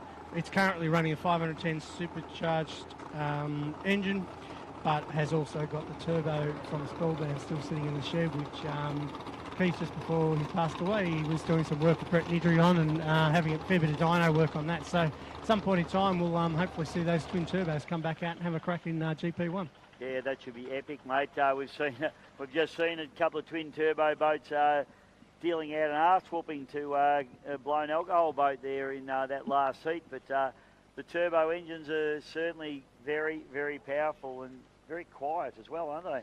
Mate, the power of them is unbelievable, and they're just silent assassins in reality, aren't they? And They are. super quick. It was great to see. And then finally, in the stable, which is a great big stable, we go from 2,000 horsepower all the way back to about 135 horsepower. And as you just saw in 2 races ago in the 1.6 class, Grant started off in the Melbourne Toyota 86, and he bought out 3 composite kit boats. One's gone back to the States. It was pre-purchased back there. And the second one is now called Melbourne Toyota 100, which is what Grant drives today, and the 86 is the one I pedal around. And Grant goes from 2,000 horsepower in one race occasionally, and he stepped from one to the other straight away into the other one, and has a ton of fun doing it. So, likes like his father, likes doing the grassroots racing as well as top end. Absolutely, Harrison's absolutely a iconic name in powerboat racing in Victoria, Australia and around the world in Grand Prix hydroplane racing. So we're doing a little tribute to Keithy before the final later this afternoon, PC, so that'll be great. And I know you did a little bit of a tribute to him up in the clubhouse a little bit earlier on, so well done for that as well, mate. But I know he's a great mate of yours, he's a great mate, and he was certainly a great contributor to powerboat racing here in this country. So we miss Keithy, but we've got the Keith Harrison Cup to remember his name, and it will continue on for many, many years to come, and it will become, or it already has become, one of the most coveted trophies for powerboat racers to try and win. And I do love the fact that it's an all-in, so we'll see 6-litre boats out there, we'll see outboards, and of course we'll see turbos and blown displacement boats trying to win this one. So it's going to be an interesting one. This one, we've just had word that Turn It Up, Connor Patterson not running in this one. We haven't heard why for that one. We might I'll have to find out the gossip. So, but if there's anyone around can let us know what the story is. Hopefully the boat is still running for later. But Craig Bailey Marine, that puts Craig Bailey on pole. He is going to be tough to beat from there, PC. Here they come, Bisho. So, yes, he'll be very tough to beat from pole 1, although he does actually like the outside line at some of these events. So, it'll be interesting to see how he cracks on with the nice, tight inside line in his tunnel boat. Well, this will be a good one. Looks like we lost one at the back. It might be the Titan, I think. Yeah, I think it is Satterley, mate. So, that's not good. But the rest of the field is away, and a fast start, and a very fast start there for Darren Robinson and the Wild Child. And it was Craig Bailey now then into turn number 1. Clark just leaves the minimum amount of room, and Bailey says, I'll have that. And down to that tube we go now. Robinson trying to get over the top of Bailey. Needs to really hold him tight in the corners here, PC. Yeah, Darren Robinson on the outside. Bailey now nips up the inside. Lots of acceleration on Bailey, skewing it everywhere as he is using every ounce of horsepower there is in the tunnel boat. Wild Child, Darren Robinson. We've got second and third coming through now with Rasmus and Rudis on the inside. But it's a race up the front, and now Craig Bailey just holding it all together and coming good as Darren Robinson's chasing hard. He's got a lot of top-end speed on Craig Bailey, but Craig Bailey's got the nimble boat indeed, Bailey. Great little 6-litre battle going on for second and third here at the moment as well, mate. As we see Bailey run to the outside, Robinson trying to go to the inside, but he's struggling to get the power down at the moment for the Wild Child. And Bailey's just driving away now. He's driving away, he's going very smooth. Rasmus now is into third position. Rudis in the fourth position. But up the back straight canal. Craig Bailey Marine, and Robinson still chasing hard. It is a timed race here, Bisho, so he's got to be pushing as hard as he can to the final. The Titan's got going again, maybe got a bit wet. But Craig Bailey, ladies and gentlemen, takes the lead and the win. Heat number 2, Keith Harrison Memorial. Darren Robinson comes across the line in second place, and a hard charging 6-litre, Erasmus in at third, and Rudis rounds out fourth position in the 6-litre, and the Titan did get going again, but it's well at the pace. Craig Beetle-Bailey, ladies and gentlemen, from Mantis Offshore, takes the win. Darren Robinson just couldn't get the power down. The boat looks fast. The Wild Child looks very fast. I'm pretty keen to see what he's got a little bit later on, but unfortunately for Dave Satterley, he had that issue at the start. Missed the kick. He's got himself the point, but I think it won't be enough to get him into the final. No, they'll be between the final. He's run off the times, so Darren Robinson still pushing very hard there, Bisho, to make sure that he got across the line with a decent time. So Craig Bailey pushing extremely hard the whole way through. That launch into the second lap had plenty of action going on with some torque at the steering wheel. That was for certain. He was using everything he had to try to beat Darren Robinson. Top end on him. Craig Bailey just too good around the track. Call dark and handsome on any transom PC, that's what we say, Mercury. And that little methanol 2.5 litre engine getting the job done with its turning ability. But I'll tell you what, accelerating very, very well out of the corners too, wasn't it? At the top end, but acceleration was absolutely epic.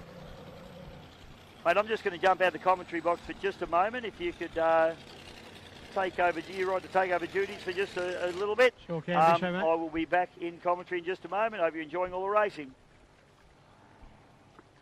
Just got to go and catch a mate up at the top.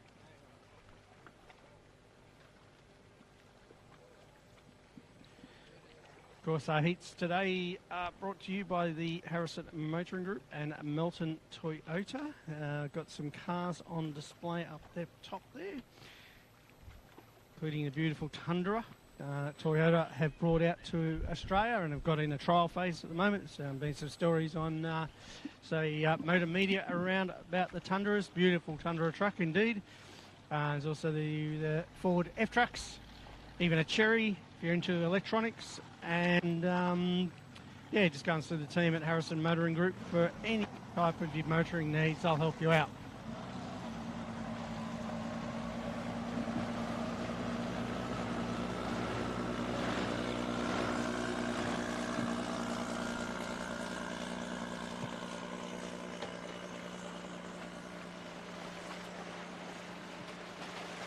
Up next will be Middies will be out of pole position number 1, and as we talked about earlier with Bisho, not quite the horse that Craig Bailey had in that Tunnelboat again. Tunnelboat taking hold of one. Reckless to be on the outside of Middies, and take Ramsey Fury out of lane number 3. Rattler, who had a good run in the 6 litres earlier, and then Explicit will be on the outside in heat number 2, and then one more heat thereafter will be Destiny. Oh, we've had that one, sorry. Image, Shenanigans, Chasing Cash, Bad Influence, and Unleashed. So plenty to come.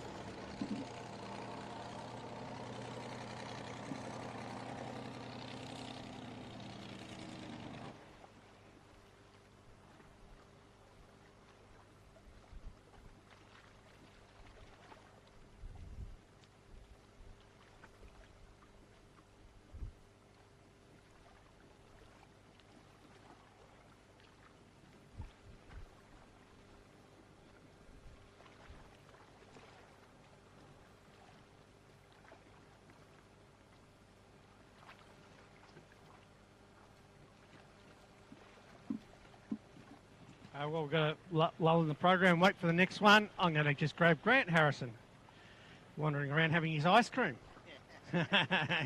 He loves an ice cream and a Tim Tam, and let me tell you, I think sometimes a Tim Tam over a beer, but not very often.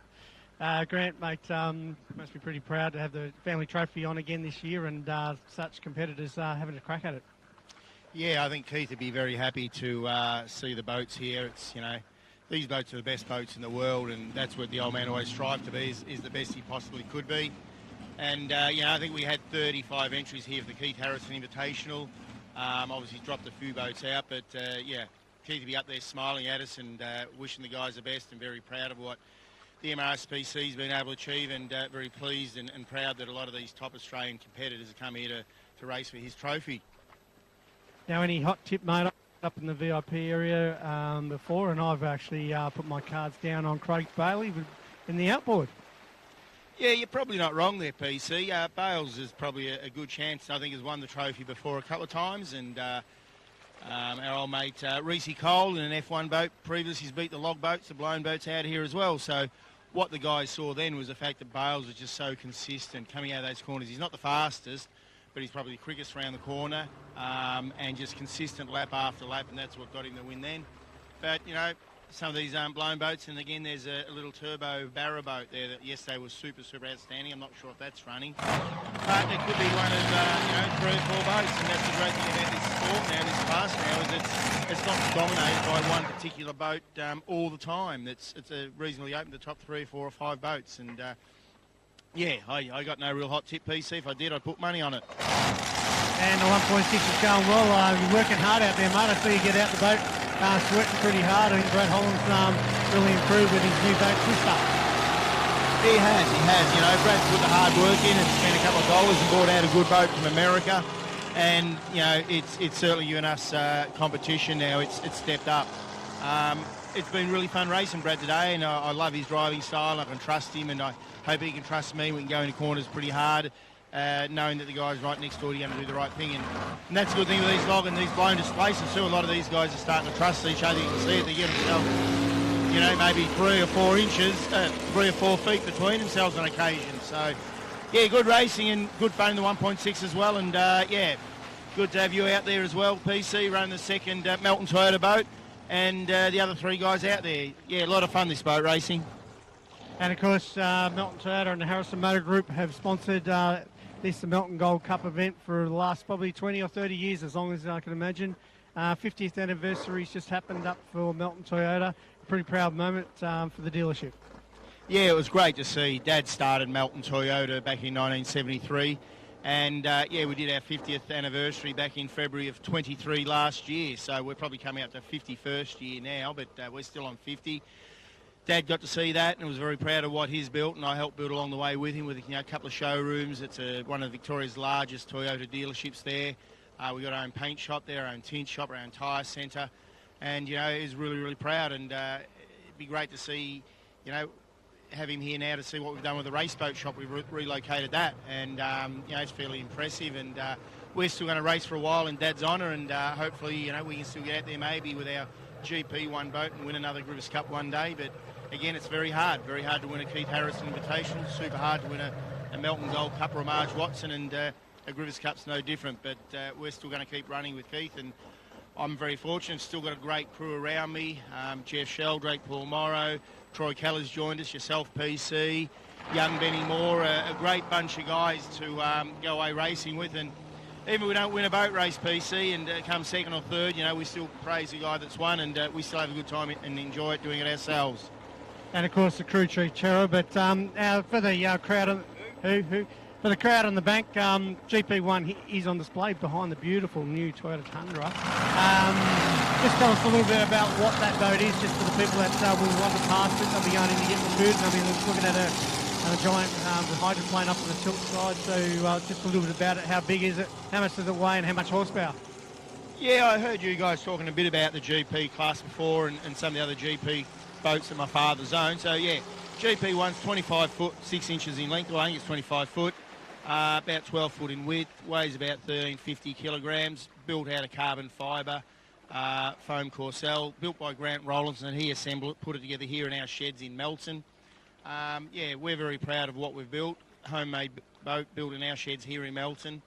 Yeah, top speed's probably, you know, 160, 170 miles an hour, running with about 1,800 horsepower in a 510 supercharged Chev, no different to these boats that are out here today, but inside a hydroplane rather than a blown alcohol displacement. And next race before the EC Griffith Cup at Yarrawonga will be for you guys? Yeah, we were maybe thinking about Lake Charm, but I've just heard today there's no crane there, so that rules that out, I guess. We're going to test something. So the real thing we're going to do is go to Taree. It's going to be a really great race up there. I believe Troy's going to be there in Warlord. Hopefully that Ricky might have a driver hyperactive up there. Dan Kruzik, new Grand Prix hydroplane, which is an old one rebirth. Crusaders, hopefully going to get there, maybe make a debut. So going there, hoping there might be 4 or 5 Grand Prix hydros. Bit of a shake-up for us 3 weeks before the Grizz Cup, which is our main aim, the Grizz Cup. Thanks, Grant. Well, congratulations on a great career and many more to come. And with the family trophy on edge here, we're looking forward to crowning a winner this afternoon. So thank you, Grant Harrison.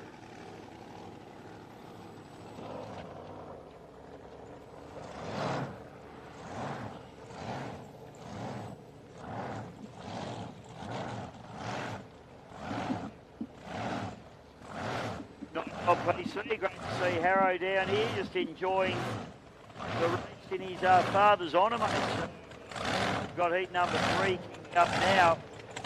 Boats are looking for the Barra Explicit P&R engines, Rattler, Electrical, Reckless and Fury. Put out there in was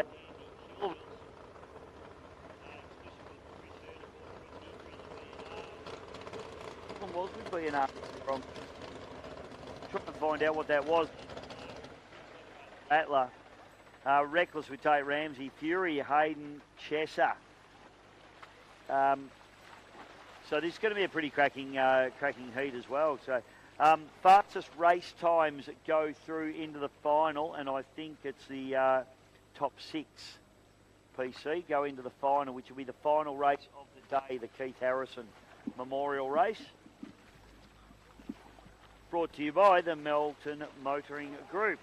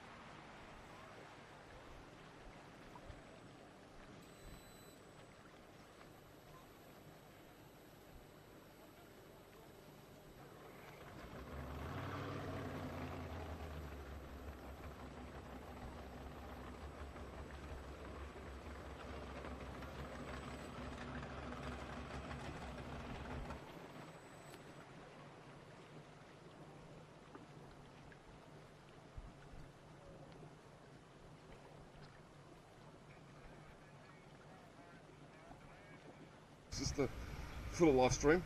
How you going, Damon? Oh, wow. Winner of the last heat. How good was that? Oh, that was great.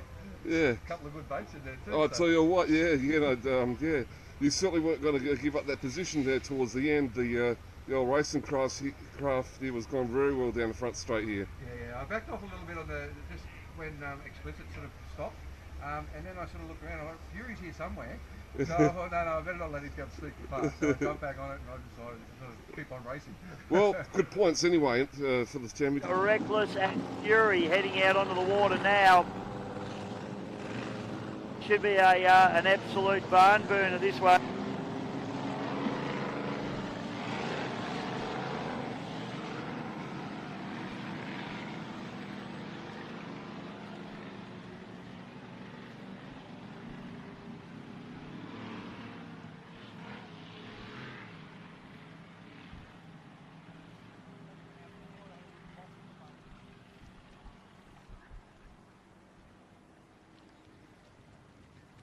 You had a moth in your boat, PC. Big moth. Did you open your wallet? I did, mate. Yeah. It flew out and it was hanging around. First time that's been open in months, I would have thought. Couldn't get it wonder out. there's a moth in there. I exterminated it, mate, before I got going. Well, mate, we've got the Keith Harrison qualifying heat number 3, Explicit B&R Rattler, Middies, Reckless and Fury. Now, the Middies boat doesn't run the same horsepower as what we saw on Craig Bailey's boat, but it's going to be interesting. He still has that epic cornering ability of the tunnel boat, the outboard, so it'll be interesting to see what he can do in amongst some pretty serious blown alcohol boats here as well. No, he's, as I said before, nimble around the track, pin to pin probably. He's got pole 1 and may not quite have the exact same horsepower as Craig Bailey may have, but still pretty efficient around the track indeed. Yeah, that's exactly right, PC. So this will be another good heat. The final heat of the day is going to be Image Shenanigans rival if they're running. Chasing Cash, Bad Influence and Unleashed.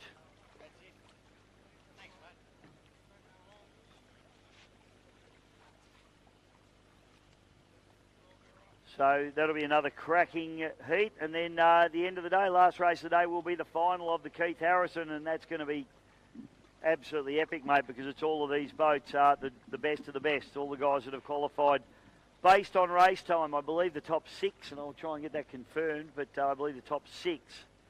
And Bailey Canara got into me earlier on because I said he was from the VSBC. That's not true. He's from the Glen Maggie District Boat Club. You're listening, Bailey? See, he's on his phone now. He's not even listening. So you're from the Glen Maggie District Boat Club, mate. I'm just making sure everyone's aware. No worries, mate. From Gippsland. He's had his second head removed, and he's looking good. So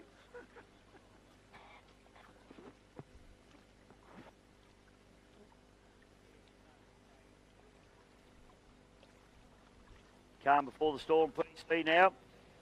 Yeah, it's a little bit like that. The Shenanigans is just coming down now. Chris Pugsley, one of the best in the business, Bisho. Yeah, he's an operator, isn't he? You love the way he goes about it. And a good bloke too, Chris. Struggles to operate an umbrella, but that's okay. Yeah. He'll get that sorted out, but he can drive a boat. That's it's lucky he's a little bit challenged with umbrellas, but that's all right. Mad Ranger. There is a Ranger here today racing around, I see. There is a Ranger racing today, absolutely, other than Chris. Okay, mate, here we go. Keith Harrison qualifier number 3. And no Chilver, so that's an interesting one. Maybe elected. Oh, they're bringing him a long way down. What's going on? Turning him around. Oh. Didn't like it. Starter's not happy. Gee, we don't see that very often, PC. Nah, normally they just drop it and say disqualification for anybody that wasn't lined up, so very unusual to see the start boat get a bit the jitters up. Yeah, 100%, mate. That's an interesting one. I'd love to get the lowdown on that after this race. I actually don't think I've ever seen that at Melton before, PC. Have you? No, mate, normally pretty good unless there was something on the course that maybe the officials weren't happy with, but looks all clear to me. But course all looks pretty clear from where we are, doesn't it? But never mind, just the anticipation.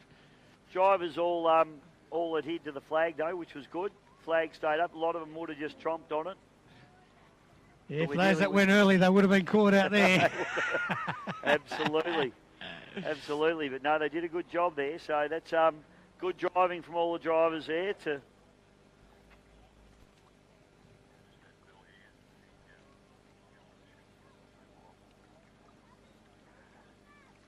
So we'll take them back in the milling area now. They'll take them a fair way up, I'd imagine, PC, because have a look at the course there now up at turn number 2.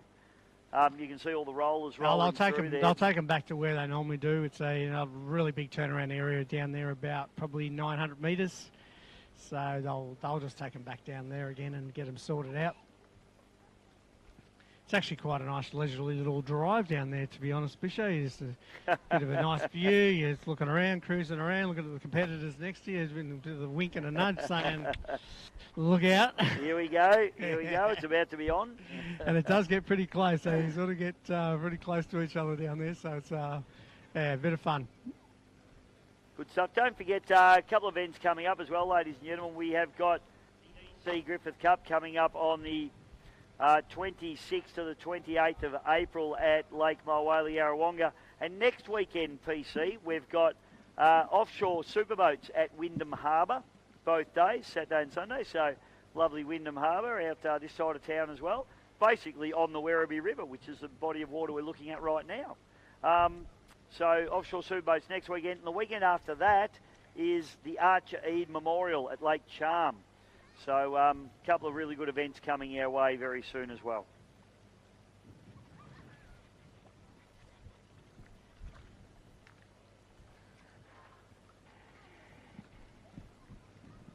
So just a little bit more of a breeze, just coming through now, a bit head on into the boats as they all come flying down here now. Yeah, certainly not the perfection we had this morning, is it? It's blown up just a little bit. You can see it's getting a little bit choppy here. The drivers won't mind that though, will they, PC? No, it's perfect for them. And now take 2, Bisho. Hopefully the starter's a little bit more happy with the way this one's going to pan out. Don't forget you got the little turbocharged Ford Barra engine on the inside in explicit. Now the flag drops, we get a good start. Oh, a little bit of looseness there in the middle of the pack. In fact, a lot of looseness everywhere. But Fury and Explicit are the two to get a good run down into turn number 1. Explicit can use that pole position advantage. Fresh injury on pole as well, but he's sorting everyone to the shot. As Fury fires off the back chute, Hayden Chesser doing a good job holding on to second spot. He got a good shot out of the start, Chesser. Chesser got a ripper start as he flies it real high. Oh, super high is Hayden Chesser. Reckless takes in a second position, takes a bit of advantage of that. Fury and Chesser push it real hard into third position. Brett Didry into fourth on the inside now. But up the back straight now, it's Hearn leading all the way in Explicit. Showing some really good speed. A good race on now for third and fourth between Chesser on the outside and Brett Didry on the inside. But one left to go, Bisho. It looks like it's all Explicit at the moment. Explicit looking very, very quick indeed. This little Ford Barra engine is going to be hard to beat from here, I think. It's going to be a race to the rest. We've got Reckless, Dave Ramsey in the second place. Oh, Chesser has a big rock and roll in the front straight away. He's got Brett Didry on the inside, and he's really working hard to try and get around the outside of him. Chesser is all over the shop trying to get that boat out of the bottom third. Up the front straight away now for the final time. It's Chris Hearn and Explicit. The Barra Turbo has done the job. Oh, very, very loose. Bishop coming across the finish line, trying to get the quickest time in. Here comes Tate Ramsey and Reckless. Powers through into second position. Brett Nidri, the BNR engine, third place. Oh, Chesser again loose. And the Rattler comes in fifth position. Well, Fury spent more time out of the water than him. Wow, unbelievable. Hey, Jesse, you can't say he's not having a go, PC. That was as hard as I think I've seen that boat run, and gee, it was setting up beautifully down the front straight, wasn't it, until it wasn't. Oh, he's having a red hot go, and I tell you what, it was super quick out of the line. It led into the first corner by a country mile, but after that had a bit of trouble settling it down. But out in front, the Explicit just had no trouble whatsoever. Put a good quarter of a lap on, or quarter of a straight away on Reckless, and a great race. And that'll be probably a good enough position to be 1 or 2, I'd imagine. Be very interesting to see what the pole positions will be. We do have one more heat to come, but that was quick. That was quick. The little turbocharged Ford 6-cylinder Barra, 4 litres. Getting the job done with Chris Hearn behind the wheel. Put your hands together. Chris Hearn in explicit takes the win. Absolutely storming run from him. He had some turbo boost problems a little bit earlier on, PC, but it looks like he's got them all sorted out.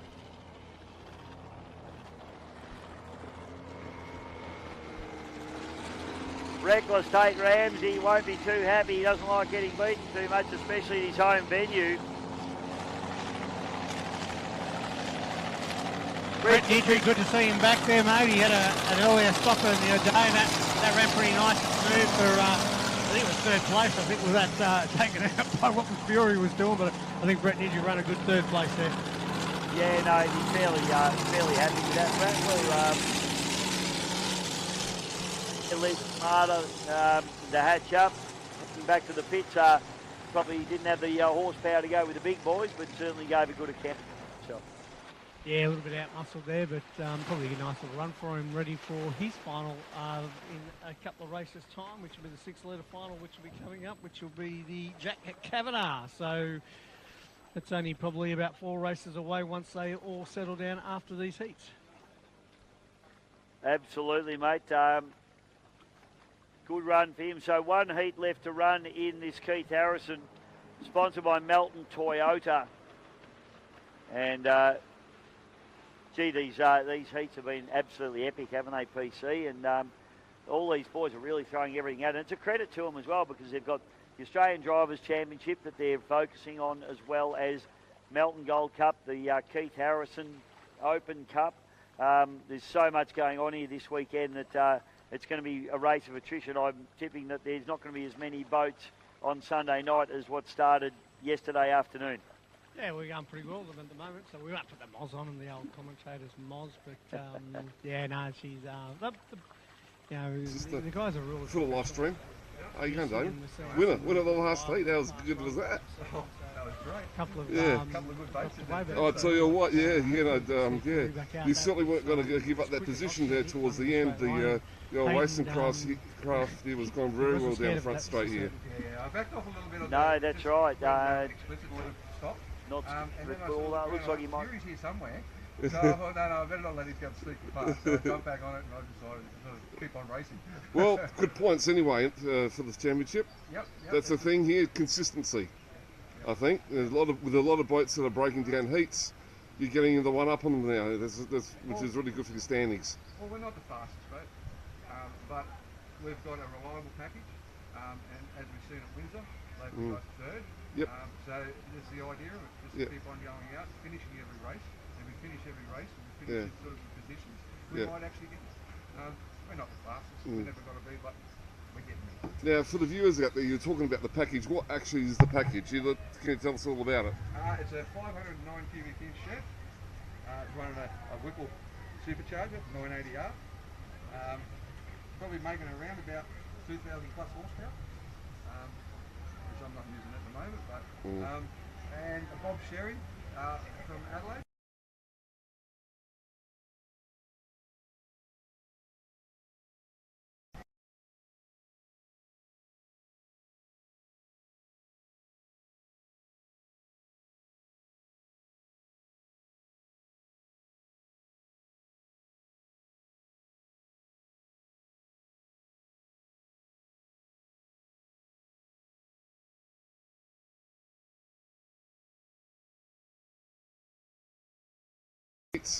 You're getting the one up on them now, which is really good for the standings. Well, we're not the fastest boat, but we've got a reliable package, and as we've seen at Windsor, they've got third.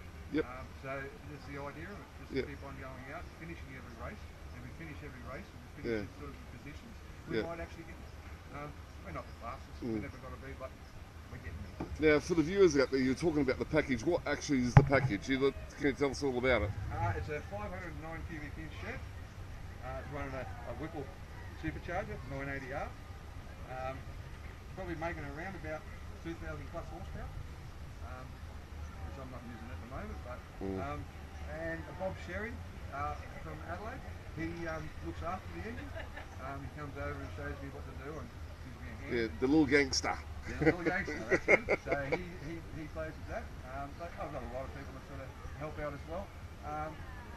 We've got some Queenslanders that come down and give us a hand, the Tates and Rob Coleman, which he fixed the fuel system up at Berry.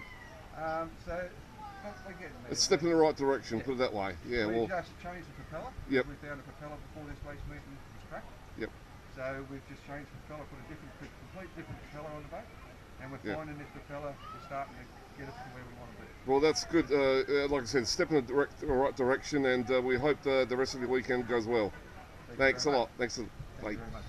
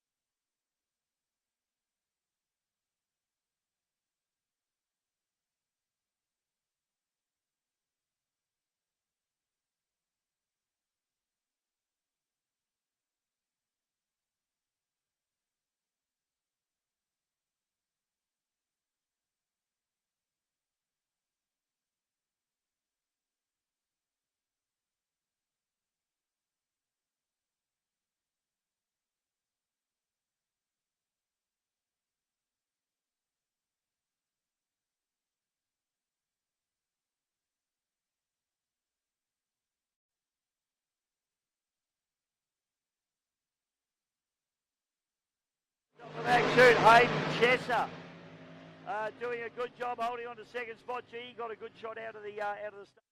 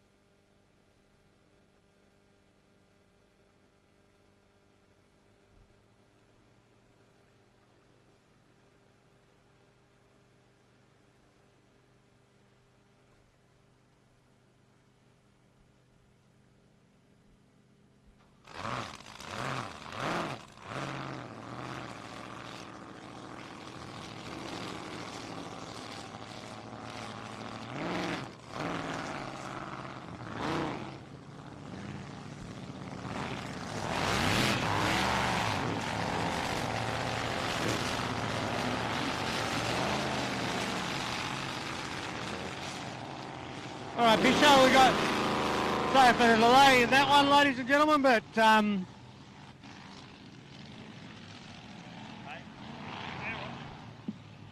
looks like we got Rival back out, mate. So Johnny Backer has fixed up his problems from earlier in the day. So I see Rival heading out there. Shenanigans, well, the big field.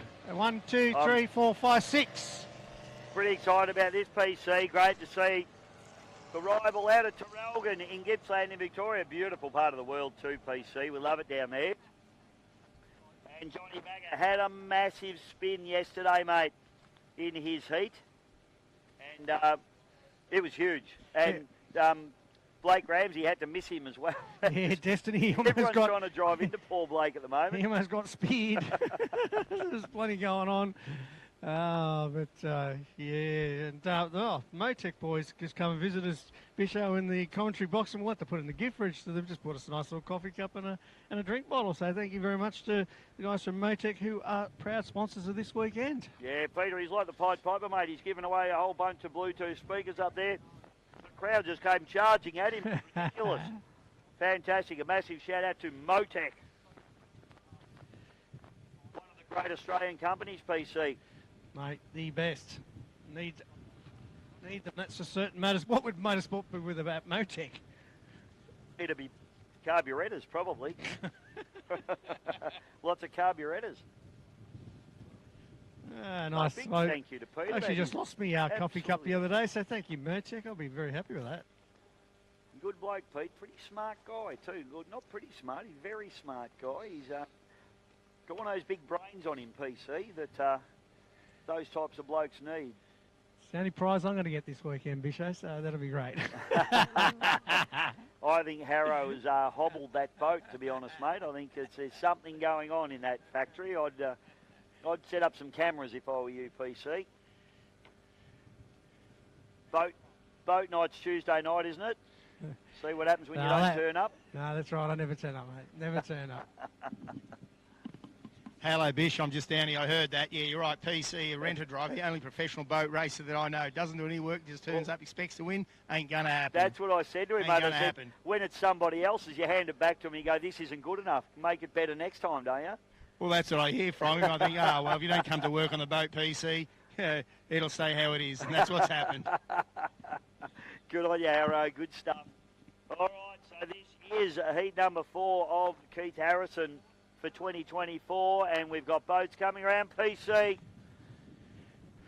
It's a tremendous race, this one. Sorry for the delay, ladies and gentlemen, but I'm sure you will have forgotten about it after this, and it starts to be when we get into the bigger fields, just a bit slower, getting in and off the ramp. 5 in the last race, and it looks like 6 in this one. Bisho looks like a better line as they come in, some push and shove. As you see out towards the left, it does have a cove, and then you see them sliding in on each other. Oh, the pole boat does not like it again. What? I'm not happy with that either, mate. Nah, there's plenty of pushing and shoving going on there. No, they're not going to let them go there. That's, wow. Let's do this again. Let's have another go, people. That's only, I reckon, the second time I've ever seen that happen at Melton. And the last time was one race ago. Yeah, I think they're getting a bit jittery. Ooh, looks like one of them mate. stops, so that's even more trouble. Black boat, just can't quite pick it up, mate. It's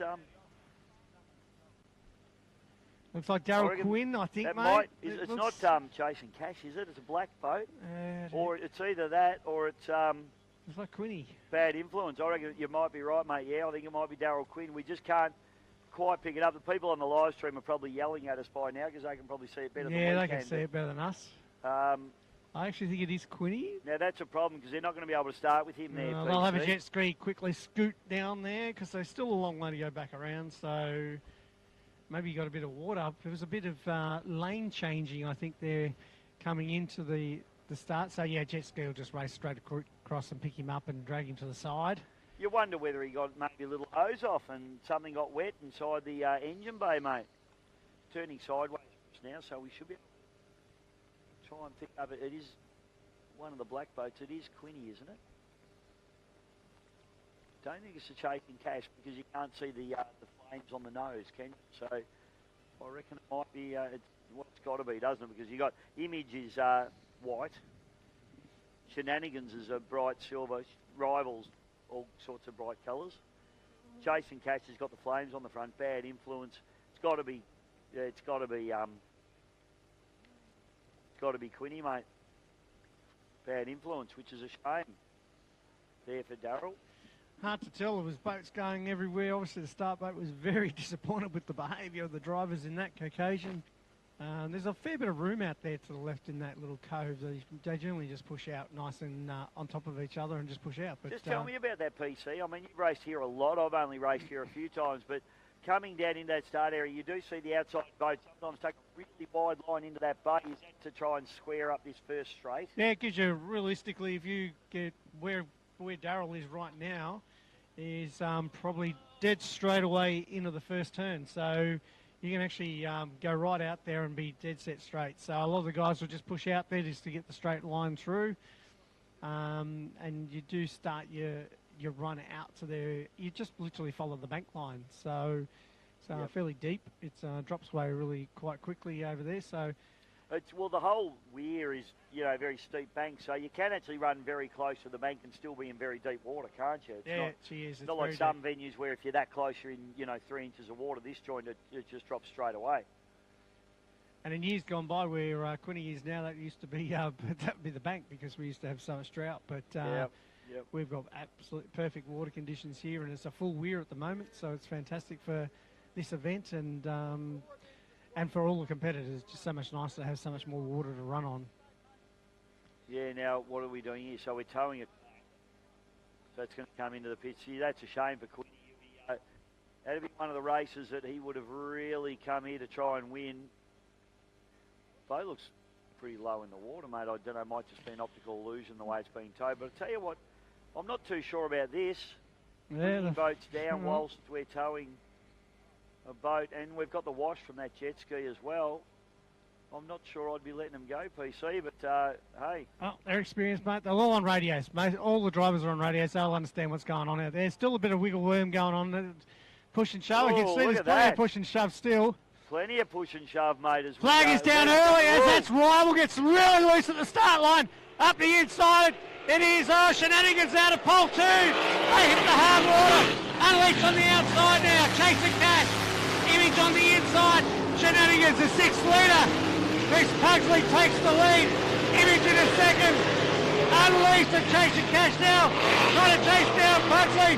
Rival rounds out the field, Bisho. Chris Pugsley absolutely getting it done in the 6th leader boat here. The Shenanigans now. All the blown boys can just look at the transom of this little 6th leader boat. Shepherd's the one that's going to have a go at him down the outside. Oh, Shepherd, a wild ride for him as they zip it down him. That made him run very wide into that corner. Chris Pugsley did the same thing, but he controlled it a little bit better.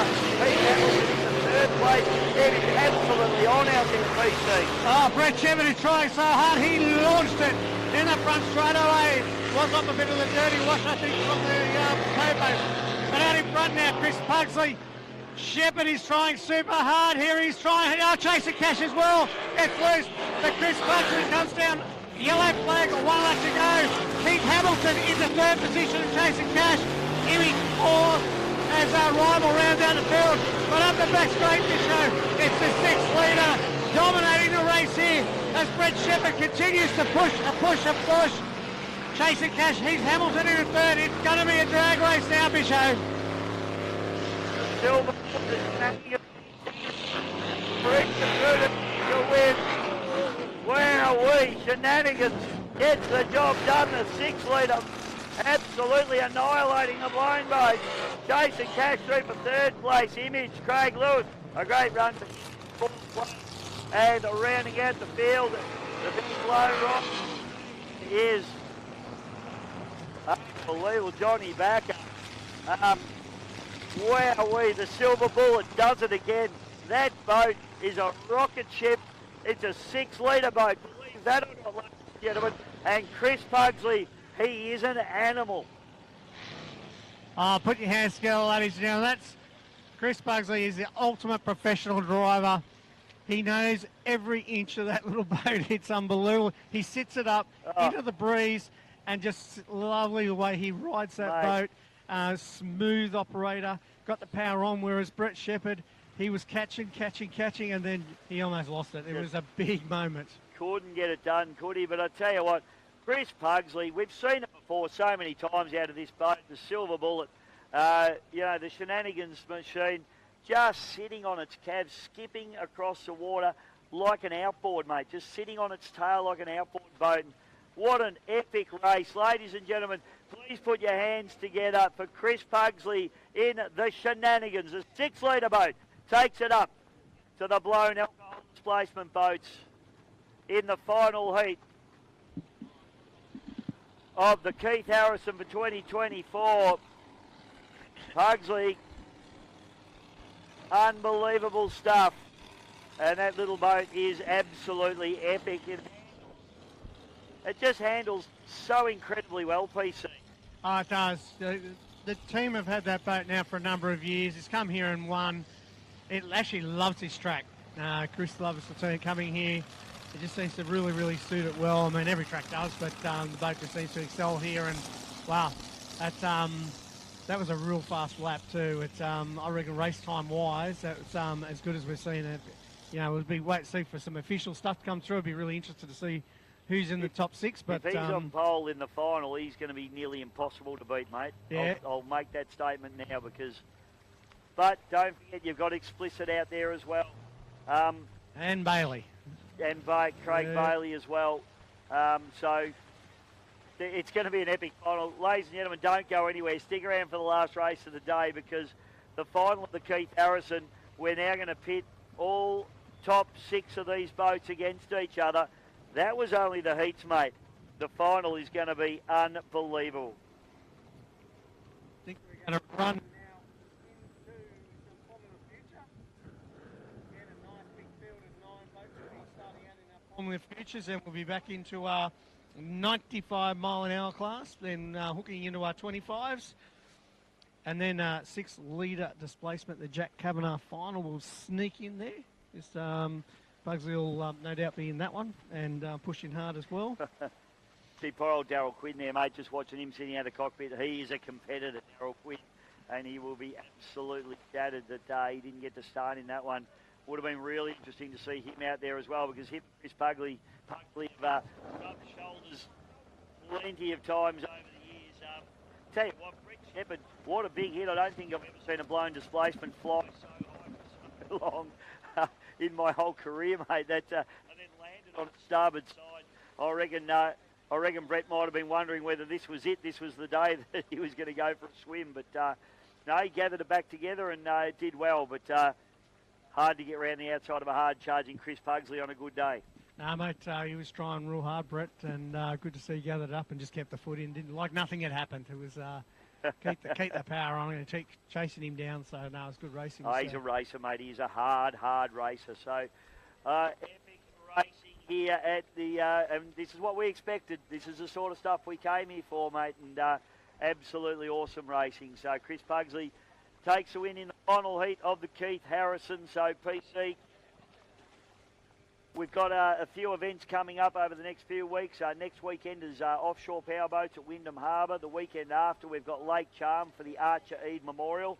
And then in April, the 26th to the 28th, we've got the EC Griffith Cup running at Lake Mulwala, Yarrawonga. So plenty of fantastic boat racing. If you're enjoying this, I highly recommend you get to all of those meetings and enjoy some fantastic powerboat racing. The only problem is, PC, you might be sick of listening to me by the end of this month. Nobody gets sick of listening to you, Bisho, mate. You're a legend. So, yeah, no, some good racing. And Lake Charm's a beautiful place to go and watch racing, and lovely banks. So it's a good spot there. And then, of course, the family fair and festival with the Griffith Cup. Also, we've got Matt Hall in the Red Bull Flames as well. Met Matty last year. He's an absolute legend. Of course, winner of the Red Bull Air race as well, mate. I've got Pete Swinney from Motec just down here, so we'll have a quick chat with him because he loves talking on the microphone. And boy.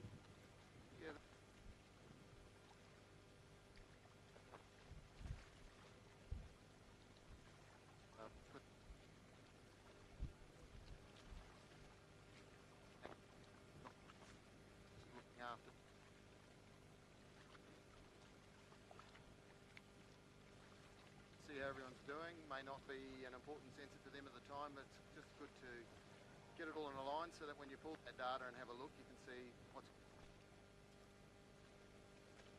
Pretty clever guy. You've been doing this game for a very long time, but you've really only come into the boat world in the last... Marine. But with the boat world, mate, obviously water, maybe don't see in terms of get water in plugs and sensors and things like that. Yeah, how to look after their stuff. One or two meetings after they get sprayed or they have a problem. So stuff generally lasts for that. The rest of that meeting, electronics, again, connectors. But they sit over the time, 1 month at home in the shed, start it up again that next race, and stuff grows in there. The guys, constables up there, they sunk their boat there a few meetings ago, just chasing wiring and electronic problems, and really in the end they had to just replace the whole lot. But the water just gets in, and it's really difficult, especially if it's gone down, to get it out. So you just unfortunately you've got to keep an eye on it and get it serviced like you do. Now, yeah, take it to someone who knows what's going on. Mate, well, on that as well, Motec obviously now really branching into the boat racing scene. Is there process changes and waterproof connectors and things that they're looking at maybe developing for powerboat racing? Be nice. We kind of source from anyone we think is capable of doing the job, but really it's the loom manufacturers that are usually up to the pointy end of whatever's available really on the market. We wouldn't develop that kind of stuff. We're kind of busy with our own electronics and things. But there's a difference between a well-built loom from someone who says, yes, I know I can wire, versus a professional guy like ProLoom, Gary Rowe Motorsport. Those guys build looms for V8 supercars. They know what they're doing. They know how to put on everything, grease in the right places to keep the water out. So if it really using those kinds of people. Quality gear and you won't have a problem, mate. Well, mate, quality gear. Hey, mate, thanks for having a chat with us. I'm sure everybody's very interested in what you had to say about that. And thank you so much for all the gifts that you've given out to the crowd as well. Good on you, mate. Yeah, no problems. I think I've got some there for you for tomorrow. Won't be around. I'll let you hand them out. Thanks, Pete. Legend, you're like the Pied Piper up there. On your mate, Pete Swinney there from Motec PC. We're going to take a short break. We have got our juniors coming out onto the water very soon. We always love watching the juniors go around. We'll take a short break. Lots more racing to come your way. We've got the final of the Jack Kavanagh 6-litre displacement. We've also got the Keith Harrison final coming as well. And you're going out again as well, I think, PC. So we'll take a short break now. We'll be back with more racing in just a moment.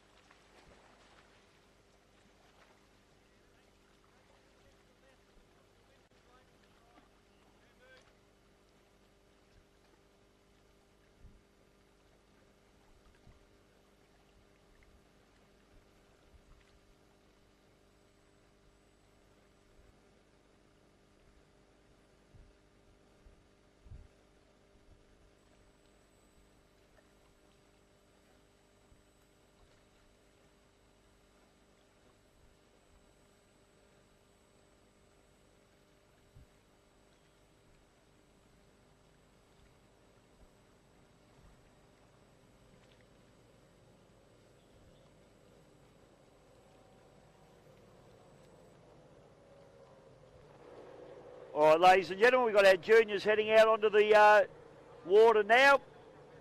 And they'll self-start as they've been doing all weekend. We've seen some great racing from the juniors. Seen them very close in the corners and big fields that we have. Lots of boats in the corners.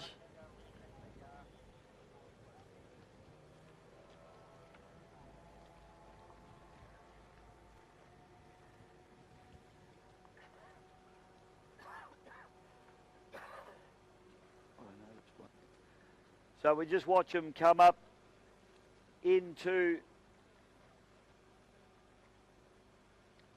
the top corner, and we watch them all mill around, and then they'll line up. They've done a great job, the kids, with this. They're all pretty professional, more professional than some of the big boys sometimes, I think. Oh, we've got a wayward Turnboy, have we? Got a mind of its own. It's taking off. So we got the kids. Now let's just see what happens here. 'Cause we've got Johnny Thomas just parked himself out in front of all of them and waving them down.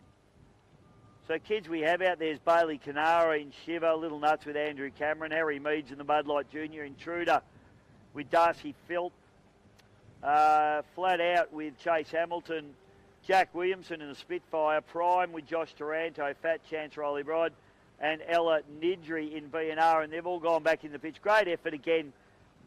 Tell you what, the kids are better at following instructions than some of the adults, I reckon. They've done a great job, you kids.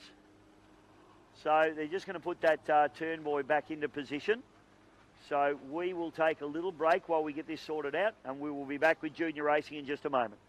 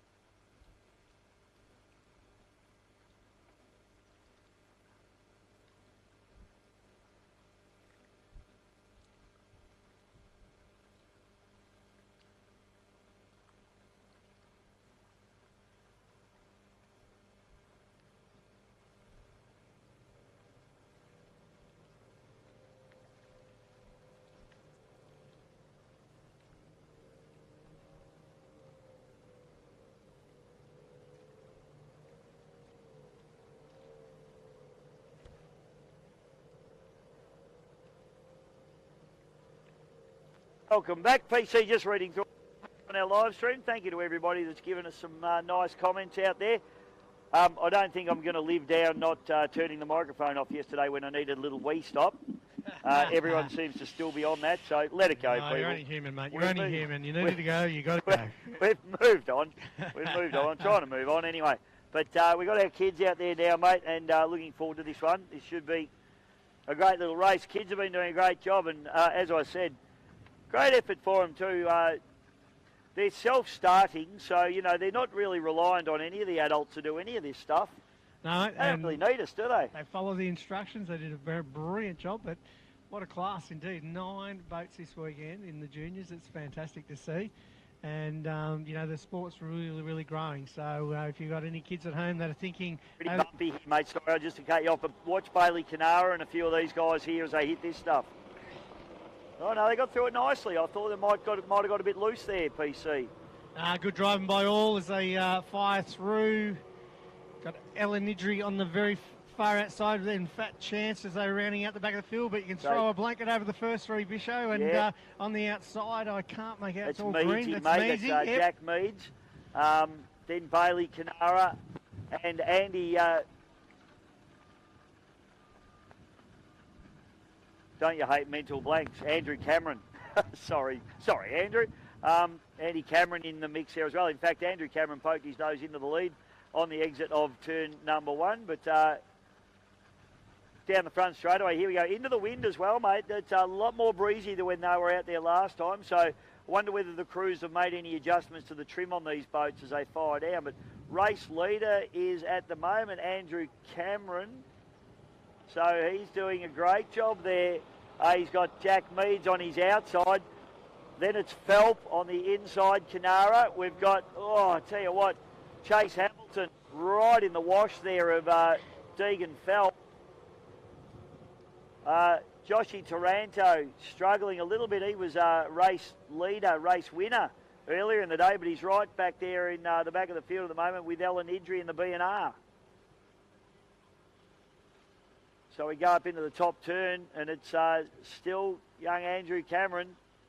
He looked a bit stressed. Oh, we've had a hook. We've had a hook. That was, I think that's Meads there in the Bud Light Junior. And the rest of the field goes through the corner nicely, mate. I just don't want any of these boats to hook mid-corner because there's so many of them out there, PC. Oh, they're pretty good there. It was Meads, mate, in the Bud Light. Having a bit of a half a spin and giving up a little bit of a distance now. So they hook down.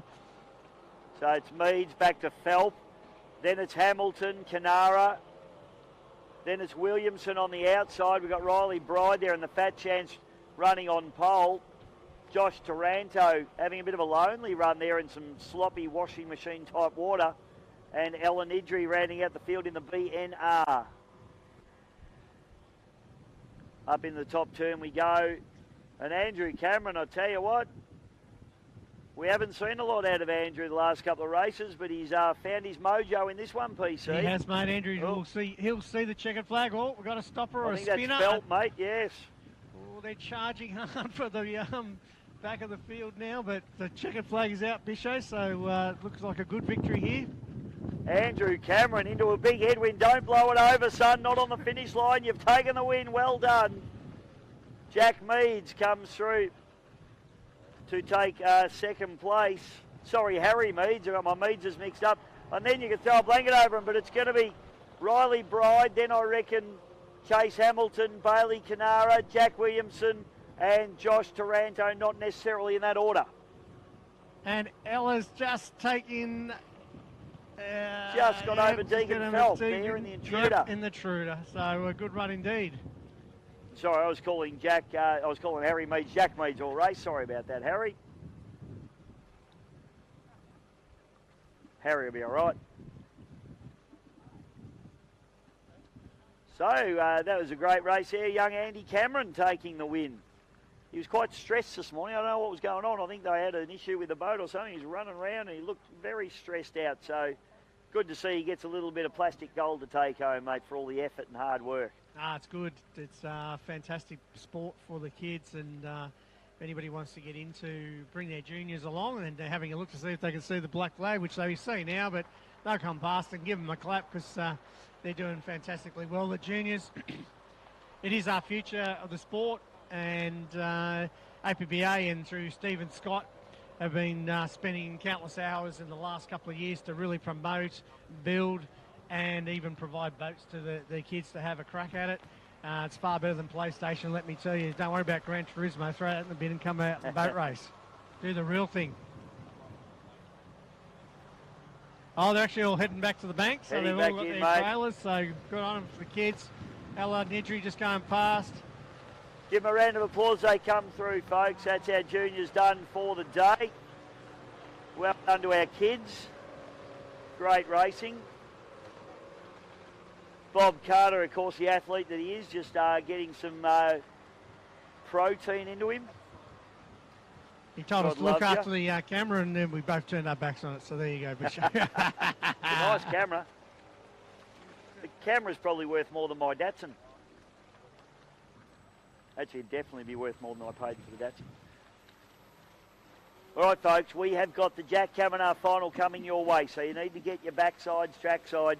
PC and I are going to just recoup the voices a little bit, and we'll be back with some more red-hot 6-litre racing in the Jack Kavanagh final. I'll just give you the competitors just to give you a little taste. Shenanigans on pole. Tough Enough on 2. Impulse on 3. Image on 4. Rastus out of 5. And Cavs out of 6. Stick around, folks. This is going to be a barn burner. The Jack Kavanagh coming your way in just a moment. This is the 2024 Melton Gold Cup and Australian Drivers' Championship.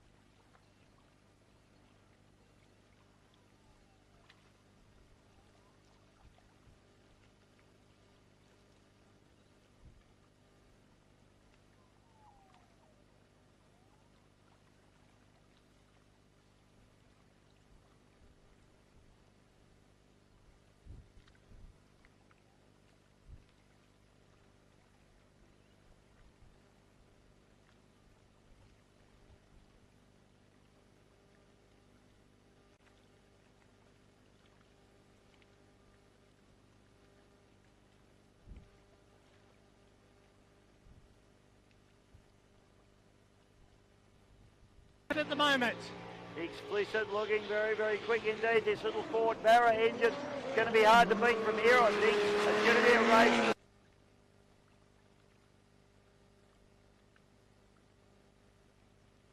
The rest, we've got Reckless Dave Ramsey in the second place. Jessa has a big rock and roll in the front straight away. He's got Brett Henry on the inside, and he's really working hard to try and get around the outside of him. Jessa is all over the shop trying to get that boat out of the bottom third.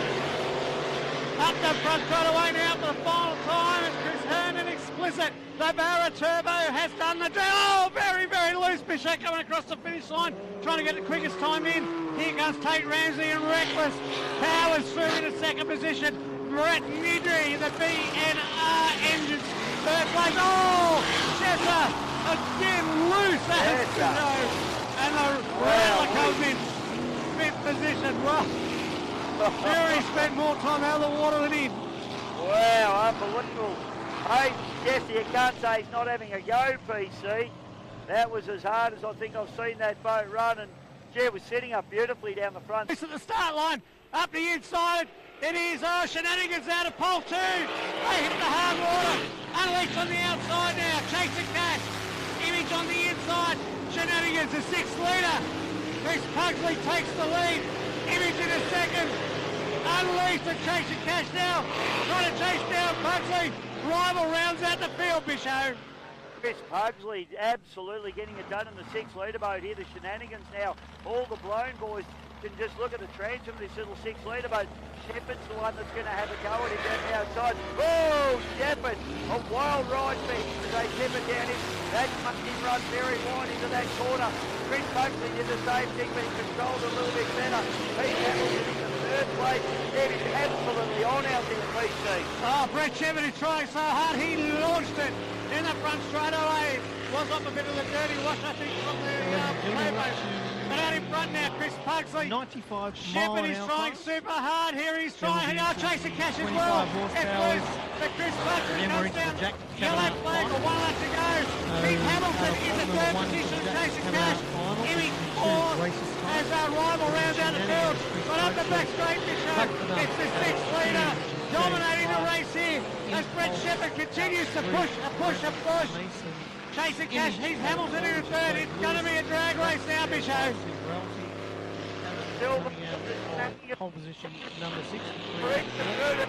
We've just got given now Shenanigans gets the job done. The 6th leader for the absolutely annihilating the blown boat.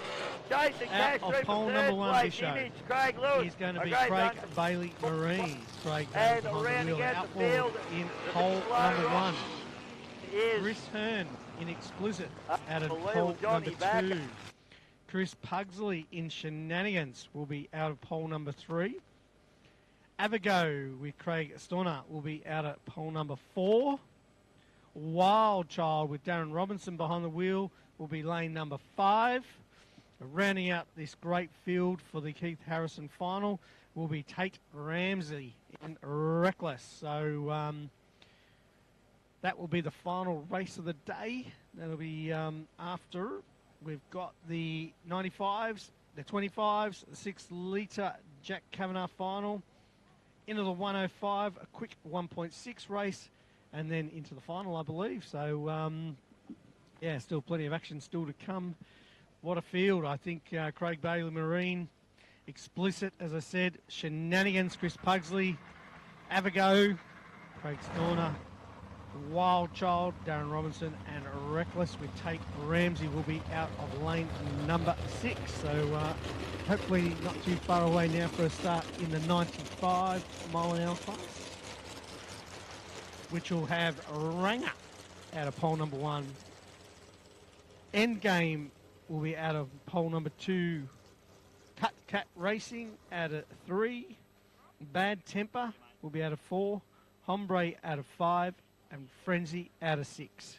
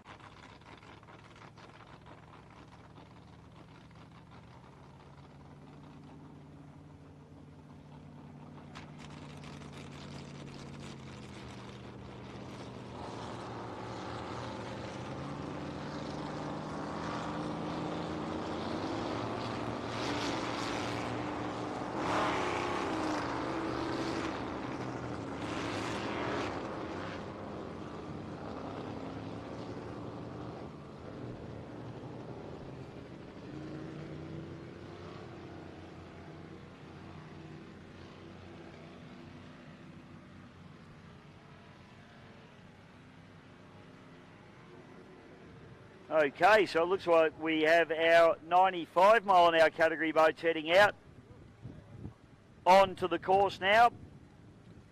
Out of lane 1 will be Ranger with Troy Cameron. Out of 2, Endgame with Darryl Woods. Out of 3, Cut Cat Racing with Stevie Rumble. Out of 4 will be Bad Temper, Jason Jones. Mick McCardle will be out of lane number 5 in Hombre. And lane number 6 will be Frenzy with Rod Williamson.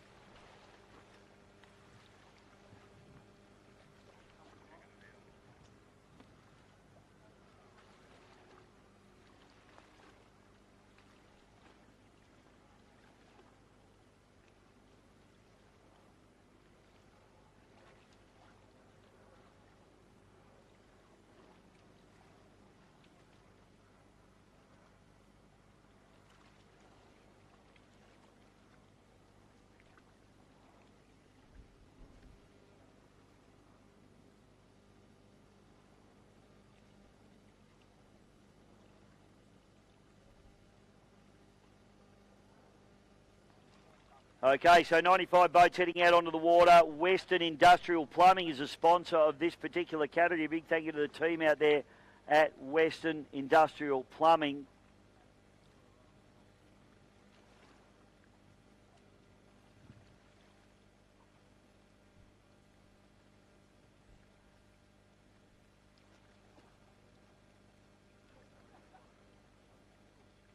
Good field. These boys have, we've seen some great racing out of these boys.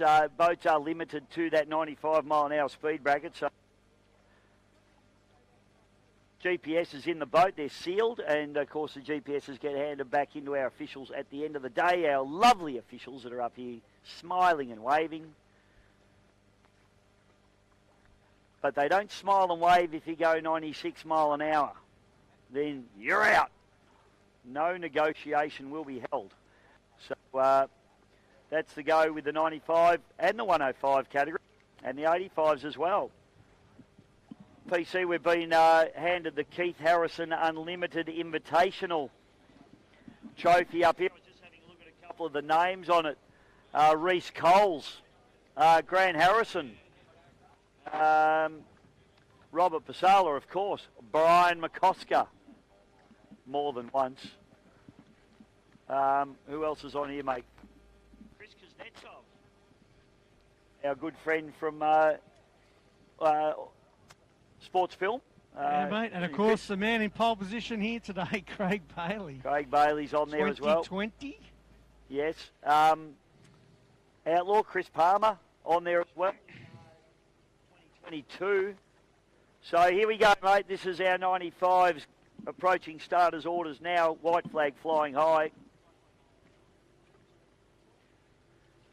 Let's see what sort of a start these guys can get. Start's critical in these races as the flag drops. We are away, and the Hombre.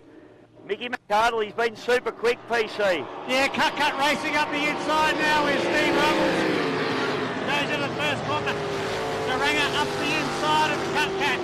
On the outside, the Hombre. Frenchy on that very, very outside. Two Bisho between the open deck Hombre and the Cut Racing of the Rumbler. Tell you what, Stevie Rumble there, mate, he's been a little bit out of sorts, I reckon, this weekend. Of course, the new boat with the same boat, but with a cockpit in it. And he's been out the back door, but I tell you what, looks like he's got to be in his bonnet in this one. He's found some power and he's doing well. He's getting used to the new setup. Of course, a cockpit made by Stephen Scott, so done a good job. The Hombre goes in there. The Ranger's in hard too. Oh, very close going through the empty show. Good driving by both the drivers there. The Frenzy up the back. Rumbles gets a bit loose going up the back straight. Hombre's trying to chase him down now. Up into the top turn, mate, and just watching Troy Cameron on the inside in the Mad Ranger there. Pretty tight run with him and Jason Jones down through the bottom turn here. No, both those boys just a little bit loose in that rough water, but Stevie Rumble getting the job done beautifully at the moment as the yellow flag comes out. One lap to go for him. Yeah, one lap to go for show. At the back straight now as Rumbles there goes in. And looks like a Hombre. Bit of a break now as the Ranger falls back as the Frenzy rounds out the field. But the front is Cut Racing. Steve Rumbles in behind the wheel. and he'll be pretty happy with this. We've got a pretty big charge now for second place. So it is absolutely on. This is the one for second place, Stevie Rumble. This will be his first win in his cockpit PC. He comes through. It's a drag race to the line. He takes the win. Stevie Rumble, Hombre in second, Pepper into third. Great racing from the 95 boys. Rango comes through with Troy Cameron into fifth place. And Frenzy are rounding out the lane there in sixth place. So Stevie Rumble, do we get to throw him in the water again? Oh, we should. Sounds like a first win. I think the crew should. Yes, absolutely. First cockpit win. You just have to do it. Because first cockpit win. We'll make that a new thing in boat racing, PC. Well, we see a lot of them now getting fitted with them after the event. So, it's good to see that they can be fitted with the cockpit and that they really run just as good as they were before. Absolutely. Taking the win there, mate. That's proof in the pudding. I had a chat with Jimmy Mullins breakout after his little coming together with Tom Webster in their earlier race. Now, Tom has done a fair bit of damage to his boat. It's broken the deck away from the boat on the starboard side. But fortunately, and good planning as well, but the breakout machine, Jimmy Mullins, has a deflection bar on it, and the boat actually hit that deflection bar and just touched Jimmy in his left elbow. So he's okay. Living to fight another day, but I do believe that boat is being fitted with a cockpit this winter. Yeah, great decision too. We've seen a couple of incidents, obviously, with Steve Rumlow last year here, where although he drove it back to the bank, he wasn't in a fit state to do it, to be fair, and the guys did a fantastic job, but he was at stall for a little bit, and made the decision, and Stephen Scott's done a fantastic job of fitting it up before it works gone into it. It's a lot safer deal, so it's good to see. Yeah, it is, mate. Especially we saw Mark Schultz cop a pretty serious injury over in Berry, getting cleaned up by another boat, and unfortunately hitting him right in the head, and it broke his jaw and knocked him out. Fortunately, Mark's fine, and he's with us here today, but and he'll be back to race again another day. But certainly says something about cockpits, doesn't it, mate? I think they are definitely the way forward in nearly all the classes, I'd have to suggest.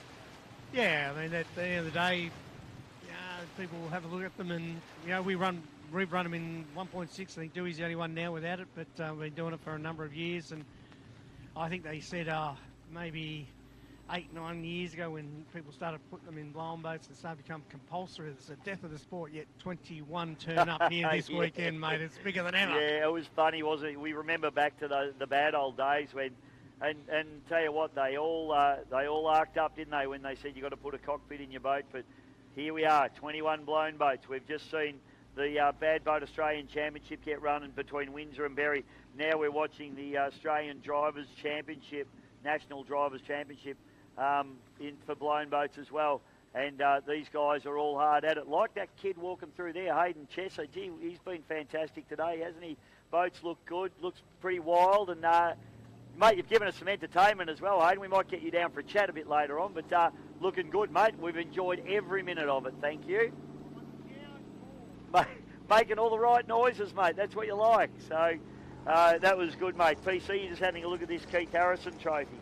Yeah, mate, just trying to count up how many times Brian McCosker won it.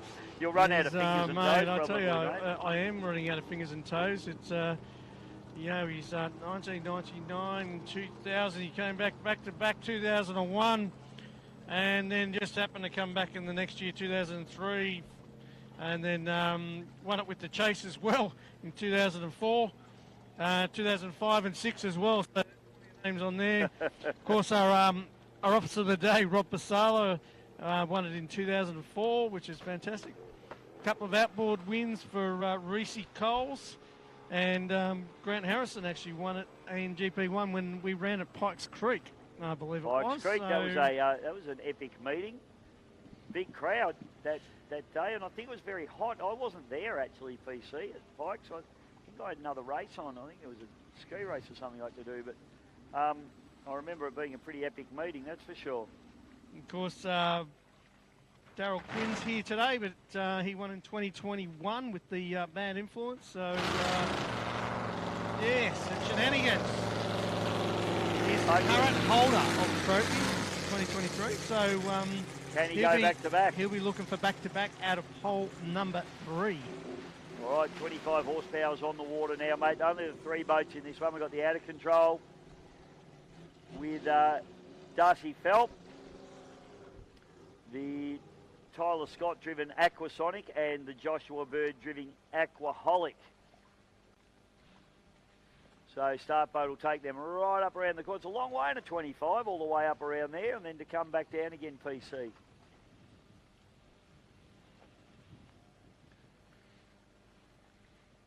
Yeah, well, it might be a bit interesting. We've seen Tyler Scott getting quite loose throughout the weekend, and the breeze is really picking up, and Steve's just coming into the commentary position and goes, turn off the wind, mate. He actually said to me earlier on, I can't trim it in anymore.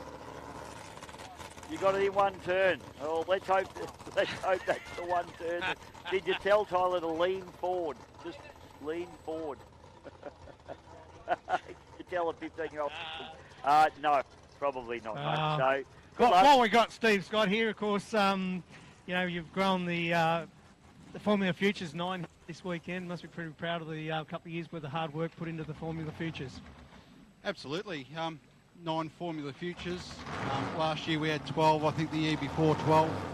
And you can see him stepping up through the bigger classes now. So my son Tyler, even though he's still classed as a junior, he's qualified to race at 25. And you've got the likes of Kelsey Dempster, so the next 2 or 3 years we're going to see a lot of these kids that are real keen boat racers and boat race families stepping up into the bigger classes. And must be pretty proud. Cut Racing, you've just put the cockpit in for Stevie Rumbler. A victory for him in the last race. It was nice to see him win a race. He's taking it carefully. He's, I'd say, tentative, but he's doing the right thing. He doesn't want to get into trouble with a boat that's handling slightly different. He says the vision is different, so he's just taking his time to settle into it. And great to see that race just now that he took out a victory. Perfect, mate. All right, we'll watch Tyler here with interest. We've got the 325 horsepower coming down.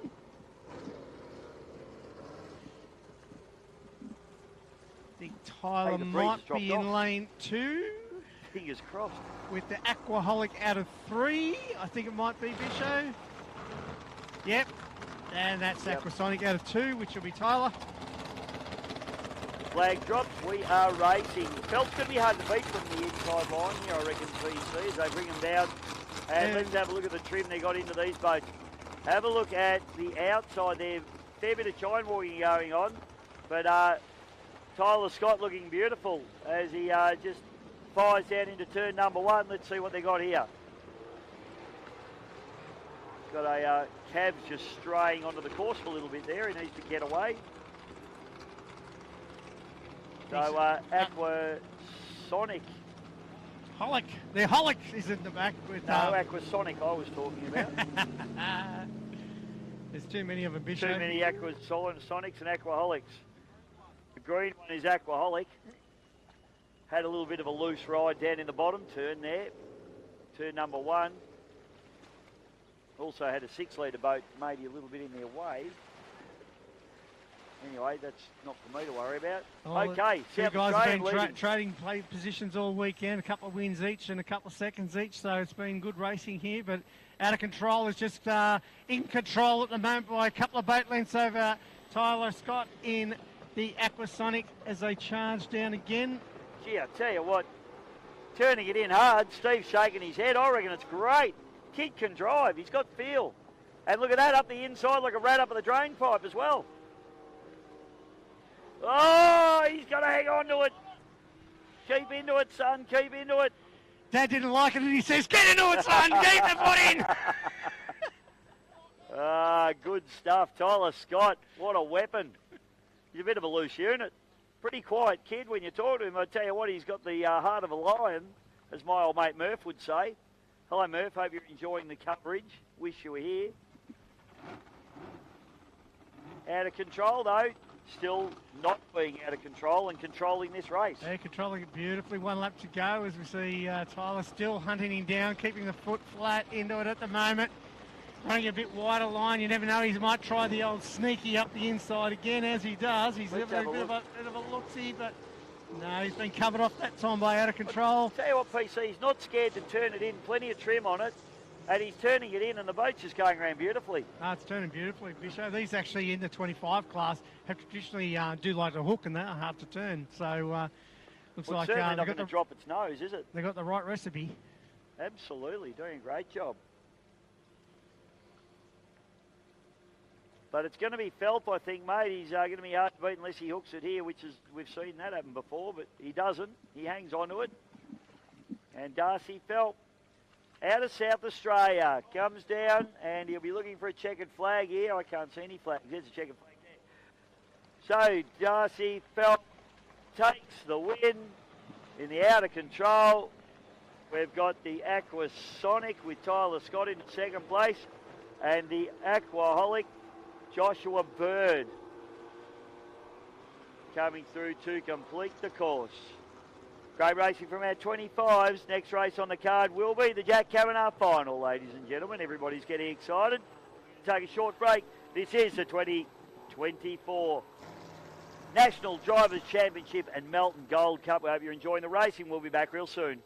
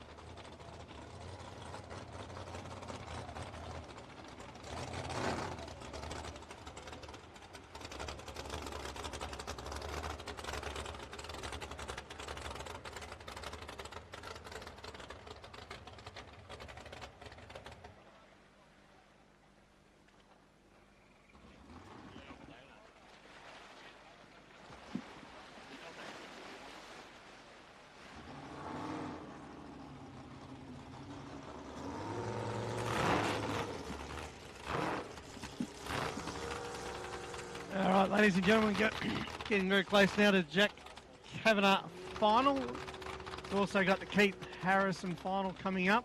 And I'm going to got Craig Storner here next to me from Avigo. Craig, how you going, mate? Pole 4 for the Harrison Cup. What's your thoughts, mate? Yeah, no, it's pretty good to actually even be in the final. We've been chasing a few things happen this weekend that was out of our control, but to get back up there and then make this final with the calibre of boats, it's really good. Like, the boat's doing good things. It feels lively. It's going to be a hard race because there's a lot of different type of packages that we're running, but it's going to be a crack of a final. And just tell us a little bit about the boat and the engine package, just for the punters on that.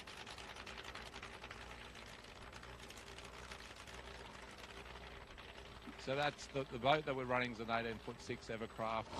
It's got a big block twin turbo 510 Chev motor in it. The motor itself's capable of doing about 3,000 horsepower if we turn it right up, but obviously that boat's a bit too small, but it's probably doing an honest 1,500 horsepower at the moment, but if we put any more into it, we'll be going to the sky, so we don't really want to do that. So we're just going to try and keep it a bit tame and make sure we can drive it and get the power down, so there's no point putting all that power in if you can't use it. In a couple of years, you're in the...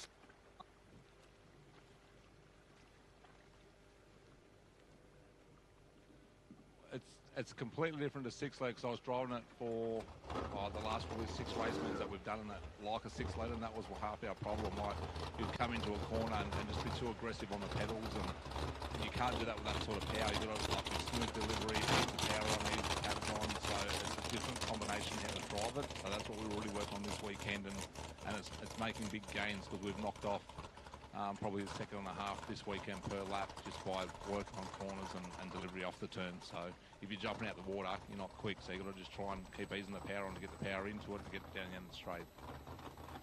And we were just talking before, we're talking less than seconds in between the competition at the moment. It's fierce out there at the moment. Pole 4, is that a good position for you, or would you like to be in closer or a little bit further out? It's always better to get inside, but yeah, we're just looking at the times. Like the shootout yesterday for the series, between 2nd and 8th, there was less than a second over a lap, and then we just looked at the times for the Harrison, and over 3 laps, there's less than a second between 2nd, 3rd, 4th, and 5th over 3 laps. So it's pretty crazy when you think over 3 laps on water, you're within a second of 3 other boats. It's getting pretty good. The boats are getting consistent. So many different packages, but yet they're so close in the water. Well, mate, you're looking pretty relaxed down here. It's good to see. As a driver, it's to be relaxed, and you know, you've had your little challenges this weekend, especially yesterday morning, where if people at home didn't realise that, unfortunately, you had a bit of a ramp incident where plenty of water got in the back of the boat. All an accident, of course, but good to see the resilience of the team to have come back from that. Did some great testing yesterday, really quick in your shootout time, and you got quicker and quicker as the weekend. So. Oh, there's a lot of them. Obviously, there's Tune by Dale, does all the tuning. Plaza Man does all the inlets and the intercoolers and stuff. You got Conley Craft helps us with the boat, getting it all set up, and if there's anything we need fixing on it. B&B Contracting, Jenkins Performance.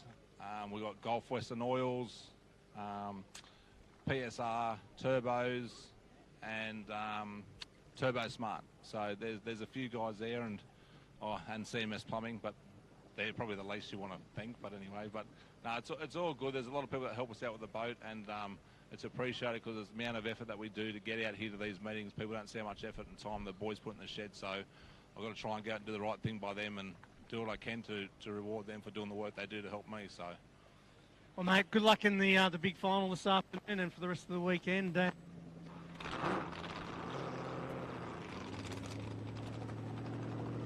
You put up your challenges and your things that are going on within the factory itself. It's always good to see. So good luck, mate, in the big one this afternoon.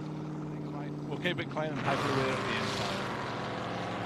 So. Ladies and gentlemen, it's Craig Storner from Avigo. So one of the hot favourites here for the final of the Keith Harrison. Running out of lane at number 4. He will be next to Shenanigans on the inside of him, and Darren Robinson from Wild Child on his outside. As now we get Bisho. The white flag for the final of the Jack Kavanagh for 2024. Jack Kavanagh, and we have got some of Australia's greatest 6-litre boats heading out onto the water here. White flag flying high. And the boats that we're looking for in this Jack Kavanagh final. Shenanigans out of pole. Chris Pugsley, you saw him absolutely tear the blown boats apart in his heat of the Keith Harrison. What's he going to do with these 6-litre guys? Tough enough. James Clark, he's been super fast, mate. He's just getting quicker and quicker, the young fella.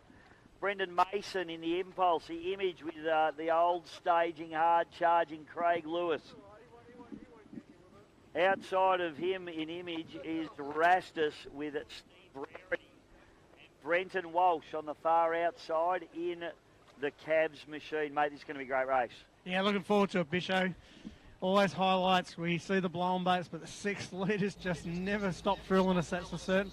This morning's heat race was like a final. The two of them came. There was a bit of a clash this morning, so, you know, that's how hard they were racing, trying to get the inside line for this particular final. So, yeah, looking forward to it. Chris Pugsley, obviously super quick at the moment. Maybe slight favourite with the inside position, but this is anybody's race indeed. We talked about James Clark's consistency and his recent victory in the Windsor and Berry point scoring system of the 6-litre championship that they've just held. He took it out, so yeah, plenty of form going in for the Clark boys, and tough enough. That breeze getting stiffer and stiffer, isn't it, PC, as well? A super light boat like the Shenanigans. Chris Pugsley would probably like that little bit of a breeze to hold that boat up. He will, mate. It's something he does very well. He floats the boat, almost similar to what a hydroplane does, or tunnel boat, if you want to call it like that. Tends to really put the nose in the air and just drive it through at an angle. Exactly right, mate. We've got boats heading up into the milling area, and I was chatting to a couple of the fans in the crowd earlier on, PC, and they were saying to me that they love the anticipation of sending them up. They disappear up around the corner, and then you just wait for all those boats to come around that corner, and then you just wait for all hell to break loose as they all fire down into this turn number 1. It is one of the greatest spectator venues on the planet.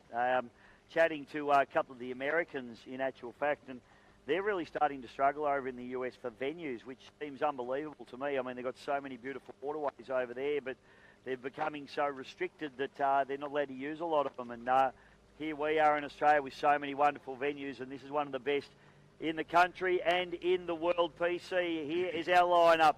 Chris Pugsley and the Shenanigans, mate, on pole. The rest of them outside him. Go for it, PC. Mate, hopefully a good start. It does look like a lot better than the blown boats put on before, so a really good lineup as we see.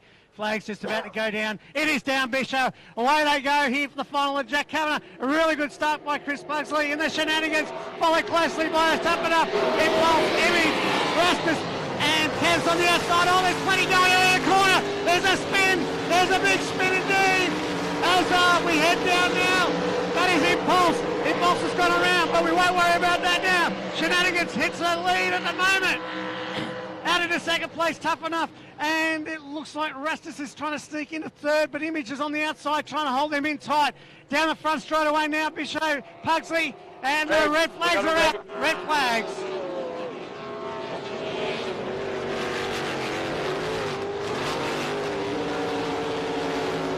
We got a red PC. Holy mother of God, that first corner was unbelievable. And I tell you what, how Brendan Mason didn't get cleaned up in that spin out is absolutely incredible. As we go through, we've got red flag situation. So that boat was stopped, obviously, in a dangerous part of the course. Lewis, Cavs.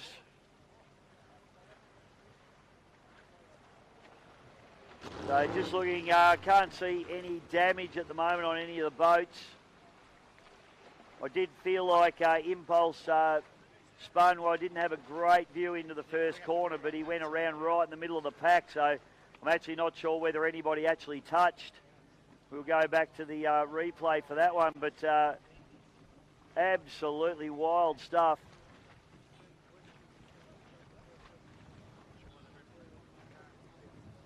So PC, just getting some intel there, mate. We didn't have the best view of that one. There was a lot of spray and we had a few fans in front of us that we couldn't see. But what was your take on that one, mate? Yeah, no, mate. There was plenty of water, plenty of spray, and it just looked like Impulse was trying to avoid. So got a big spin up and...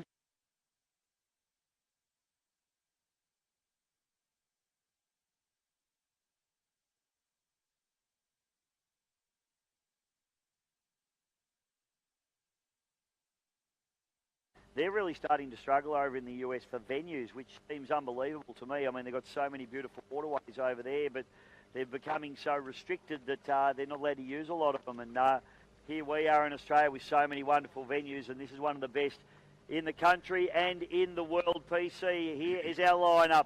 Chris Pugsley and the Shenanigans, mate, on pole. The rest of them outside him. Go for it, PC. Mate, hopefully a good start. It does look like a lot better than the blind boats put on before, so a really good lineup as we see. Flag's just about to go down. It is down, Bishop. Away they go here for the final of Jack Kavanagh. A really good start by Chris Pugsley. And the Shenanigans followed closely by us up and up. Impulse, Image, Rustus, and Kev's on the outside. Oh, there's plenty going on in the corner. There's a spin. There's a big spin indeed.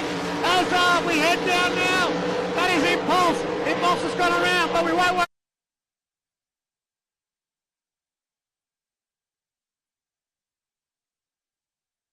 Got 6 of Australia's fastest 6-litre boats all arriving and wanting the same bit of real estate at the first corner. It was pretty wild in turn number 1, and a miracle no boats got run over, to be honest, in that one. Yeah, it looked like they all didn't hit each other and came out all unscathed, except for Impulse, unfortunately. He did the full loop-the-loop, but everybody else just carried on as if nothing had happened, and the power was still going down. So, yeah, it'll be interesting to see what they do here. So, I'll tell you what, mate, these the light system they got here at Melbourne's spectacular, isn't it? As soon as that went red, the whole course, you could see it was red, and all the drivers picked it up pretty quickly, didn't they? I think Pugsley and James were probably the last two to see it, but even those guys picked it up pretty quick. yeah, I think with the system they got in place, and I shouldn't say it because I'll probably just drive through one myself later on, but if you do drive through it, yeah, 3 of them on the track, plus course flags, I really think you should be seeing them. So, and they flash beautifully. Like, we got a beautiful bright day here today, and that was just... yeah, you could see it was red all over the course, wasn't it? So it was good stuff, and they've actually got one light actually up on the bank as well, PC, over near where our cameraman Neil is. So. Yeah, they do. I saw that before flashing. And you've got to have it. Like, we've all got, they generally all run radios, but not everybody does, and sometimes the radios aren't quite quick enough or a bit muffled. So it's good to see, and the accidents, if they do happen pretty quick sometimes. So you've got to be able to get the other boats to stop. Well, good driving by all the boys there. I think just you put that one down to a racing incident. Very, very tight in turn number 1. We will regroup and gather back, and we'll get this race back on the water, ladies and gentlemen. PC and I'll take a short break in commentary at the moment, but we'll be back with more racing in just a moment. This is the 2024 Melbourne Gold Cup and National Drivers' Championships.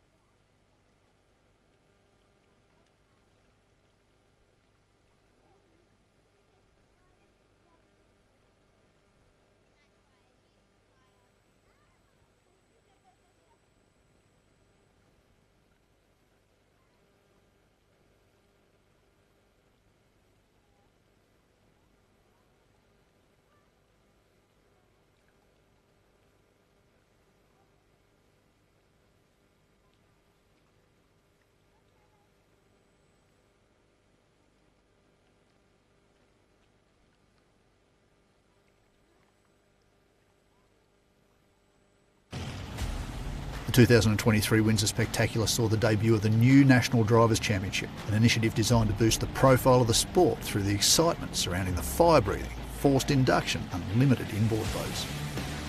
The premise of the series is to award a driver for their consistency across a 12-month program, with 4 events set for the 2024 calendar year, including the 2024 running of the Windsor Spectacular, the 2023 event, a one-off introduction to the new concept. Teams started the weekend with hot laps, giving them a single flying lap to establish a time. That time set the grid for the 2 heats, with the 4 fastest boats starting on pole for their opening heat. Heat 2 would follow a similar system based on race times from the opening heat, whilst the finals were determined by points taken from both heats. The A-Main final would classify the winner of the round, with points accumulated across every session. Victorians dominated hot laps, with Brett Shepherd taking top honours from Mark Gauci and Tate Ramsey. Despite not qualifying due to a setback, local hero Dean Barry recovered to win the opening heat and ultimately made it to the final. Ramsey, Gauci, Shepherd and Jamie McCutcheon joining him in the A-Main. And now the A-Main, the big show. Brett Shepherd, Ramsey, McCutcheon, Gauci and Barry. What a lineup of blown alcohol boats here at the mighty Windsor Marine Stadium. And they are absolutely on it, 140, 150 mile an hour. Down into turn number 1, there is spray, there is action, there is noise. I tell you what, if you've never seen these supercharged alcohol boats live, do yourself a favour and get to a venue and watch them, because fair dinkum, your ears don't come good for a week. But Brett Shepherd was the man on pole position, and he was always going to be very, very tough to beat from there. But you can see Tate Ramsey like a yappy little dog there on the outside, just trying to make up some ground and get around the outside of him. Quite a decent gap opens up though early in the piece as we come up to the end of lap number 1, and you can see Shepherd coming in there at pole 1 and exiting, and McCutcheon there running pole 1 and exiting on pole 1. So all these guys trying different race lines, different tactics to try and get it going. We've got the Reckless there in the wash and in the spray as well. So Tate Ramsey working absolutely overtime. Shepherd pushing hard now. We go on board with Jamie McCutcheon now. And oh no, he's put it around. McCutcheon's had a spin. Disappointing for him. Dean Barry goes through. He says, I'll have that, thank you very much. As Tate Ramsey still pushing very hard, as on the end of lap 1, we've got Shepherd, Ramsey, Gauci, McCutcheon and Barry, although McCutcheon with that spin, that will swap over. So unleashed now, Brett Shepherd with it all before him. Dean Barry pushing very hard. It's great to see Dean up and about in his home state, at his home track, doing a great job. But at the end, it was Brett Shepherd back to Tate Ramsey into second place. Let's go to the replay now. This is on board with Mark Gauci as he comes down the back straight. And if you hear there, the engine has a little bit of a pop over the rough water. He comes to a stop. Now keep your eye on the Bulldog, because he has a spin. You see Barry go around the outside of him. There's absolute graveyard of boats there. McCutcheon got back up and going again, but as you can see there, the next corner, the engine has a sneeze. Doesn't matter in this particular case. It was a racing incident, I think, because as we see, we have all the rest of the starters are going out now. So nobody's been penalised from that first corner at this point. Okay, mate, so it'll be Shenanigans, Tough Enough, Image, Rastus and Cabs are the boats we're looking for this final of the Jack Kavanagh. For 6-litre boats. So we'll send them up and have another go at this one, PC. I tell you what, 6-litre boat racing gets wild, does it not, folks? Exciting stuff in the corners here, and as we said, mate, sending 6 of Australia's fastest 6-litre boats down into a 3-turn turnbuoy at probably about 125 miles an hour. Gets pretty loose and wild at some stages. Yeah, that wouldn't be far off that. We saw yesterday the blown boats running around 135 through 138. That was just off Connor, and he was only half a second off the pace, so we'll take his as the 137.2, I think we said he did yesterday. Yep, 220 kilometres an hour, bang on actually. Yep, right on the money. So these guys aren't much further off it. Their top end's as good as a blown boat generally. Just the acceleration to get there is a little bit different. A little bit different. Mate, big shout out to our old mate Johnny Thomas. He's been out on the water all day. He's killed 2 jet skis today, Johnny.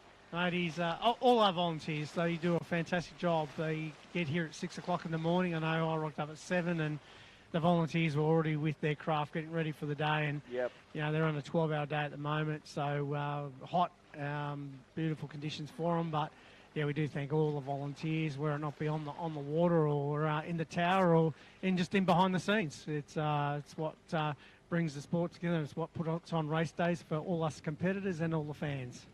Absolutely right, PC. So many people going to make up these race meetings, don't they? And what a great club the MRSBC is, with so many people pitching in to help. I know my mate Stu Batty that I've known for ski racing days for years ago. He doesn't come to any boat races at all throughout the year, and then I see him here. He's driving tractors at the MRSBC for the Melbourne Gold Cup, and of course those boys actually supply some of the tractors and forklifts and things as well, Batty. So good on the boys for that as well. Lots of great sponsors on board, mate. We've been running through them all day, but sponsor of this Jack Kavanagh final, mate, is Derham Transport, and we know those guys pretty well. We do know them very well, based out of John Colac, and big sponsors of the Ramsey Brothers racing team as well. Exactly right, mate. So big thank you to and a shout out Derham Transport. All right, Bishop, we've got all 5 now. We've got obviously Impulse out after the red flag, but we've got all 5 now about to make the start. It will be Shenanigans, Tough Enough, Image, Rastus and Cavs on the very outside. Well, it got wild in turn number 1 in the first attempt of this heat. Let's see if these boys can get through nice and clean. Goes the call, flag drops. Rastus has a little bit of a throw up onto its side as they fire away. Shenanigans is very quick as always. It is Craig Lewis pushing hard down into turn number 1. Let's see if the boys can get the job done this time. They're head up the back straight now. Chris Pugsley and the Shenanigans just over Craig Lewis and the Image. It's David Clarkey up the inside and Tough Enough. Rastus on the outside and Cam, so it's a fight out the front here at the moment. But it is Chris Pugsley and the Shenanigans, looking like he's just opened up a couple of boat legs as he flies it high into the breeze. He's past 1 lap, 2 to go. Image in the second position all the way down for Queensland. Tough Enough in the third. The Clarkey behind the wheel. It is Rastus chasing down. Oh, Tough Enough loose. Chris Pugsley certainly the class of the field at the moment. Craig Lewis trying to go with him, but Pugsley just flying that boat incredibly high down the straights, as we see so often from this guy. Look at it stand up down the straight here, mate, getting plenty of air under it. It's like an outboard boat as it stands right up on its calves. Back to Image, Craig Lewis, then it's James Clark and the Tough Enough. Then the Rastus boat goes through and rounding out the field. One of the boys been hit over here, please see. Not sure, but Chris Pugsley now, he will see the checkered flag. He rounds the turn for the final time in the 2024 Jack Kavanagh final. It will be Chris Pugsley, ladies and gentlemen, flying it high again into the breeze. Oh, loose, but gets across the line to take the win.